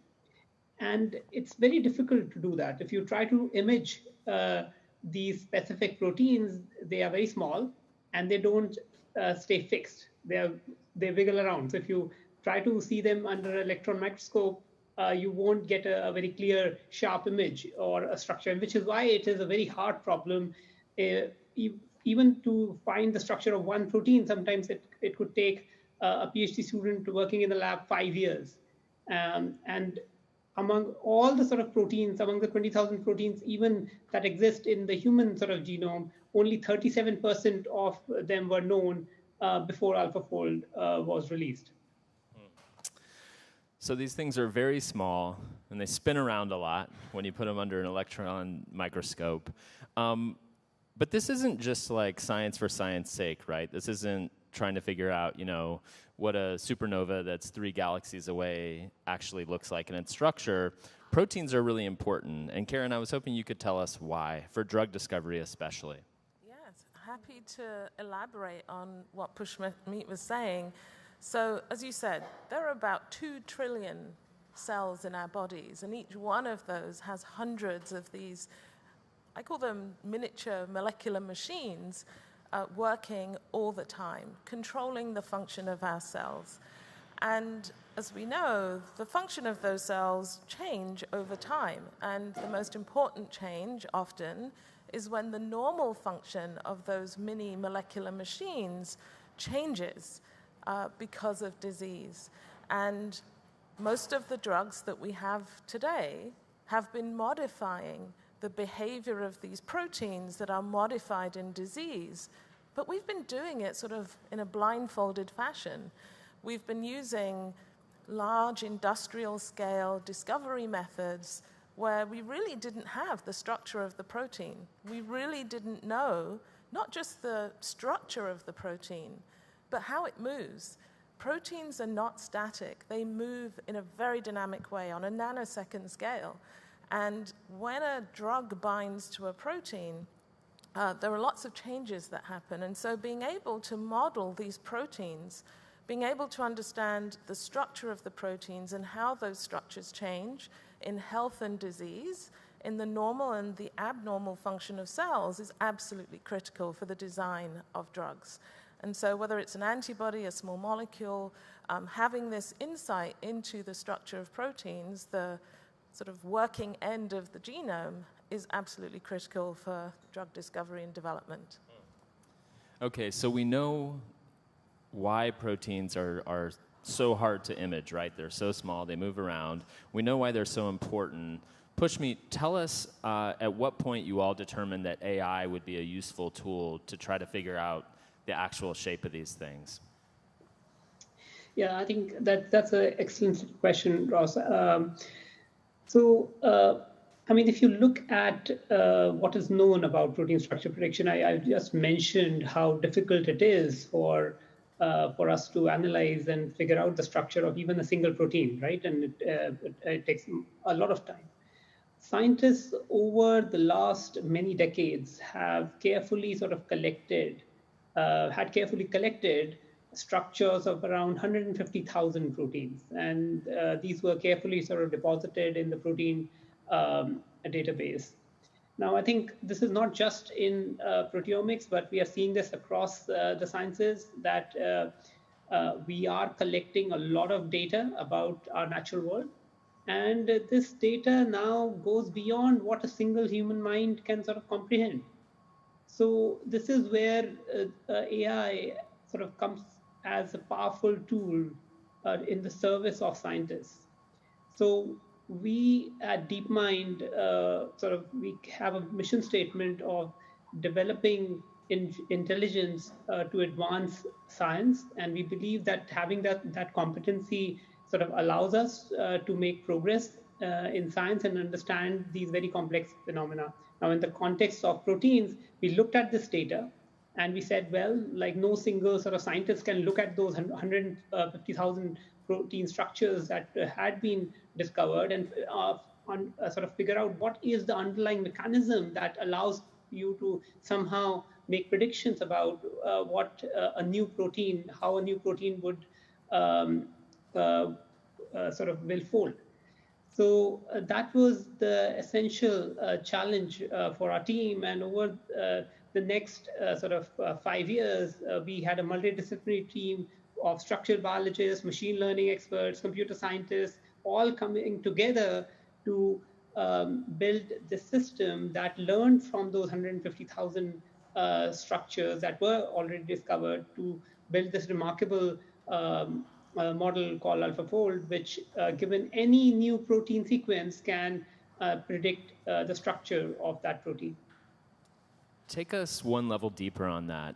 You said that that the system learns how to predict the shapes given some sequence of amino acids. How does it learn? How is this AI trained? Yeah, so the AI is trained on this data, right? Like intelligence and with machine learning, intelligence does not sort of just happen in a vacuum. We all sort of see in our own sort of lives, we experience certain things, and based on those sort of experiences, we extract knowledge about the world. And that's what the machine learning system is doing. It has experienced these 150,000 sort of sequences, and it tries to figure out that what is the mapping, what is the relationship between a sequence of amino acids and a structure. So that's one form of data that it sort of leverages. The other sort of form of data that it leverages is the evolutionary lineage of proteins. Now, these proteins have sort of evolved with us, evolved with life, and there are certain sort of imprints encoded within these proteins, in the sense that sometimes you see that if you see a lot of sort of closely related proteins, if there is one amino acid which changes in that protein, that induces another change. And if that is maybe a signal that those residues or those amino acids might be in touch or might be in contact. So there are certain sort of hints buried in the sequence of these amino acids, which the machine learning model is able to extract and use and leverage to find the final sort of prediction of what could be the final structure of the protein. And it's sort of a black box, right? Like, obviously, the system is figuring out various rules and little tips and tricks in order to extrapolate the protein structure from the amino acids, but you all aren't able to pull those rules out, right? You just have to trust the system that it's going to do its magic. Is that correct? Yeah, so that's very interesting, and yes, it is. So there is an element of a lot went to the design of what that black box is, in the sense of we've baked in our knowledge of physics and geometry and allowed the model to sort of understand what are the basic sort of elements that are true, that are known about chemistry and about physics that inform the structure of the protein. But at the end of the day, it sort of recovers, it builds up its own sort of mental sort of theory about how to go about making those predictions. So while we don't really understand deeply how it what it has sort of discovered in terms of that theory, we do have a very good understanding of what aspects it's good at and what aspects of protein structure prediction it's maybe not very confident at. So alongside the ability to make these very accurate predictions of the structure, AlphaFold also has this amazing ability to understand when it doesn't know what is the right structure, knowing when you don't know. I think that's extremely really powerful, because when you make a mistake, the fact that you can say, well, I'm not really confident about this prediction, it really helps scientists sort of figure out what are the key predictions that they should be interested in and they should sort of focus on. So Karen, we've just heard a really fascinating account of how this tool came to be. You've actually been using it over at Schrödinger for actual drug discovery. Can you tell us about sort of the concrete things it's allowed you to do at Schrödinger and just more broadly? Absolutely. So first, maybe I'll take a step back and just talk about Schrödinger and what Schrödinger is and what we do. So Schrödinger was founded about 32-ish years ago, and the whole premise was that one day we were going to be able to use computation to predict the properties of molecules, let's say drugs for the moment. 32 years ago, computers weren't fast enough. We didn't have enough protein structures.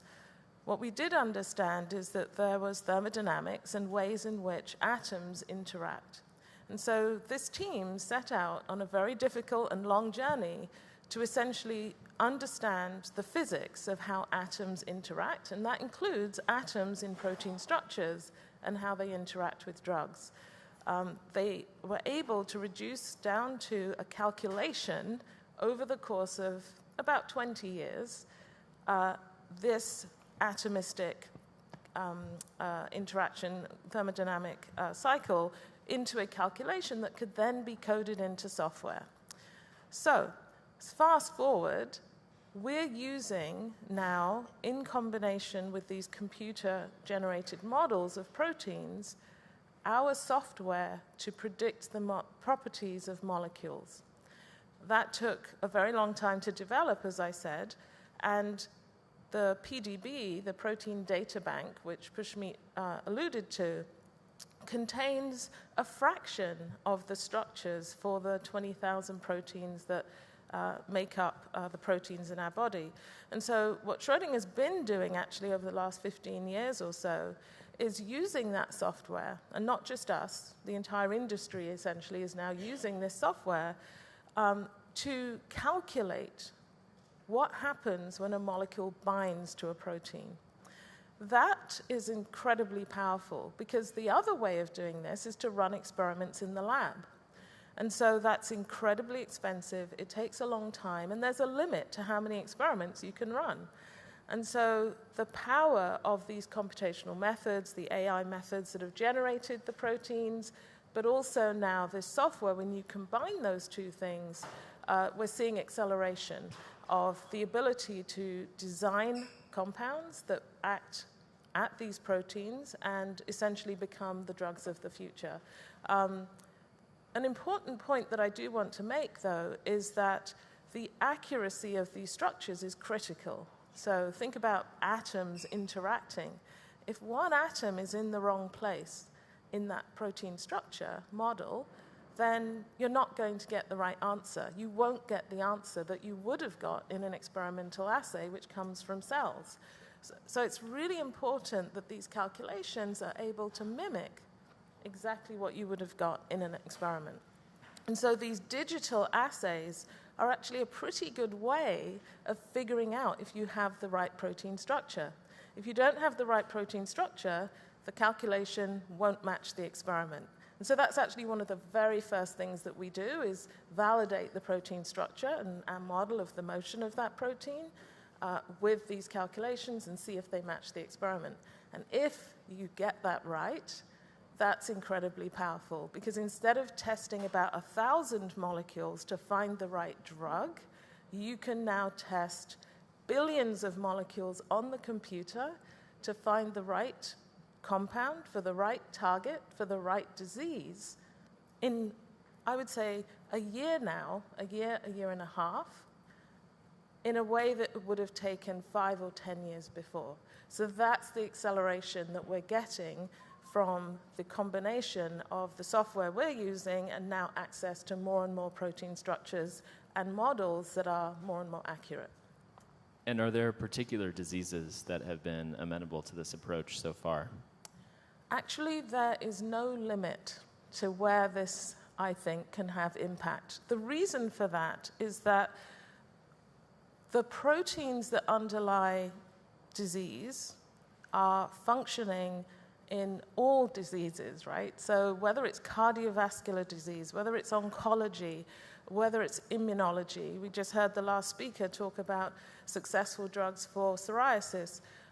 We've actually worked on drugs in all of these areas, and it really comes down to what is the function, the structure function of that protein, regardless of the disease, and therefore, how can we design exquisitely accurately great drugs that intercede in the behavior of that protein in a disease.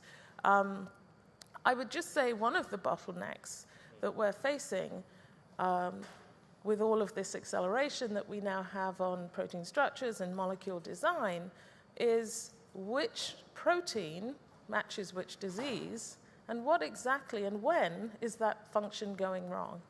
And I think that's an area, a separate but related area, where computation is also going to have an enormous impact, and I think we'll come on to that later. Pretend that Pushmeet isn't here for just a moment, and I was hoping you could tell us that about other kinds of AI that are really having an effect on drug discovery outside of AlphaFold, with all respect to AlphaFold. Yeah, I was just sort of heading in that direction because if we don't understand why someone is ill and what's the difference between person A and person B and what's driving their disease, it's very difficult to make a drug that works for everybody. We have to get to a point where we have enough data from a large enough and diverse enough population of people that the underlying mechanism that is driving that pathophysiology change is well enough understood by scientists for us to then go after it with confidence. I think that computation and AI and machine learning is going to have a profound effect here. To give you an analogy, every day we upload, not me, but we as a society upload thousands and thousands, if not millions, of videos to YouTube. The amount of data we have of cats, of all sorts of, far outweighs the amount of information we have about what cells are doing in our bodies. Now that we have these technologies that were developed for understanding language, for understanding images of cats, guess what? We can apply them to images of cells and images of tumors and images of the heart. And in particular, in the image and pattern recognition space, we've only just begun to use these technologies to really understand on a population level, on an individual level, and on an organ level, what's going on inside those 2 trillion cells and why are they going wrong. So I think that's one of the areas where there's going to be tremendous progress in addition to what we're doing, obviously, in drug design. Pushmeet, I want to ask you, I've spent some time with the team over at OpenAI. We're going to have Dario from Anthropic on shortly. And it strikes me that for people who care about AI and science, there are kind of 2 branches, right? There are people who want to make narrow but extremely powerful applications like yours, like AlphaFold. And there are people who want to build general reasoning machines. You know, if you think about kind of the future of ChatGPT, you would hope it would be something that could develop its own hypotheses and maybe even run experiments like the ones you're describing in simulation to help us, like really, truly independent thinkers. Do you have a sense as to which of those approaches will be more powerful in the long run?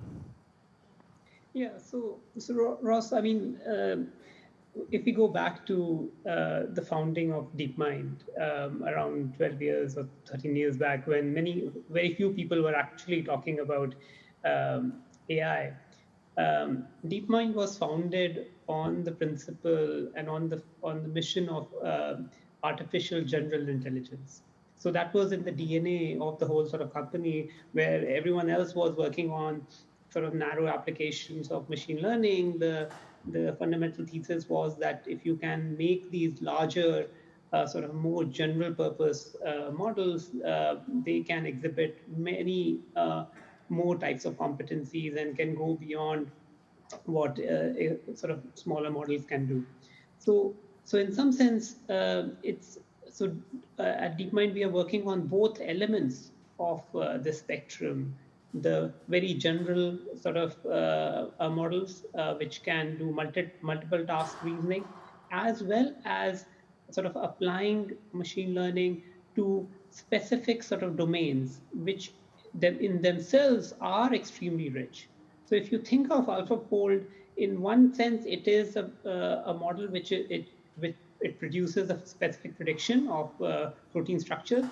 But what it has exhibited, it's also it's another kind of foundational model or another kind of general purpose model. To give you an example, if and this is not what AlphaFold was trained on, if you give it a sequence of amino acids or a protein sequence and ask it to produce a structure, it produces that structure, but it also produces, as I told you, an uncertainty mask over how confident it is.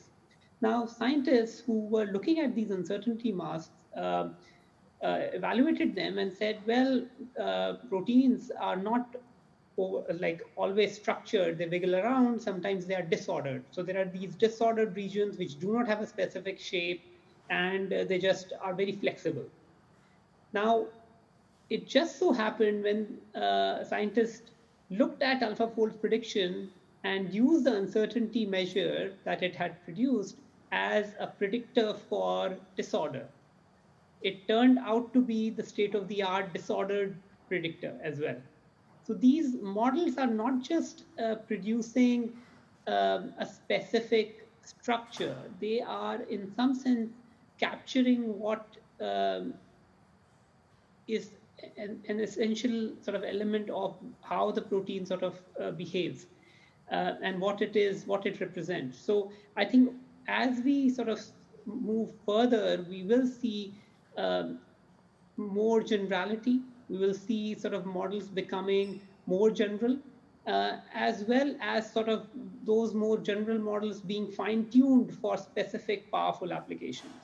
So I think there will always be that room of building large foundational models which are general purpose, and then fine-tuning them or sort of specifically making them much more sophisticated and much more sort of accurate on key important tasks like protein structure prediction or protein disorder or sort of other key tasks that are relevant in sort of biology and drug discovery. Well, one thing I think it's important to point out is the limitations, obviously, of these models. We know that you need to have accurate data, physics-based data, for an individual protein, and the information you get for one protein is not necessarily applicable to the next one. And so when people talk about machine learning and large AI models being able to solve drug discovery, we have to be very careful that you still need to ground what you're doing in accurate methods like physics, in very specific contexts like one protein and how it's behaving, how it's interacting with molecules, and then start almost all over again for the next protein, because machine learning has some limitations. The training set is only applicable to that one context. But overall, I think we're going to make a lot of progress here in terms of how these tools accelerate our work as drug discoverers and developers. Inspiring stuff. Karen, Pushmeet, thank you for being with us today. This was great. Thank you for having me.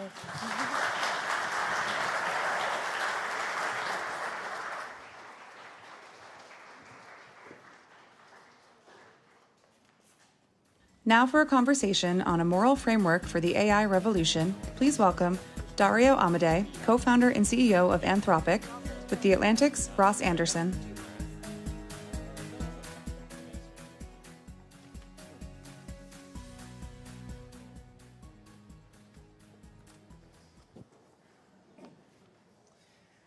All right, I'm back. I've got with me Dario Amodei, who I'm really excited to talk to. He is the CEO of Anthropic AI, and we're going to have a wide-ranging conversation about AI and risk today. And I want to start it kind of to introduce you to Dario by sort of taking us into a specific moment of your life. Dario used to work at OpenAI, and he led the development of GPT-2 and GPT-3, which were the kind of precursors for the big engine that ChatGPT runs on. It's a few years ago. You're there. You're having outrageous successes, and you decide that maybe things are not great from a safety standpoint, or you don't like the way the field is developing, and you decide you want to go elsewhere and start your own thing. How come? Well, first of all, thanks for having me, Ross. Yeah, so, this was about 2019, 2020, where we were a set of people within OpenAI who were working on language models. There were many projects going on within OpenAI at that time, and we were the ones who were working on language models. And I would say there was a group of us that had two theses that were not very common in the field at the time. One of them has become much more common. The other is starting to catch on. The first thesis was that the more computational power that you put into these AI models, particularly in the domain of text, but I think the same thing is true in images, video, other areas, the better the performance gets. Very few people believed that at the time. They thought that there was something we hadn't figured out. I mean, maybe there still is, but it's remarkable how far this more compute, more data, trained for longer gets you the answer. The analogy I often use for it is, it's like if you want a rocket ship to take off from Earth, you need a big engine and you need a lot of fuel. So that's one element. But the other element that we thought we saw, and I think the last few years have at least begun somewhat to validate it, is that there's also this component of safety or steering. If you just train a model from a large corpus of text, you get what you might describe as this kind of very smart, very knowledgeable thing that's formless, that has no particular view of the world, no particular reason why it should say one thing instead of another. It knows a bunch of facts, no particular reason it should act in a particular way. And so we felt that there's the second component of understanding these systems, controlling them, setting their values, making them do what humans want them to do. And we felt that was even more underappreciated. And so we had, there was a set of us that very strongly believed in those two things, and so we felt we wanted to create our own organization that would be fully devoted to those two things. Sticking with the latter for a moment, to safety, I know that your aspirations along those lines went even to the structure of the company, which is not actually a standard C corporation, is it? Tell me about the structure. Yeah, it is a B corporation. B corporations are a legal structure that allows you to balance the maximization of profit with various social aims. And in our case, the social aims would be making sure that AI systems are safe, that they're not misused, that they don't reflect values that are bad for society, a number of things in the long and short run. And in fact, we're working on even other modifications to how the governance structure works, something that we may talk about at a future time. And is that structure ultimately flexible? Like, if at some point, this field's getting really competitive, you're competing against, you guys have had extraordinary successes and you are well capitalized, but you're competing against tech giants, right? And if you decide at some point that actually we need to fiddle with this structure so we can raise more money, is that option available to you? I don't think you can easily change, or certainly we don't intend to change from the B Corp structure. We've been able to make that work through several rounds of funding, with funding ranging from individuals to institutional VCs, and so we're optimistic that even if there's a need to continue raising more funding, that we can continue to kind of hold to our values and our governance structure even through that. Let's talk a little bit about risks from chatbots, the one we have today, like Claude 2, which just debuted the other day. Beautiful interface, fun to talk to. Look, we're going to get into some exciting future-y kind of sci-fi risks a little later, but like Claude 2 or ChatGPT, they're not going to take over the world, right? Like the current models as they are, they're not really agents. You sort of put your questions in, you get an answer. But nonetheless, they do contain serious risks for society. And so I wanted to get your account, just a kind of hierarchy or a taxonomy. What are the biggest risks from our generation of chatbots as we have them today? Yes. So speaking just for a second about overall risks, I generally put risks into three categories. I would say short-term, medium-term, and long-term. To your question, I think you're asking about the short-term risks, although we're starting to see hints of the medium-term risks as well.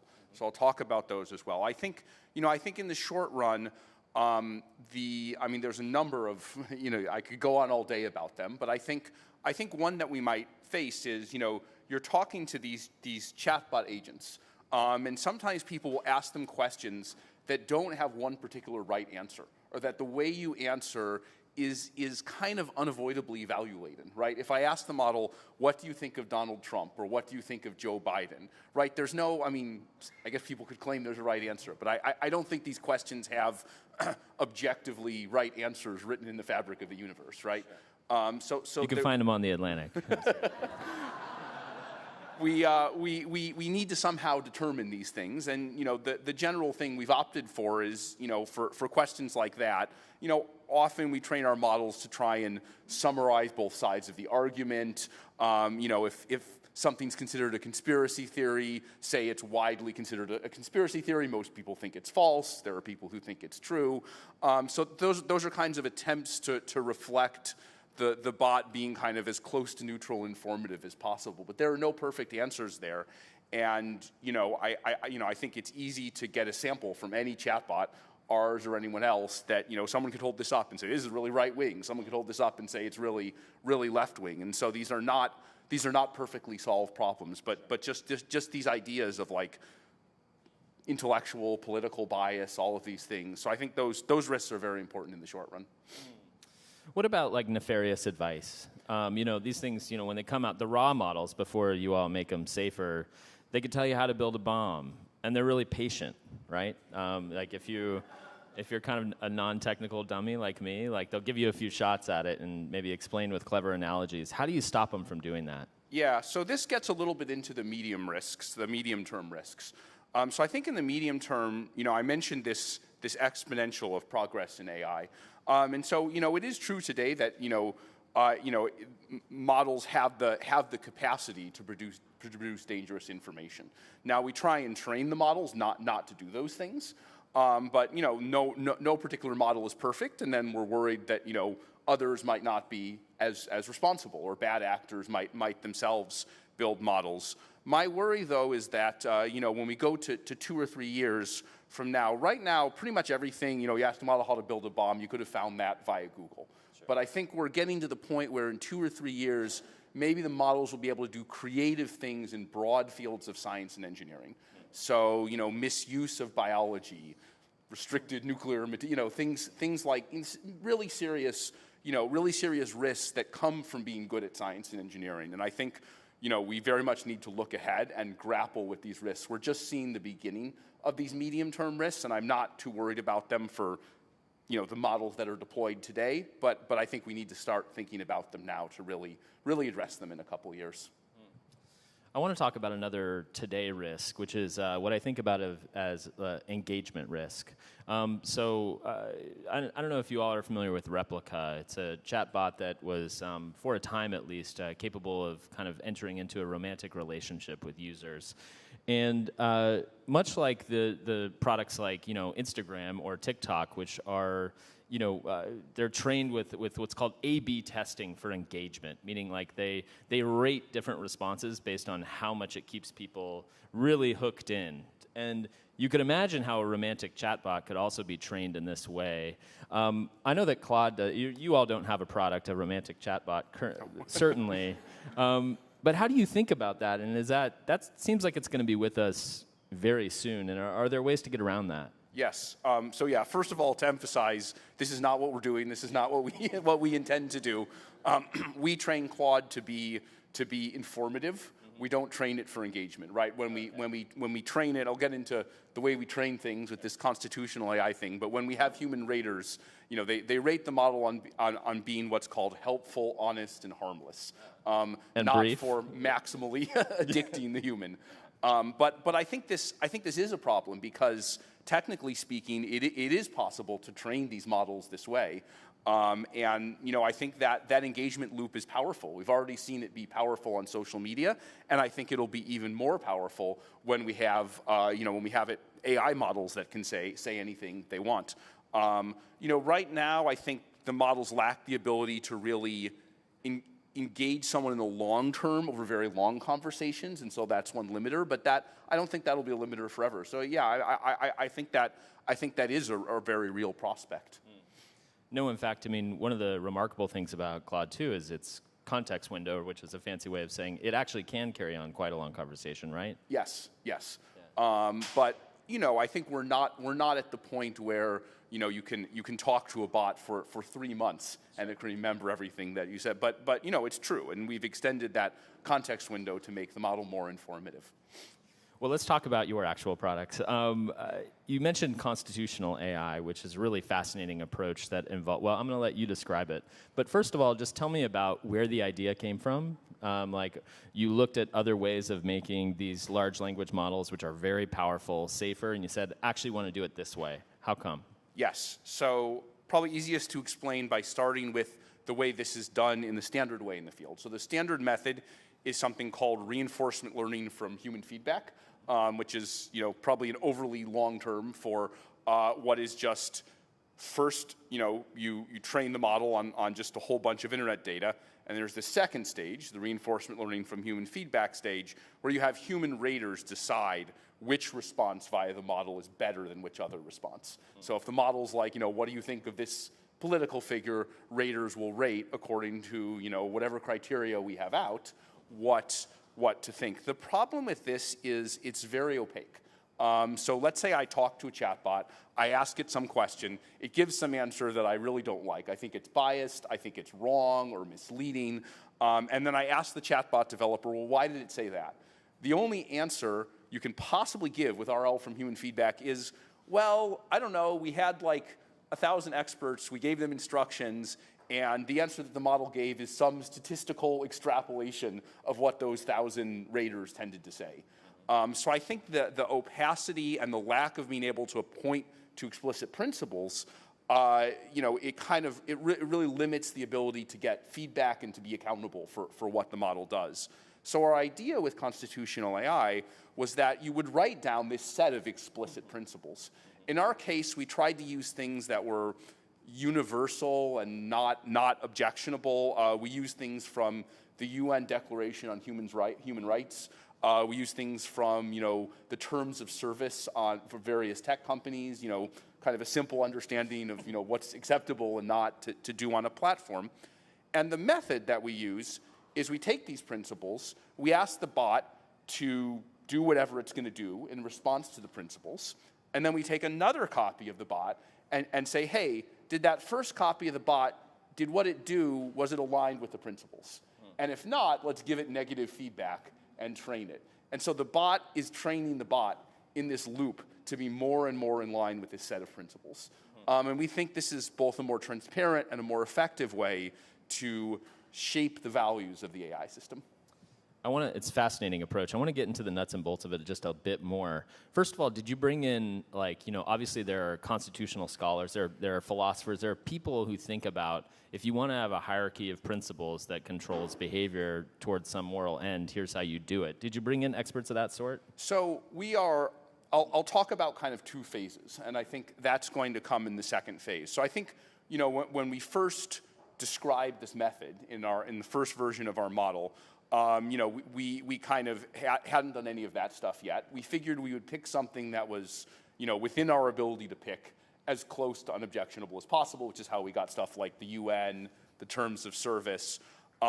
We're now engaged in a project which we call kind of democratically sourced constitutions. So we're looking into ways to try and develop a constitution that's, not just kind of like chosen by us to be what we think of as kind of neutral and unobjectionable, universal, but to actually take in the input of larger sets of people, even determine what the right process is for democratically sourcing such a constitution. And can you just tell me how the constitution approach has proved brittle, if at all? Like where, it's hard for us to draft constitutions for human actors, right? Like where are these things where they don't quite grok a principle because it's overly abstract or it doesn't fit some specific scenario? Where have you guys been struggling? Yeah, so I think one thing that's worth saying is whether you use RL from human feedback or constitutional AI or other things that we've invented since, there is a kind of fundamental imperfection with this class of AI models, which is that you'll never be perfect.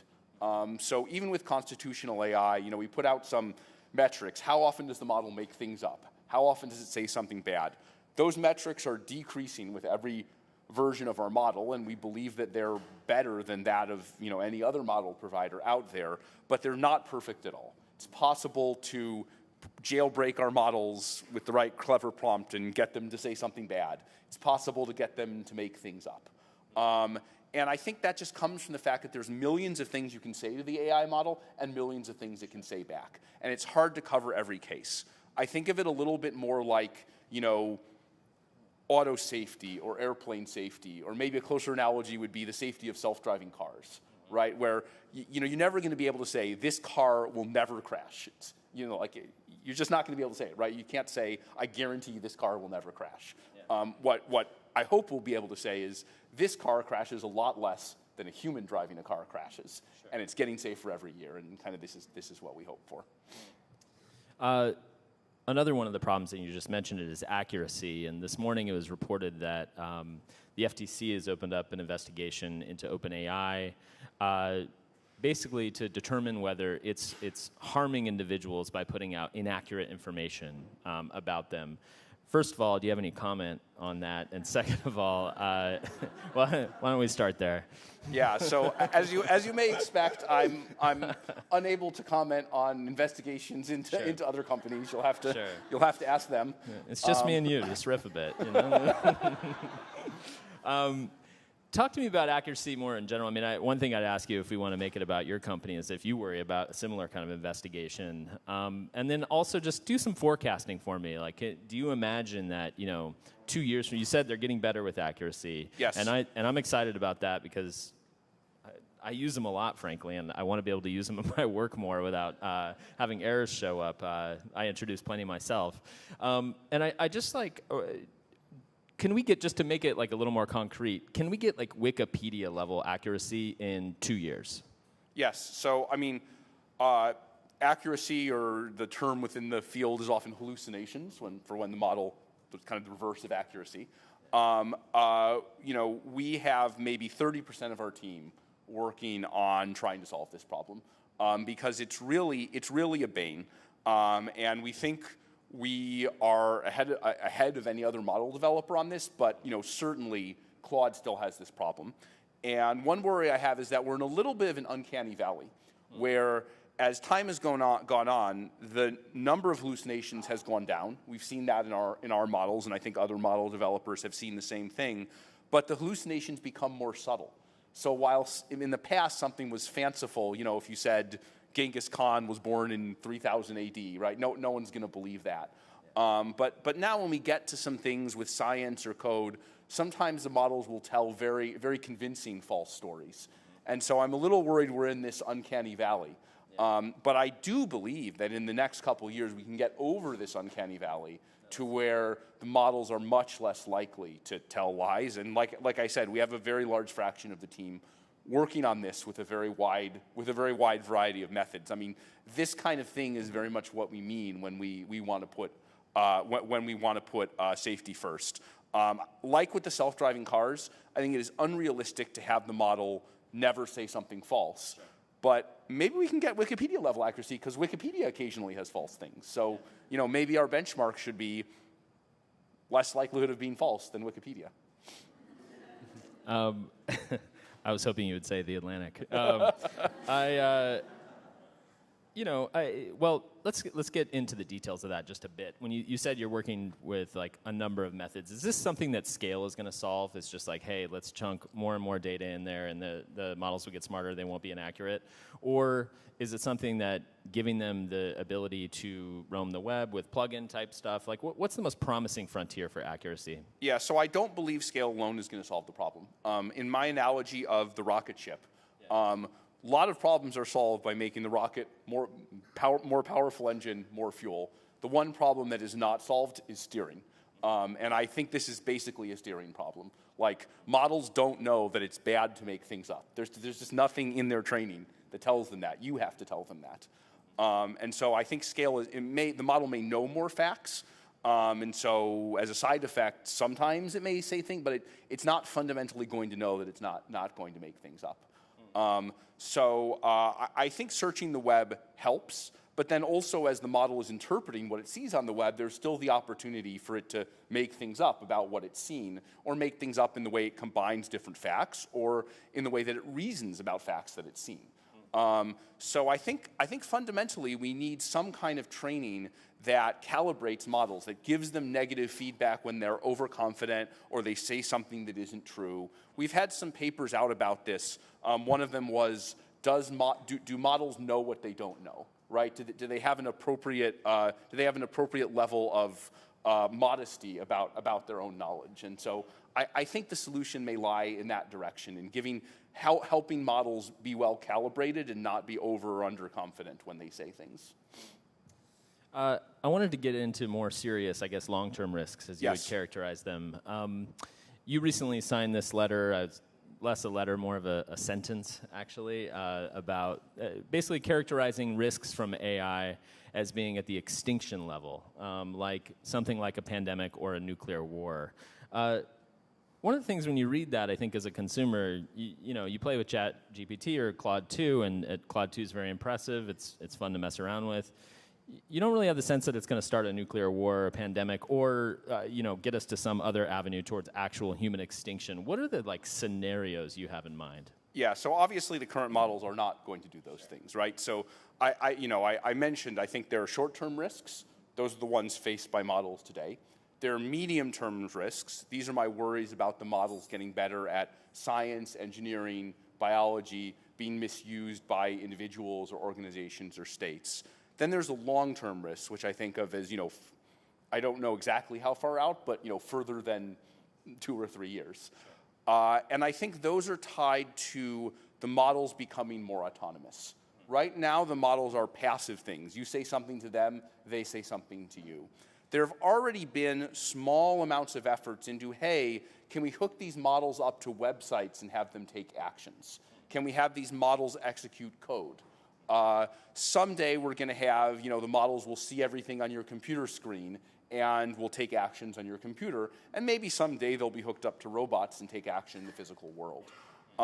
When the models are more autonomous and have their own goals and aren't just passively responding to things that you say, I think questions about control and autonomy become very important. There's a wide range of risks there. I think the existential risks are at the kind of extreme end of that, where we worry systems are maximally smart and maximally autonomous. If they wanted to do something bad, could anyone stop them? Again, that sounds like science fiction, and I think that's because there are 4 or 5 assumptions in there between where we are now and where we would need to get. But I think we should always be looking to the future. So the reason I signed that statement is that even though we're not facing those risks today, I think we should take them seriously, and I think we should think ahead. Well, yes, and also you were saying earlier that one of the kind of foundational realizations you had that led you to start Anthropic was that these things were getting better so dramatically on scale. I guess first, small question is that going to continue? Are we hitting a kind of plateau? Maybe there's not enough internet to train them on, maybe something else. Or are they going to continue to get more powerful? I don't see any clear plateaus for the next few years. Okay. There are 3 things driving the rate of progress forward. One is the amount of spending. So how many chips can you buy to train a model? The second is the chips themselves, efficiency and speed of the chips. And the third is sort of algorithmic cleverness, like new ideas for training them more efficiently. I think the first one is actually the most important.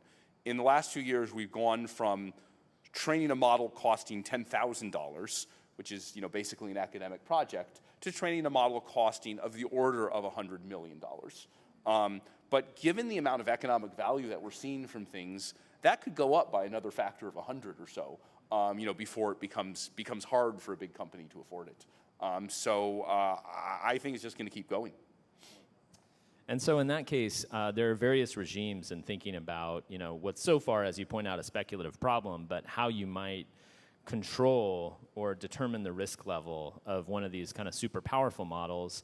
And talk to me about red teaming, for instance. Yes. Is that describe the approach for the audience and tell me your confidence in it. Yeah, so to say it a little more broadly, I mean, the way we at Anthropic really think about these long-term risks is we try and find the closest analog that exists in systems today.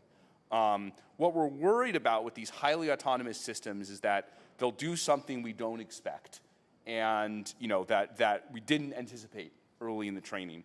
Well, the stakes aren't the same, but that's a problem we have in systems today, right? The model can know about something, can give some response that you didn't expect.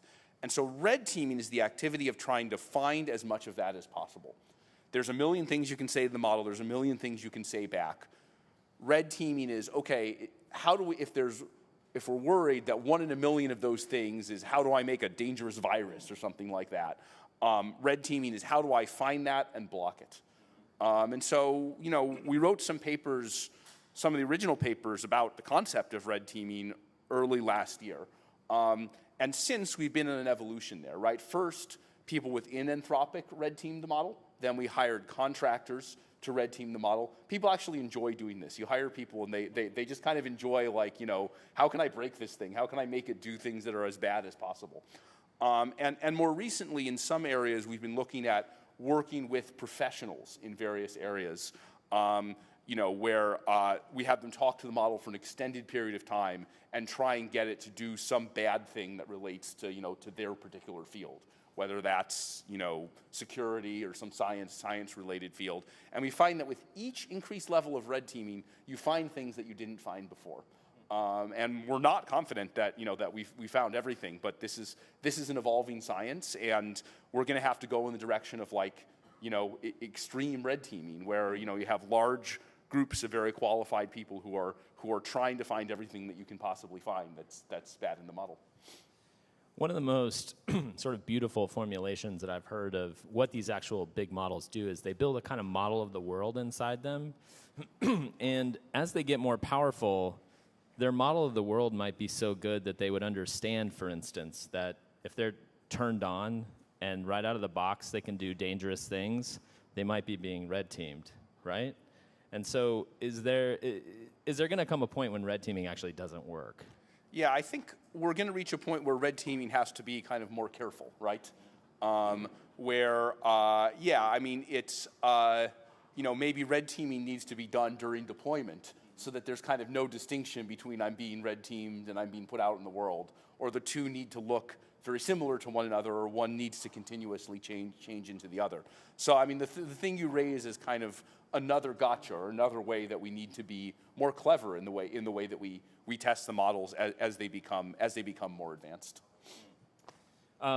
Dario, we only have a little more time. This has been really great. I wanted to ask you, because you launched this company, seeing the dramatic potential of this technology, seeing that there were very real safety issues, both short-term, medium-term, and of course the long-term ones we've been discussing, is there a moment in AI development where one of these things would do something that led you to say, actually, we need to shut this whole field down for a while? Yeah, I don't know about shutting the whole field down, but I think a model could definitely do something that would make me say, we should not deploy this model, we should not train a larger model, we should stop and put all our effort on understanding what just happened and being confident that we can solve this particular problem. So in particular, as kind of a framework, a thing that we've proposed is the idea that every time you make a new, bigger, and larger model, you have to put it through these extensive series of tests. And if there's a problem with any of the tests, you can't deploy the model until it solves the test, and you certainly can't make a model that's even bigger. So this kind of checkpointing or auditing is the strategy that we've generally advocated. And so, yeah, if in one of those audits we saw something really bad, I could imagine that, we take 6 months or a year, if it's severe enough, to really figure out what's going on. And I would hope that the other AI developers would do the same. Well, let us know if it happens. You will find out if it I guarantee you. Dario, this has been fascinating. Thanks for coming out. Thank you for having me.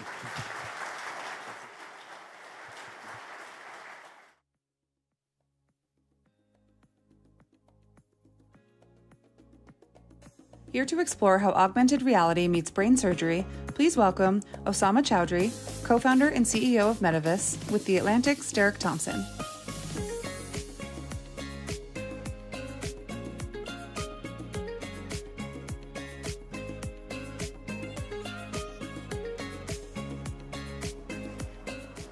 Hello, everyone, again. You made it.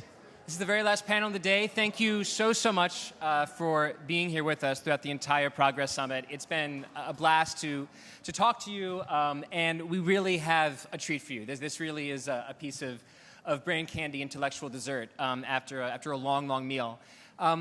So I think the best way to set this all up is to say that you're working on a company right now that is performing a kind of magic trick, I think. I have seen the images that you're about to see. This is a visual panel. And you're performing a kind of magic trick. And I think the best way to set up the magic trick that you're performing is to tell a story about the history of how doctors have seen inside of our bodies. And so first, let's have the folks in the back bring up the first image, which tells a sort of three-part story of how we have historically looked inside and imaged our bodies when there's something wrong with us. You have the first slide? Yeah, absolutely. I mean, I think this is something that most of the audience here is familiar with, but the history of medical imaging itself can be summarized kind of in this slide, right? We started first in the late 19th century when we first developed plain X-rays. It completely revolutionized how we were able to diagnose our patients. It was pretty helpful, especially for skeletal anomalies at that time. And fast forward to the 1970s, and you had Nobel Prize-winning technology like CT imaging and MRI imaging, which completely revolutionized how we could look into our patients with far greater detail. And what's kind of remained the same since those technologies emerged about half a century ago has been that we still look at this imaging kind of on a monitor, scrolling through it. And that's how we continue to diagnose and plan very complex operations for our patients to this very day. And I think if we maybe just fast forward one time, these are some videos I can play. But what's exciting about where the hardware technology is now is that we can take that fundamental data that we generate for our patients millions of times a year throughout the world in form of CT, MRI, ultrasound imaging, and we can recreate it, we can reconstruct it three-dimensionally and essentially create holographic digital twins of our patients, not just to more accurately diagnose what's afflicting them, but also to plan for and carry out invasive procedures in ways which are way more safe and precise. And I think that's what's so exciting about augmented reality as a technology to come into medicine. So what this sort of three-part history of medical imaging shows is that we have consistently pushed forward progress in medicine by being able to see inside of us when something is wrong. But if we go to the next slide, I think what we'll see is that if someone suffers a problem, and this is a little bit graphic, but if someone suffers a problem like a stroke, and they need to have surgery on their brain because of that stroke, the doctor can't see inside of the skull while he or she is conducting that surgery. The skull is still opaque to that doctor. So maybe just describe a little bit of what we're seeing here and what a doctor today might recognize to be a problem or a challenge with this kind of procedure after something like a stroke. Yeah, so I'm a neurosurgeon, and this is a procedure we perform quite commonly. Whenever a patient has a stroke or infection and the pressure inside their brain is elevated, we have to put a catheter into the center of the brain to let off cerebrospinal fluid. It's like a pressure cooker in there. And it's a life-saving procedure. You have to do that within a half hour or the patient is going to suffer from irreversible injury. And so the current standard, this procedure has been done for over a century, has always been that you drill a hole in this patient's head, often in the ICU because it's an emergency, and you're putting in a catheter based off of generic landmarks. You kind of feel for the nose, you eyeball it almost, and you put it in. And I mean, it's a great example of kind of the problem on a microcosm level that we see in medicine, right? Like we're doing a procedure for a patient that's invasive, and yet we're using generic data to guide us. And yet every patient that has this procedure done gets a CAT scan right before it. that CAT scan is essentially a map showing exactly where the surgeon would need to go to precisely place his catheter. And right now, if you look at the medical literature, the failure rate of this procedure is about 30%. It's unacceptable. So, you know, what's amazing, and you kind of spoke about this magic trick, you know, it's not something that, it's logical, right? You can't really see through someone, but what if you could take that CT or that MRI imaging that a patient has, recreate it holographically, and have technology where you can map it to a millimeter level of accuracy onto the patient, and now when you're guiding a catheter, you know exactly where you're headed. And I think this will be the sort of technology that looking forward maybe in 5, 10, 20 years, we'll be looking back thinking, why did we never do it this way? Why were we performing blind catheter surgeries on brains when we could see inside of the brain? Exactly. The hard thing is, right, you can't do a surgery inside of an MRI machine, right? The tiny little surgeon can't get there inside the MRI machine and do the surgery on the patient while they're getting the imaging. So you have to find a way to take the imaging and put it onto the doctor's face while he or she is doing the surgery. Let's pull up the final slide, please, the grand reveal. This is the product, Metavis, that you have built. When this comes up and we've pressed the play button, describe to us what we're seeing. Yeah, so this is a look through the point of view of the surgeon doing the procedure. So this is in the ICU of one of our partner hospital sites, and this is a patient that needs that brain catheter procedure. And you can see their CAT scan has been mapped directly to them, and actually they're directly guiding this catheter with precision, and it's entering exactly where it needs to enter. This is the post-operative CT. It kind of speaks overall, this is another case showing a patient with mandibular cancer, what is possible with this technology. If you can take a patient's CT, MR, ultrasound imaging, holographically render it, and then use computer vision to map it back to them with a high level of accuracy, you essentially grant clinicians the ability to see through the patient. And a lot of the work that we've done here is not just in how do you map accurately, but how do you give the surgeon, a clinician, the user interface to be successful with all this. So you can see there's tracking data being mapped right on the sheath. There's all concepts in terms of virtual screens around them to give them the data they need. And while this is all showing procedures for the head and neck, we've now started trialing this for operations in all parts of the body because the problem remains the same in all parts of the body. And so it's pretty incredible to see where this has come, and we're excited. This is just getting started. We can move back to the first slide so that people aren't subjected to the same procedure over and over and over again. But thank you to those in the back who are very, very, very dutiful. So, augmented reality meets brain surgery. That is the magic trick that you are trying to pull off here. What is the evidence that this is even close to working? Have you gotten FDA approval for anything like this? Yeah, so that's a very important part of our journey, right? We have to do this safely. And so we've been very nuanced in how we've gone about this. So the first approvals that we obtained were around surgical planning. We won't let physicians who use this directly in a procedure. We want to make sure they get adept at using this just to plan for invasive procedures.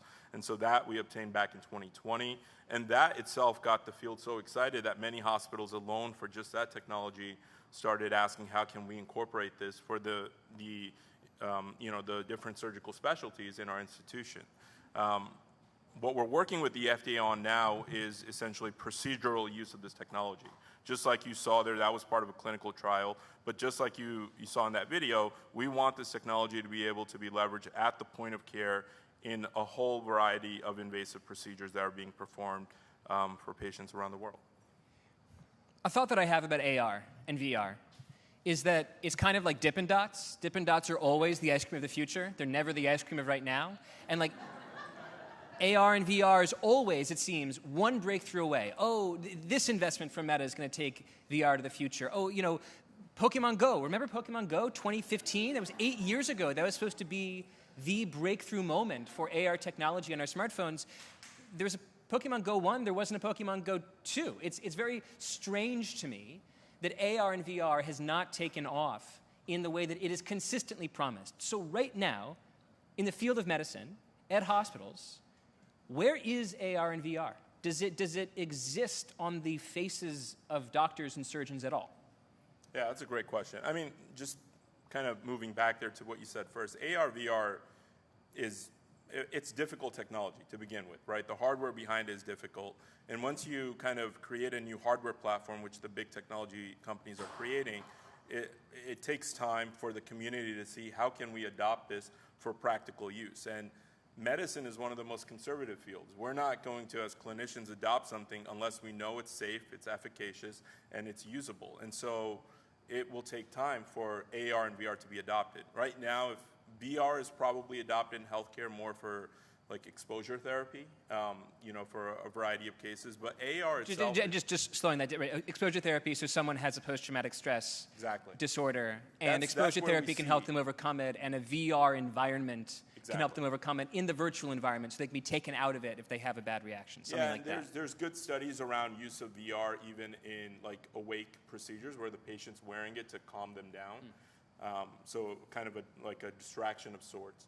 But AR itself has not really taken off, and it's because, AR, you have to figure out a lot of the fundamental concepts around how do you render imaging in real time in a comfortable manner. How is this technology reliable so that in the middle of the night when a doctor needs to use it, it works all the time? And then how do you build a solution that can scale for many, many hospitals, in a health system? And so those are the questions that keep us up at night and what we're excited to solve. But we think AR's moment in terms of transforming care, especially procedural care, is coming. One of the things I like about the ChatGPT story as a technology history story is that lots of people who are working on large language models, including Anthropic, have been surprised by how well it works. They didn't necessarily know that the technology would be as good at, say, metaphors or analogical thinking as it turned out to be.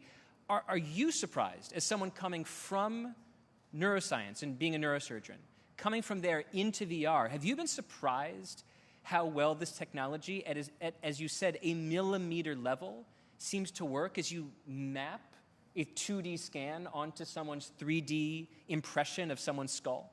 Yeah, definitely. I think you ask that question of anyone in the field, especially in our company. When we started this 7 years ago, we never thought we'd be able to get to this point because you're solving incredibly difficult problems. You're tracking instruments, you're mapping data on sensors that are on someone's head, and their head is always moving, right? And you have to figure out how to get graphics going in real time, how to make this comfortable. So we never thought we'd get to this point, and I think that's one of the joys in working on a problem like this is you don't know where it can go. But I think it surprises us where we got, and it's even more exciting because now that we're here, we see all of the incredible possibilities beyond this.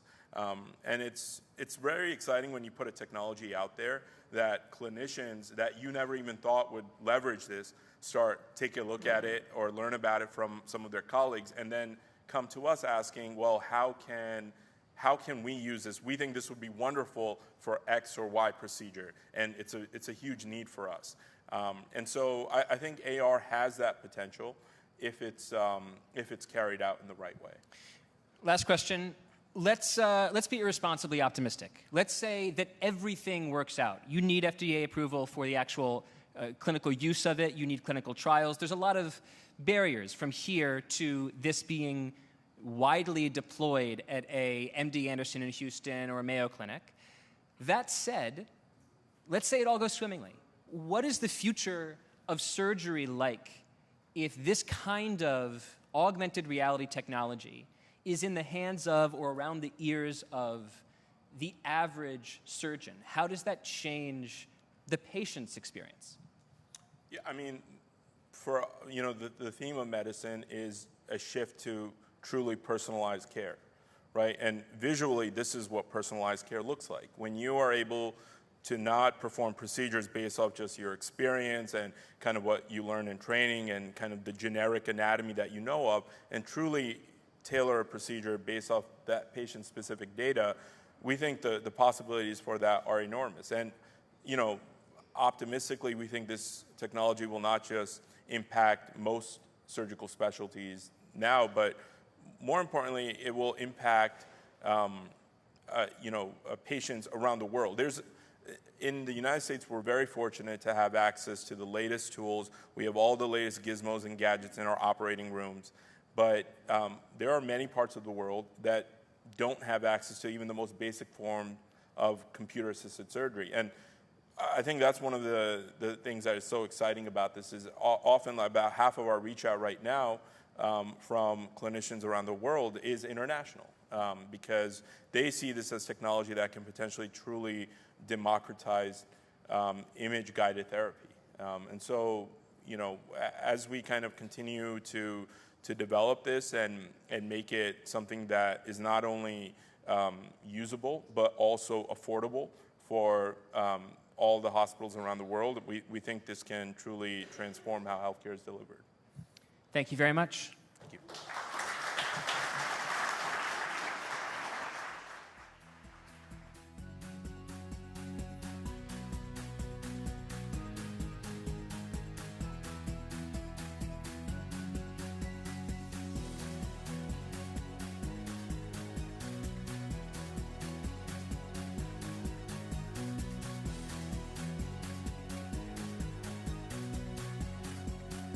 Please welcome back to the stage the Atlantic's Candace Montgomery.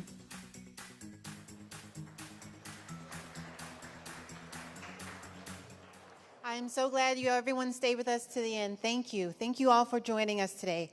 We hope today's program was a valuable experience for all of you. Please take a moment to share your thoughts with us by completing our post-event survey. Your input is very important to helping us shape programming here at Atlantic Live. If you are watching virtually, you can find a link to complete the survey in the chat. And for everyone here, a link will be sent directly to your email. If you would like to stick around to virtually network with other attendees, you can do so by clicking on the networking button on the left side of your screen. For those of you who are with us in person, you can still visit the bookstore in the lobby. And a last note, in the spirit of progress, your badges are biodegradable, so you're welcome to keep them as a souvenir, but you can also feel good about recycling them because they're going to go back into the environment. Thanks again to all of our speakers and to our underwriters, AbbVie and PwC, for their support of the Atlantic's journalism today.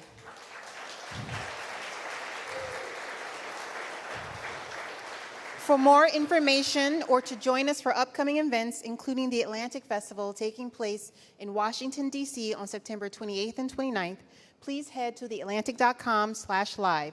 Thank you all again. Have a great trip home.